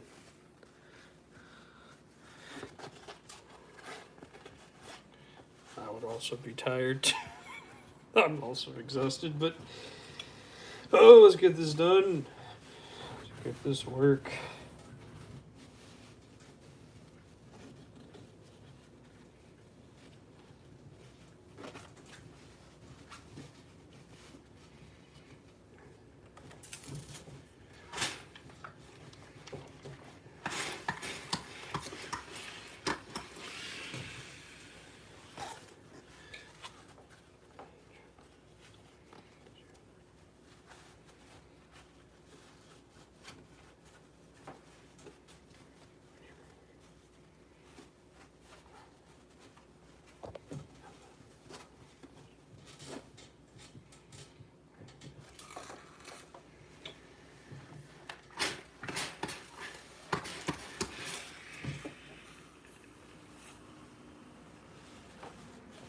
I did not mean to do this way, but it ended up this way.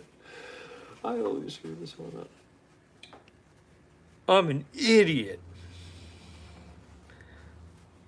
That's just what it is. It's okay. Being an idiot is fine. It's better than being a genius. That's way too hard. And then you have to always say all the time, I'm a genius. Look at me. Look how smart I am. Like, nope. Nope. No, nope. I hate that. I hate that attitude. I hate that feeling. I hate having to remind everyone around me that I'm smarter than them or whatever. Or whatever they do. I don't know. I hate those people. I mean, I just seen rich kids drop out of college. And now they're all of a sudden, they're in Paris. In New York Fashion Week, Paris Fashion Week, and New York Fashion Week, and like paying their way into the fashion industry. And they're like, you know, I look at their designs and I'm like, I mean, I get it. You do this as you were a kid, I guess. Supposedly, allegedly. I mean, whatever. I don't know your whole story. But like, you're 21, and like, you're giving advice for young designers. Who? People younger than you? People that can't afford pay to win like you? I mean, that's fine, I guess. If that's, if that's what it is, and that's what it is. I'm not here to, like, say that, what you're doing is wrong, bad, or evil, but, like, holy crap. Like, they must come from money, because there's not a lot of people that are instantly there overnight, like you are. A lot of people that could just drop out of college and pay for a studio space and do all that. Like, I wasn't able to do any of that, I wasn't able to do any of that. I was just able to just take classes. Once again, I wasn't sewing because I was a kid. This is true. But, like, I've seen people that have been sewing since they're a kid and they do so much better. So, I don't know. I guess, it depends on, like, which, I guess. I don't do, like, but also, I'm also not a big fan of, like, garments that are for magazines and magazine covers. Though I guess you could technically say that my garments could be on magazine covers because some of them look like they can be. I spend so much time on them, but it's not for me. I don't got money. All those people got money, or they have family comes with money, or that's not me. Nowhere near me. Nowhere near me.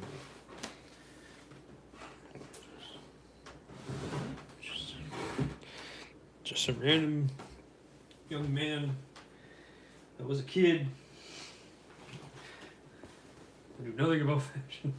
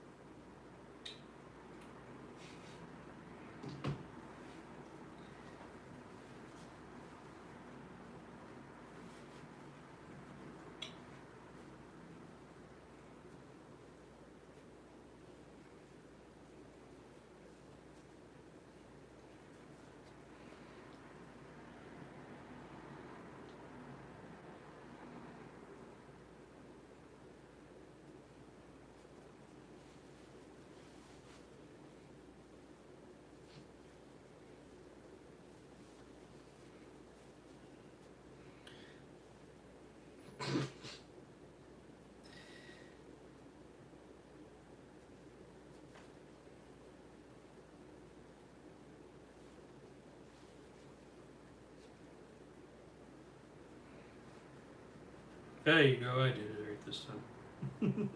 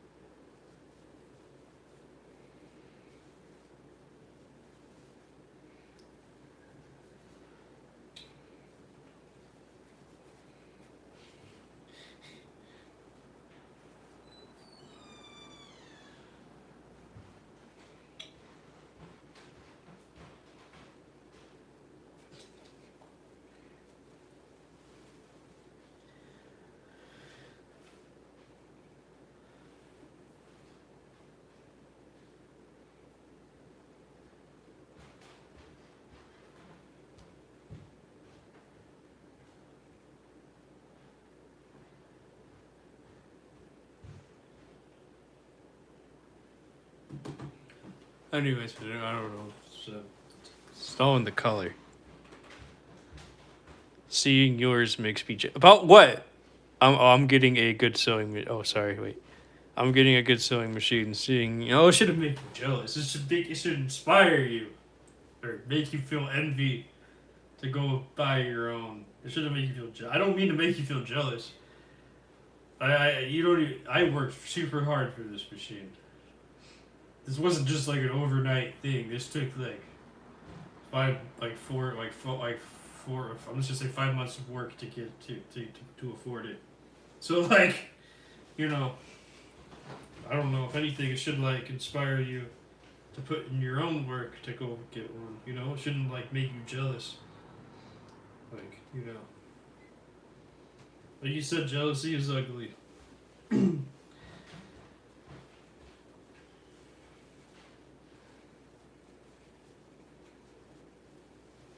You know what I mean? It should make you feel. I mean, you've been drinking wine, so I guess that makes sense. But it shouldn't make you feel jealous. It should make you feel inspired to go get one.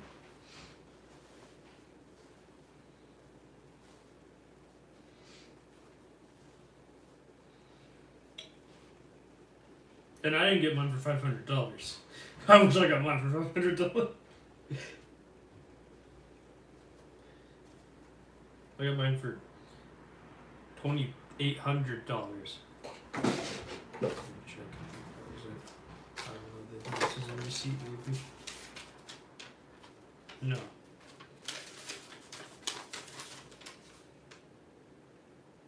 Okay, no, it doesn't say the price on it, but.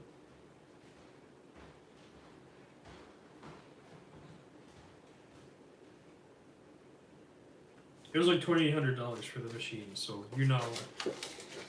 I don't know why you're jealous of paying $2,800. And on top of that, I had to get it fixed. But it was brand new, I had to get it fixed. Because they didn't set it right in the factory that I bought it from. So yeah, you shouldn't be jealous of that. You should not be jealous of that.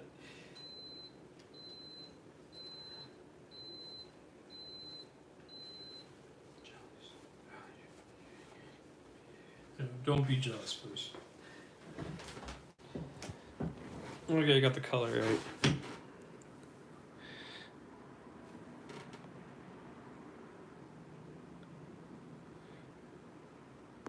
I'm getting a good sewing machine.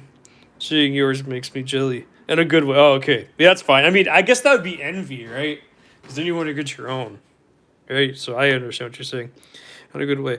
So much arm room to have fabric moving around. Not this. Not the what? Well, yeah. I'm not dropping that. I'll wait till I can work a deal full. And yeah, that's what I mean. Yeah, I wouldn't. I wouldn't spend $2,800 in one. I would definitely like go for like a liquidation auction, or an old tailor that doesn't want to work anymore. You know, I would definitely not go buy a new one. It's just anything to kind of deal, because these things last forever. There's an industrial sewing machine. You shouldn't be jealous of $2,800. I'm gonna tell you that much. I'm not jealous of $2,800. I wish I had that right now. I'd go buy a whole bunch of wine. I'd buy food and wine. I'd be happy. Okay. Take a date. Take myself on to do a nice date on myself with myself, and not pay anybody else's way. And just be me. That's what I would do. Instead of this is work. Okay, when I bought this, I knew it was work.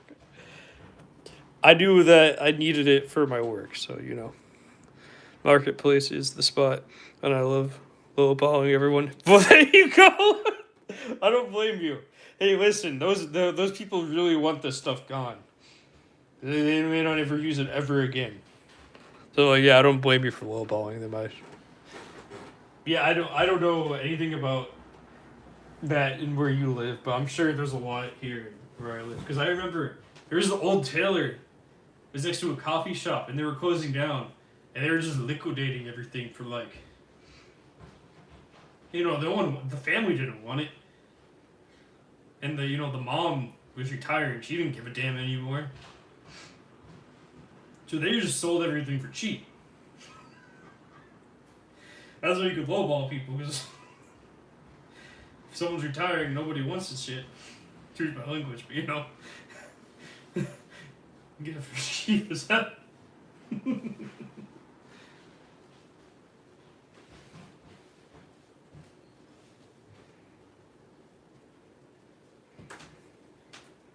I mean, that's how much stuff there is in the United States. We have so much stuff here in the United States that, like, we can lowball each other on it.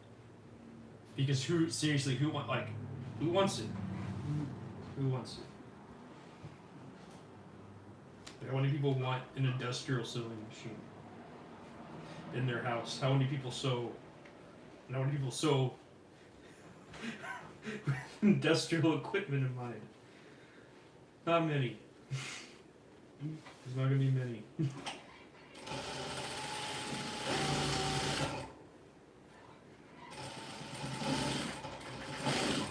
I should have just gave my sewing machine away, and that's because there's this person there's a single type of person that was always chasing me everywhere I went.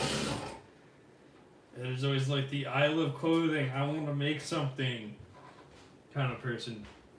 So I just I should have just settled it. I settled with the universe and just gave my sewing machine to one of them.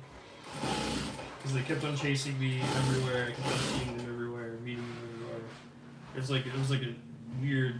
I'm not really spiritual or anything, but in this case, I felt like some weird jealousy, anger spirit just chasing me everywhere, and a brand new person. And I just said, "I'm settling this." So I gave them my first sewing machine. And then they asked me to hang out, and I said nope. And then I left. And if you hear this, I'm sorry. That's just how I feel. I don't know if they're ever gonna watch this. Oh well. I think it was my career. Anyways, that's how I always felt.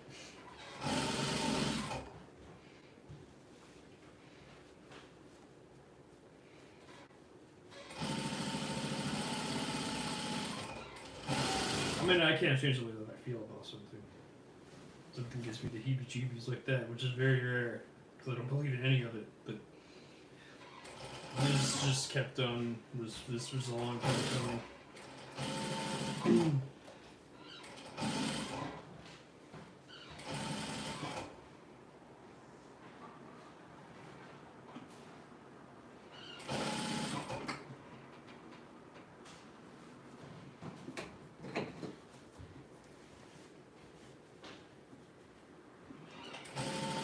I just don't want to teach beginners. You know, that's like. Because the second I teach you, you're gonna be gone. You're oh, I learned from you. I don't have to learn.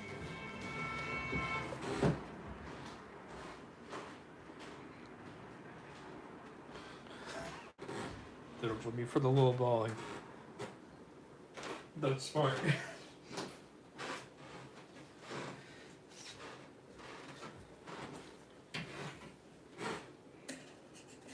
I don't know. I usually just pay normal price. I don't tend to lowball people. I'm just like, whatever.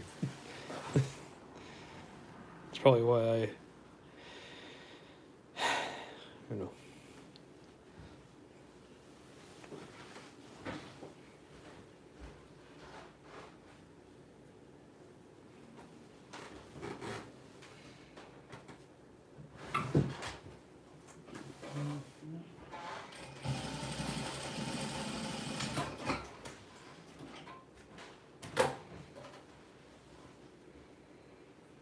Okay. I did it. I finally sewed in the color. It took forever. Oh wait, no. Almost sewed in the color. Okay, wait. That's okay. I don't know what a mistake is. Okay. I got this.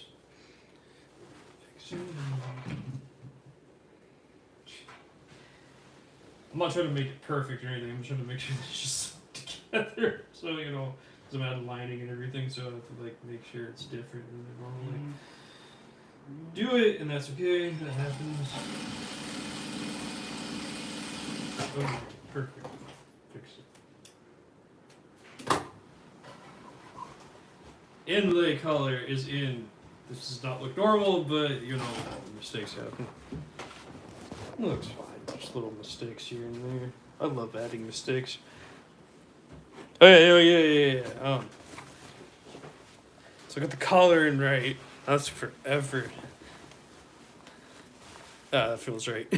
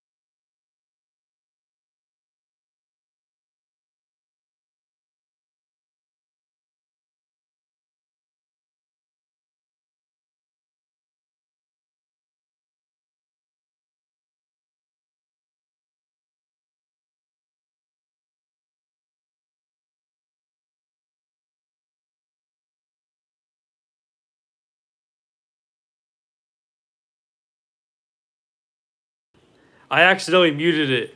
I was a dumb fuck. Excuse me.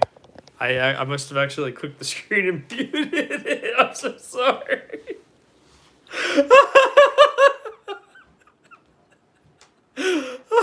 Okay. Anyways, I apologize. This looks very traditionally like Korean. Hey, okay. Yeah. That was my fault.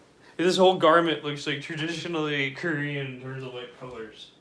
When you Google it, there's a lot of like grays, blues, blacks, whites. I mean, I don't know if the. I don't know.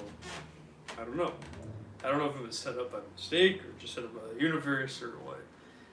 But, you know, lace pockets, which is weird to begin with. And then, yeah, there could be a zipper here, obviously. It's gonna look like this one with the lining in it. But it's a different lining, of course. It's gonna be this lining instead. Could be this lining. So traditionally it would be worn closed, not open. Well, actually, traditionally it has a tie around it because this is the outside garment. So it would have like a tie, and you would tie it up. You can wear it anyway, but with or without the tie. I don't. Yeah. I don't know all the answers. I haven't worn one yet. Like, I haven't been to Korea yet. I would love to be there and like rent one and just wear one and just like experience it. Cause like, I mean, I can read about it, but like it doesn't feel right. So like read about it. You know, I want to be there actually experiencing it. You know what I mean? I don't know. Maybe that's wrong to say and not like, you know, just say that I'd just rather like experience it rather than but I modified it. There's obviously a zipper here. Wait, hold on. I'll just show you. Wait. Zipper. As there's a zipper here in mine. That's what I modified it to be. Make it look. I hate buttons. So, you know. Yeah, I don't do buttons. If I didn't do zippers, then I'd be doing buttons. But no, that's not me. So. But yeah, this is like. I'm talking about the color scheme though. It's very traditionally Korean. But yeah, this is what it looks. What do you think? You like it? Hate it? I mean, I can't change it. You know, I got what I got. What this is what I had to work with. So.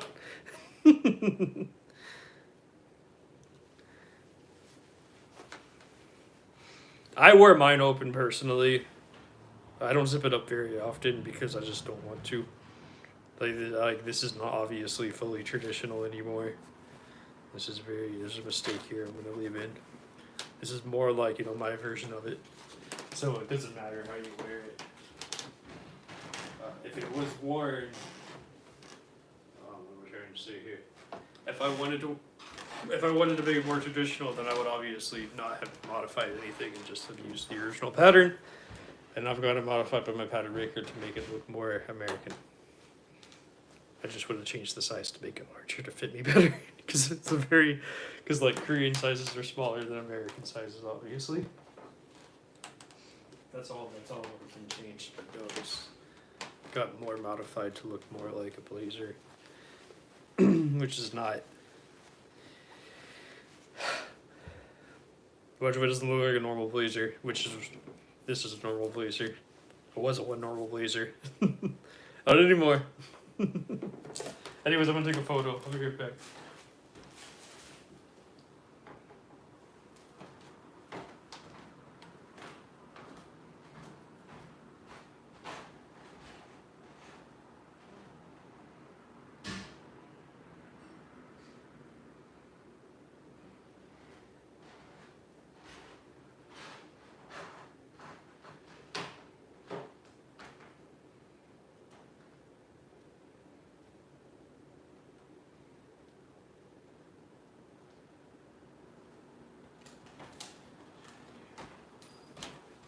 Did a great job, but thank you so much. I do appreciate that a lot. I'm glad that you enjoy how it looks, but yeah, I don't know what I got a mission. I was asked to make something. It's gonna have lining. Yeah, that's what it's missing. The next step is the lining. The facing and the lining. But yeah, this is like my submission to a stylist. Everything you. Oh, thank you. I do appreciate that. It means a lot to me. See, when I started this, like these people, that like these rich part of my city, were very mean and never said anything like that. They were very mean to me, and they were insulting me, and I was only being kind to them. I wasn't like those haters online. They were just. I don't know. I think they were kind of jealous of me.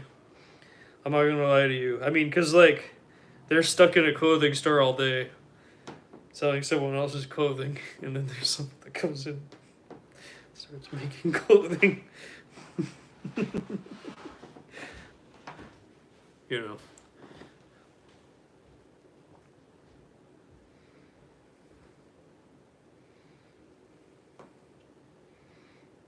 I think I would also be upset if I was stuck in a clothing store all day working paycheck to paycheck and not the owner of it. And, the owner, became a millionaire and then. Yeah, yes, yes. My stuff is very. I mean. Yeah, I never thought about it that way. What do you mean? Could you elaborate on the pure expression, if you can? But yeah, I think that's one thing for sure. Hey, because coming off of that,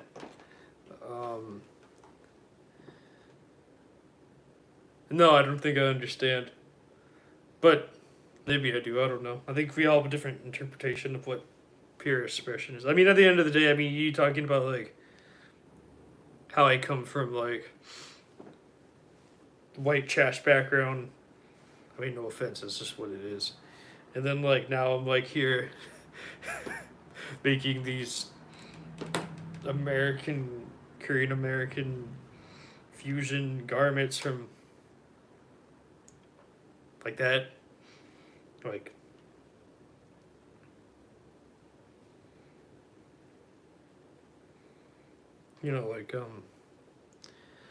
just no real rules. It's obvious it's a style, but it's put together in a way that's free from borders or everything. Yes, thank you. Yeah, I think that's that's one. I have for one thing that's limiting for me is that I can't visually see things in my head. So how you can close your eyes and imagine stuff. I mention this sometimes, but like I don't know if anyone knows what it really is. It's called aphantasia. I can't imagine anything in my head. So like when I'm closing my eyes, I can't see any. I just see, I'm blind. So like when I think of these garments, I don't know what the hell they're gonna look like. I can't imagine it in my head before they're made. I can't picture it in my head. This is exactly what I'm gonna do. This is exactly what I want. This is gonna be it exactly like letter for letter. I can't do that. I physically and mentally cannot do that. So I think that's one reason why you would mention freedom of expression or a free form, because like when you can't imagine anything, like reality is your only imagination. So obviously I have to work in the rules of like garment construction, because you don't have to make the garment look right and feel right to the best of my ability, obviously. I'm not like perfect. I'm not like my mentors on this. But they I don't like to do perfection anyways, as you can probably tell, like mistakes with everything that I do. And also you've helped me get more confidence in that. Thank you. But like I can't picture what this looks like in my head whatsoever. That's why I love making it, and that's why I'm so excited to see it. That's why I'm on a mission to always like make these garments so quickly, because I want to see what my brain comes up with. And so that's why you see that free of borders and limitations, because you're welcome. Thank you. Wait, hold on. Whatever. This is not a good heart, but you understand. Wait, there you go. That's heart shaped. Anyways, yeah, I think that's, you know, one thing that you've noticed while I'm doing this stuff is that I have that limitation in my head. That's why my garments look the way they look, because you can't, when you can't see it in your head before you make it, you don't know what it's gonna look like. So everything is just like improv in the moment. And I think that's just one thing that you notice and you can feel when you're looking at my garments. Free from border hearts. Yes, exactly. Yes, free from border hearts. Border's heart, yes. But yeah, I think that's what you're, I could be completely wrong, but that's probably what you're feeling when you watch me do this. Because like, I just know how garment made. And I can put garment together. But you know, I can't like, I just can't imagine what it looks like. Thank you. Okay, good. Good, yeah. I think that's what you're trying to explain when you mentioned that, and I think that's what it is. Like, when you imagine things in your head, then if you're only, I think you could only probably be as good as your imagination, I assume. I don't know. I can't. I literally cannot. So,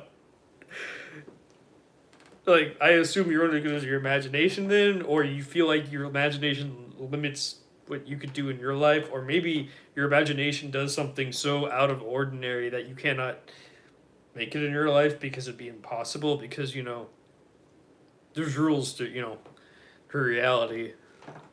And because I actually like learned the rules to the reality of cutting and sewing, that when I do it, I know what I can and cannot do, you know, without making it look good or bad. I mean, without making, you know, I know what I can do to make it look good, and I know what I shouldn't do to make it look bad. So I have to work with that physical reality of it. But I don't know what the hell it looks like until it's finished. I don't dream. I literally don't dream. Well, I mean, like, I shouldn't say that. I do dream, but like, I feel it.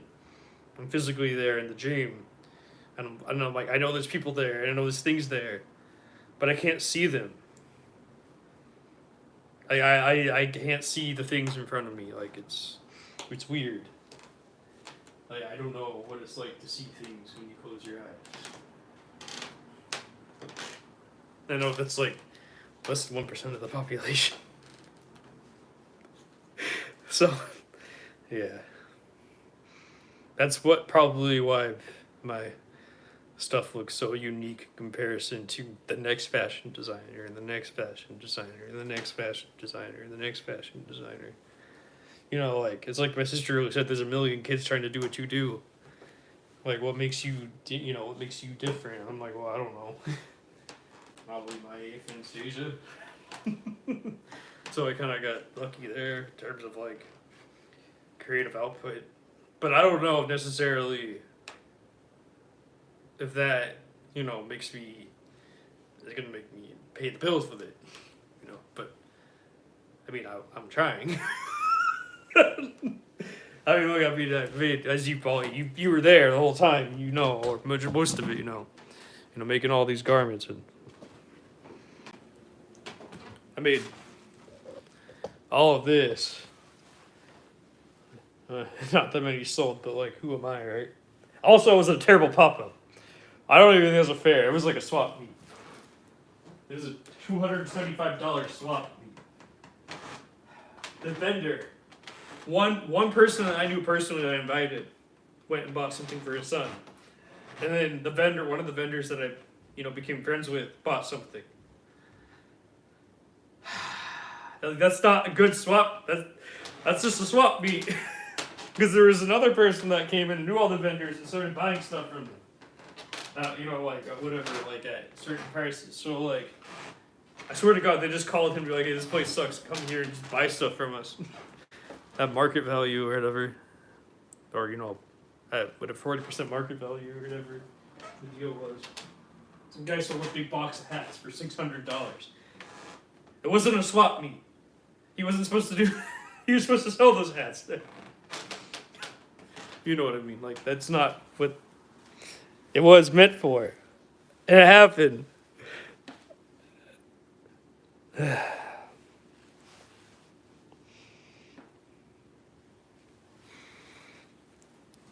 Who's everyone by this? Yes, exactly. I mean, come on. I'm not ashamed of saying that.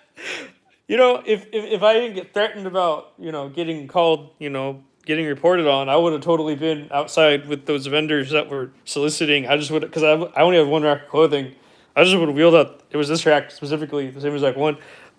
I just would have wheeled it out and solicited for them and be like, hey, here's a pop up. Here's my clothing. You can buy it here. You can, you know, go. If you don't want to buy that, you can go to the. You go to the pop up down the street, because they were just like right, like down the way from it. And they were like, yeah, you can just come here. You know, there's a bunch of stuff for sale. My wife showed me this gut website selling vintage hats.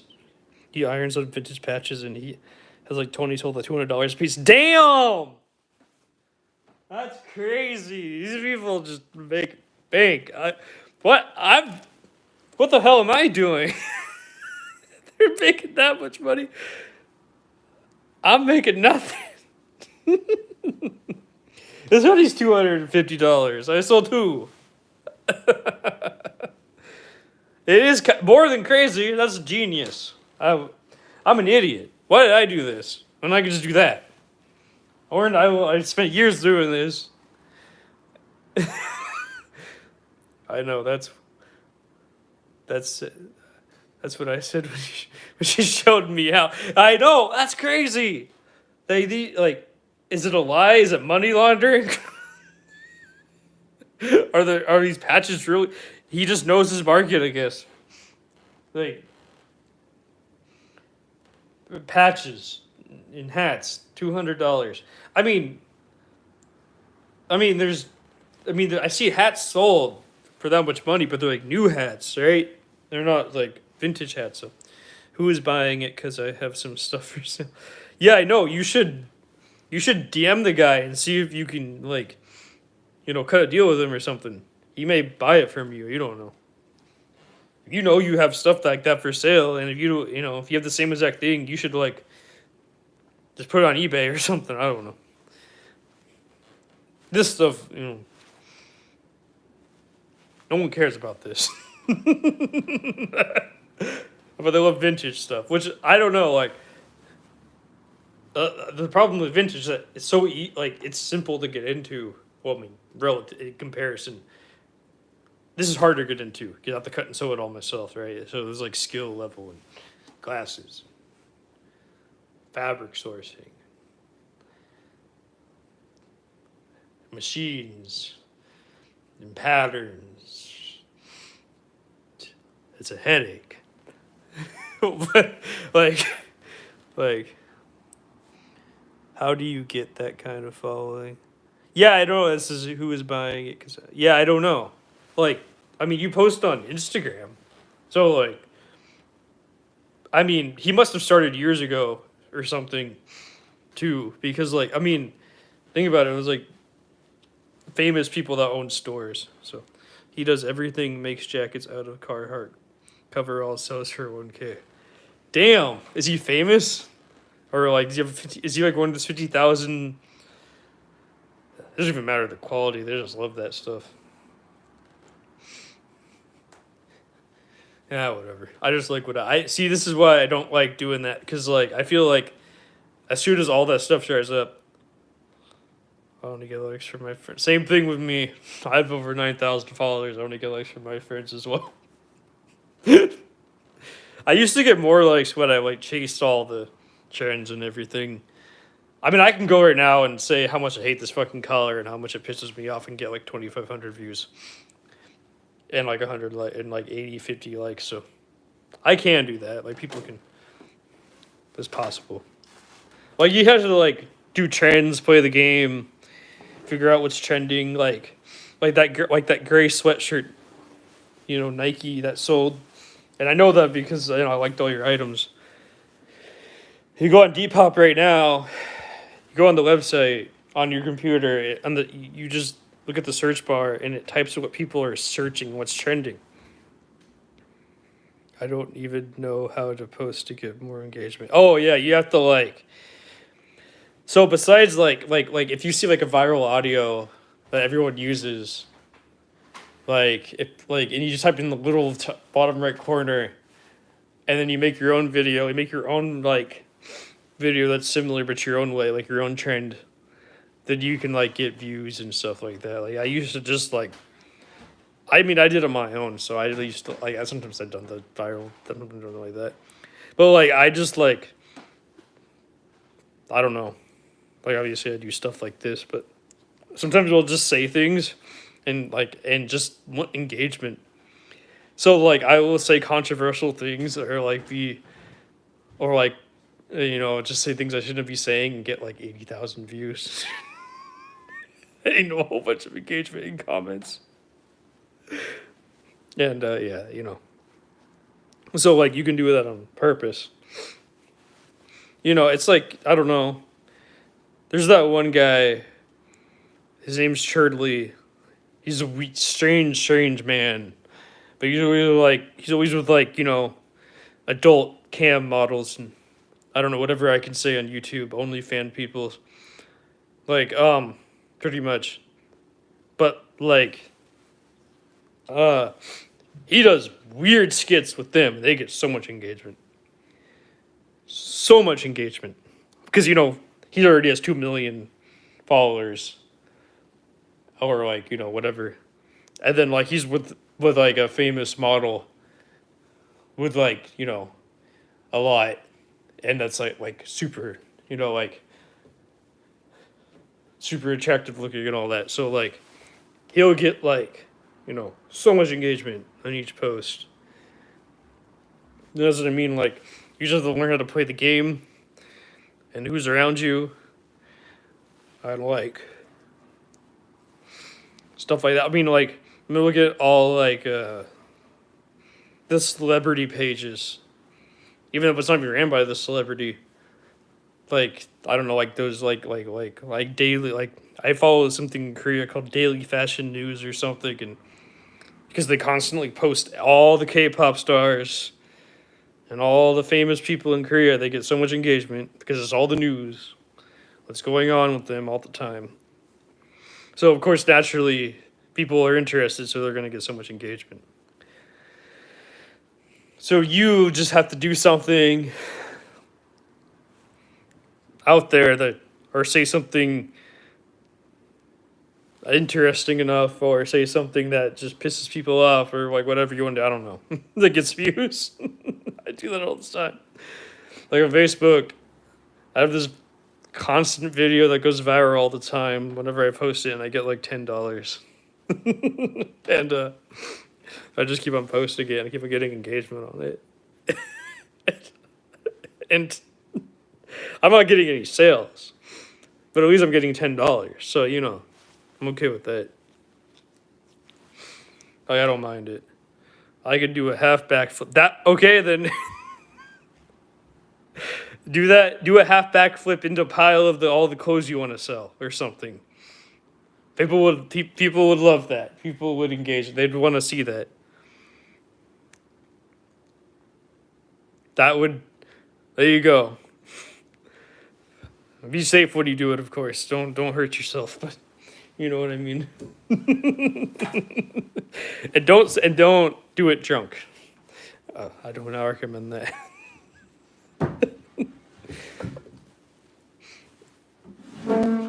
I mean, I'm sure you have some interesting stories you can tell or something. But you have anything with Pokemon? They'd love that. You can find a Pokemon blanket. They engage with that. Anything Nintendo. Anything just like like you did with like, I had a Winnie the Pooh video. I made a Winnie the Pooh hoodie, and I did a audio over it, and I got 86,000 views in one night. So you just never know what's gonna go viral for like whatever reason. Obviously, Winnie the Pooh is recognizable millions of people already.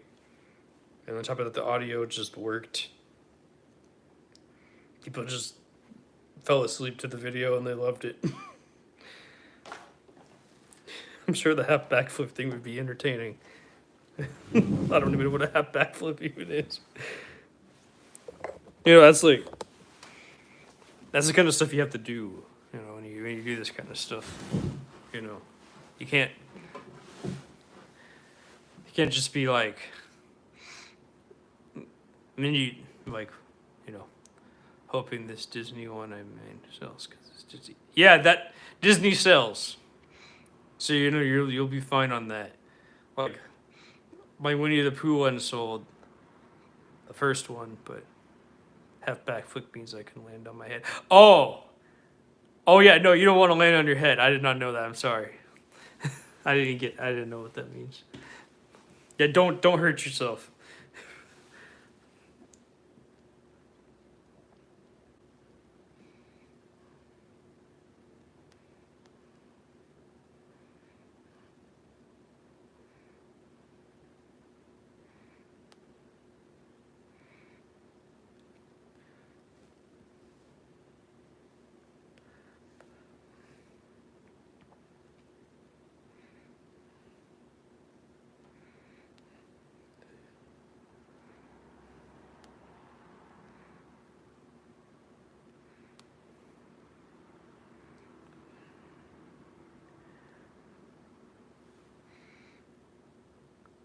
Yeah, you don't want to land on your head. That doesn't sound like a fun time. Yeah, I don't know. Like, Disney stuff sells.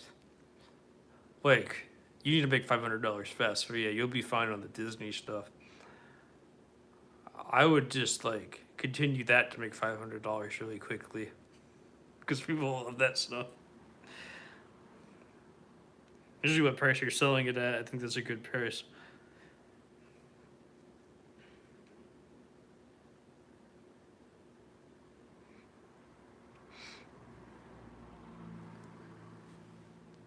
Yeah, I mean, you know, like, what am I trying to say here? Pokemon, Disney, just any recognizable intellectual property. It just sells. I think you just sticking with that is gonna get you like further than someone else like me that's not doing that as much, because I have like Betty Boop, and that's like a once in a while thing. I used to do that more often when I was young, when I first started, because I wanted to get more attention. Like, I know how to get like thousands of likes on videos if I really wanted to, but it doesn't get sales. Like, I care more about sales than likes. I'd rather have 10 views and 1 sale than 1,000 likes and no sale. Going through all my blankets tomorrow to see what I have. I can cut up and make these to get the bank account pumping. Yeah, do anything recognizable. If you can even get a Pokemon blanket or something. Like, Pokemon, people would love Pikachu, Charmander, well, like a vintage Pokemon blanket or something. I mean, you can get them custom made too for $60, so you can go get a Pokemon blanket made for $60. So, you know, and I see people do it all the time as well. There's that one guy that does it all the time. He does exactly what you do. You order things, but he's like he does it for like $60 or $68. Same amount sales, and not for money, but to buy different things, reinvesting back into myself. Yeah, exactly. I mean, yeah, that's exactly what I did with all the sales that I did, which is why I started doing with the trendy items. But then, like, as soon as I like got comfortable with like my skills and everything, I said, "Fuck it, I'm just gonna do it my way now." And that's what this is. This started 8 months ago. I don't know why. I didn't want to be stuck in doing the same thing over and over and over and over and over and over again. I wanted to expand and do my own thing, and I wanted to stick out from everybody else. And this was it. This wasn't like, I thought about it, having some blankets made and having what I want them so I can make some of these. Yeah, I mean, I would recommend. I know good place in America. I mean, like probably one of the better places. I don't know if you know who. Oh, wow, that's kind of funny. I don't know if you heard of Fiber Art Weavers before. I collaborate with them. They're great. I would go here. I probably rep them so many times. I probably got them so much attention. But they're great. They're really nice. Abby's really nice. I'll send it to you on Instagram.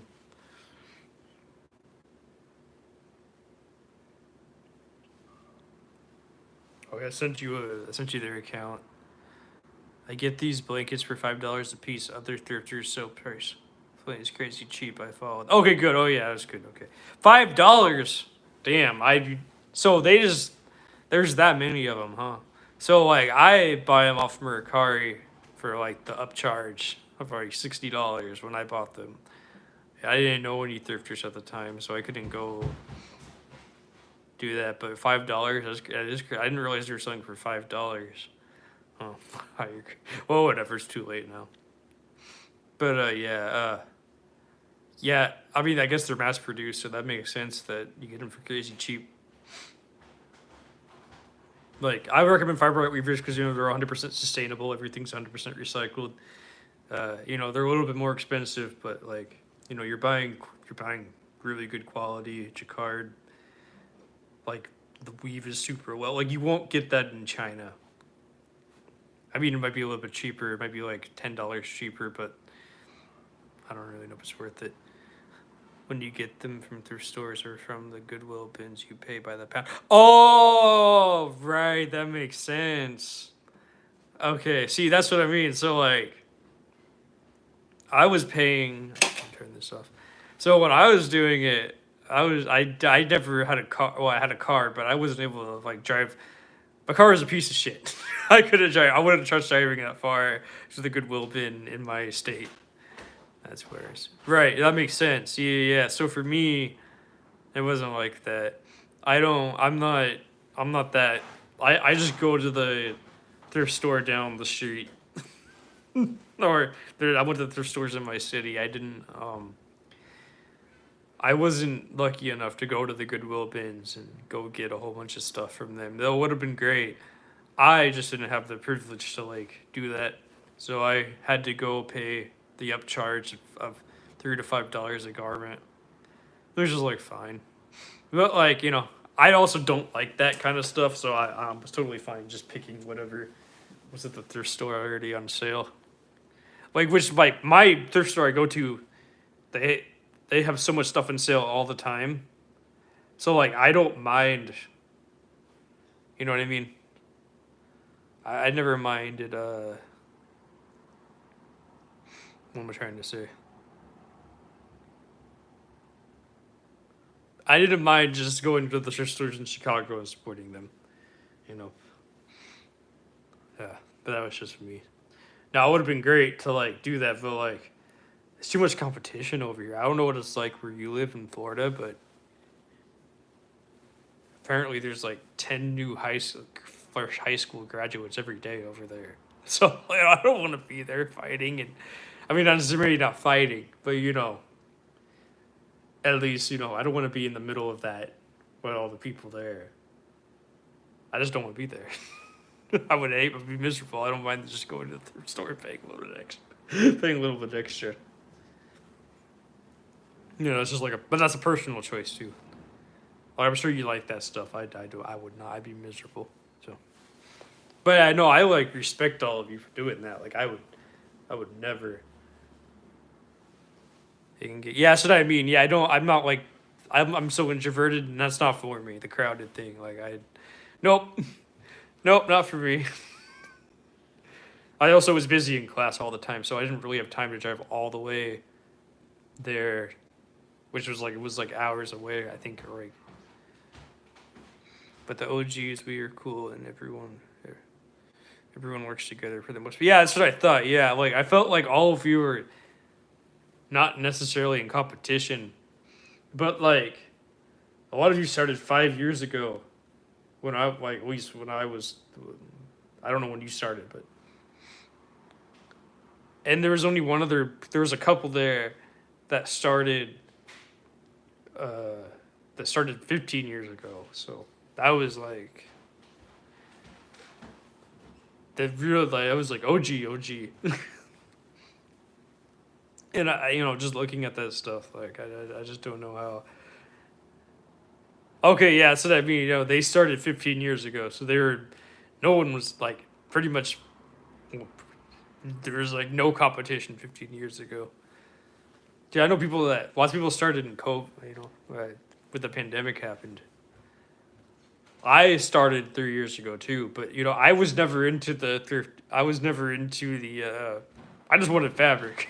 I never thought about reselling anything. I mean, at one point, I think I had some Supreme and I put it on the website, like on Depop or something. It never sold, so I actually just used it in a garment. Well, that was like my experience. Like, it was like reselling. It wasn't for me. And then like I have I met.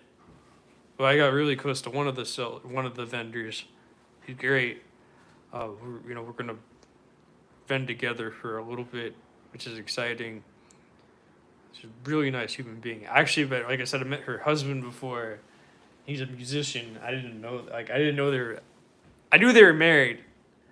Like, I knew that as soon as she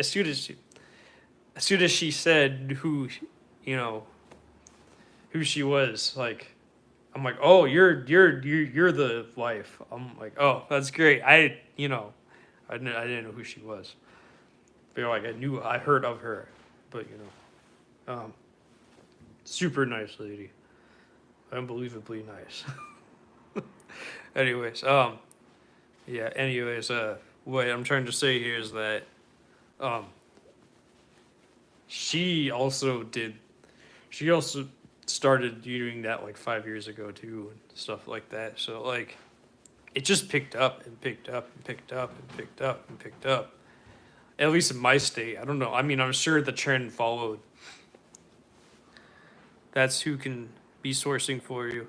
I have some buddies that if I'm not there, they will send me pics of stuff they know I want, or like I have no money. That's the thing. Like for me, it's not the same, because like I just want fabric to cut and sew, and for you, when you source it, I mean, I understand like if she was like sourcing blankets for me for cheap, then I'd get that. But like, it's different. You know what I mean? Like, I don't need a 90s T-shirt with Snoop Dogg on it or something, or whatever. I don't need anything Y2K. I don't need anything like that, So, like, when I see something, and if I can afford it, I go buy it. I feel like, for me, it's different from you because you want to resell it. At least, in this case that we're talking about. I don't even want to resell it. I don't even care about that. So, like, I feel like that would take away opportunities from someone that needs that resell, value. They have fabric every day. Okay. That's what I thought. Yeah, they have bolts of fabric and everything. Yeah. I mean, that's the problem. I don't have storage for it. I have enough. I mean, I always say I have enough, but I never do. But that's the thing. Like, I would have to like have money for that, so to pay them back. I don't even have that now. I spent it all on learning how to do this. So like, by the time I have money, I only have like $3 to go buy a blazer or something. But yeah, I get what you're saying. Even my Salvation, there's a new Salvation Army that opened near a fabric store, like literally right down the street, and like they donate their fabric, they donate all their unsold fabric to the Salvation Army, and they resell it at the Salvation Army. So it keeps on going down the line, and it never ends. You know what I mean? So. It's just. We have so much stuff here. So much freaking stuff here. It's crazy.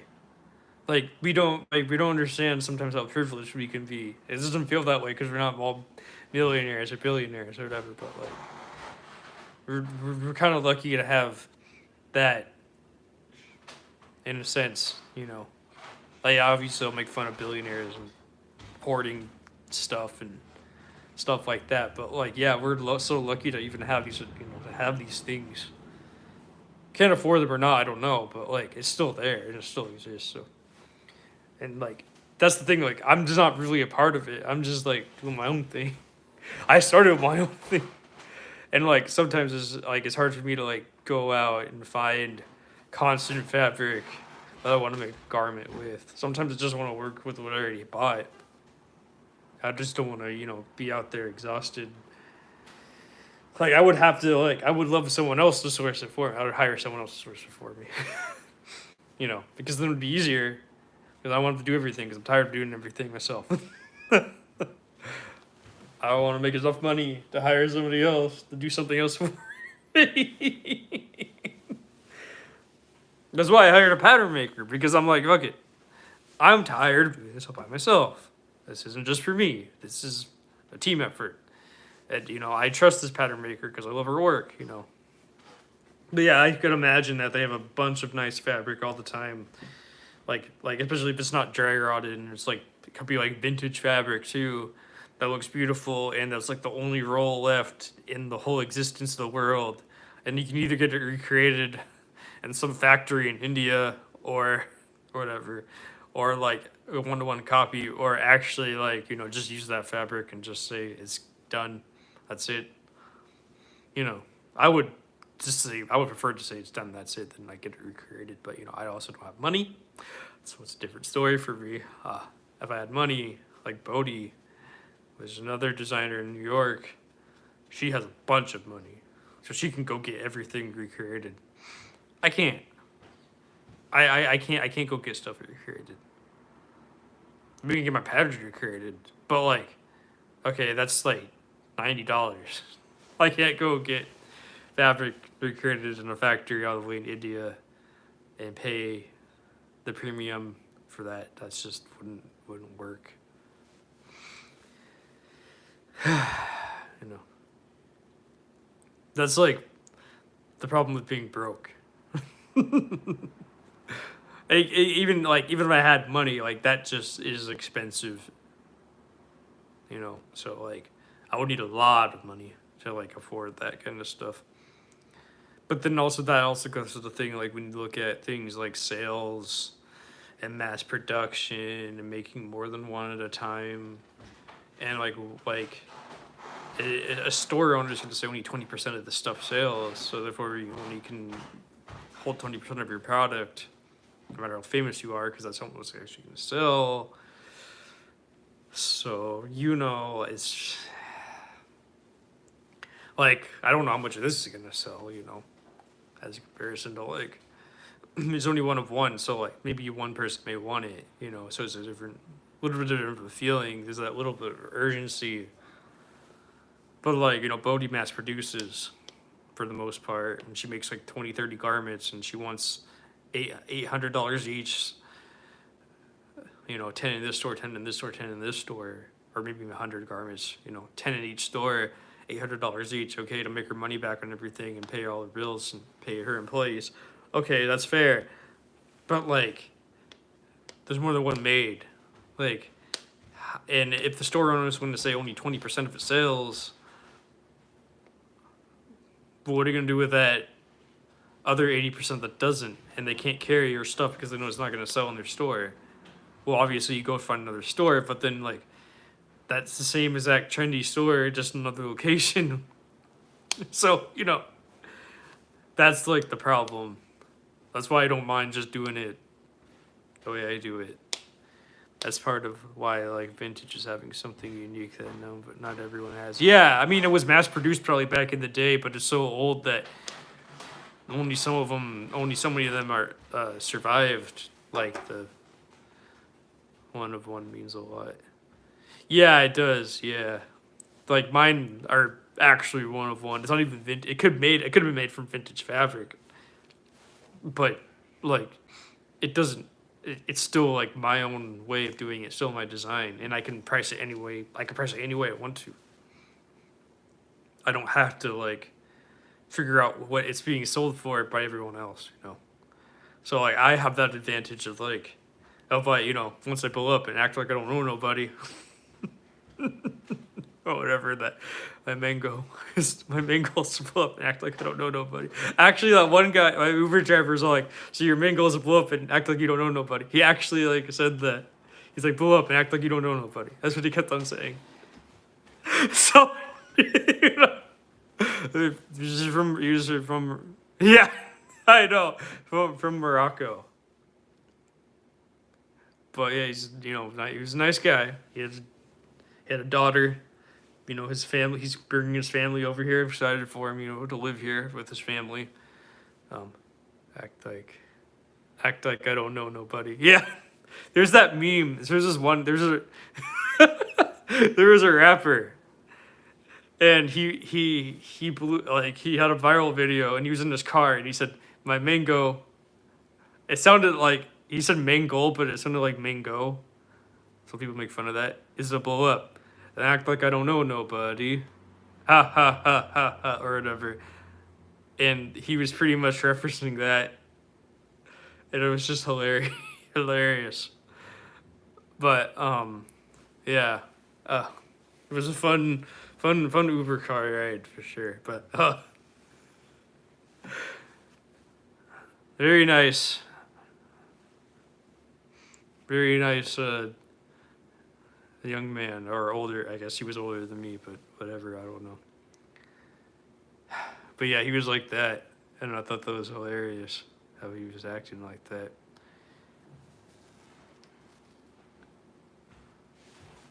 But anyways.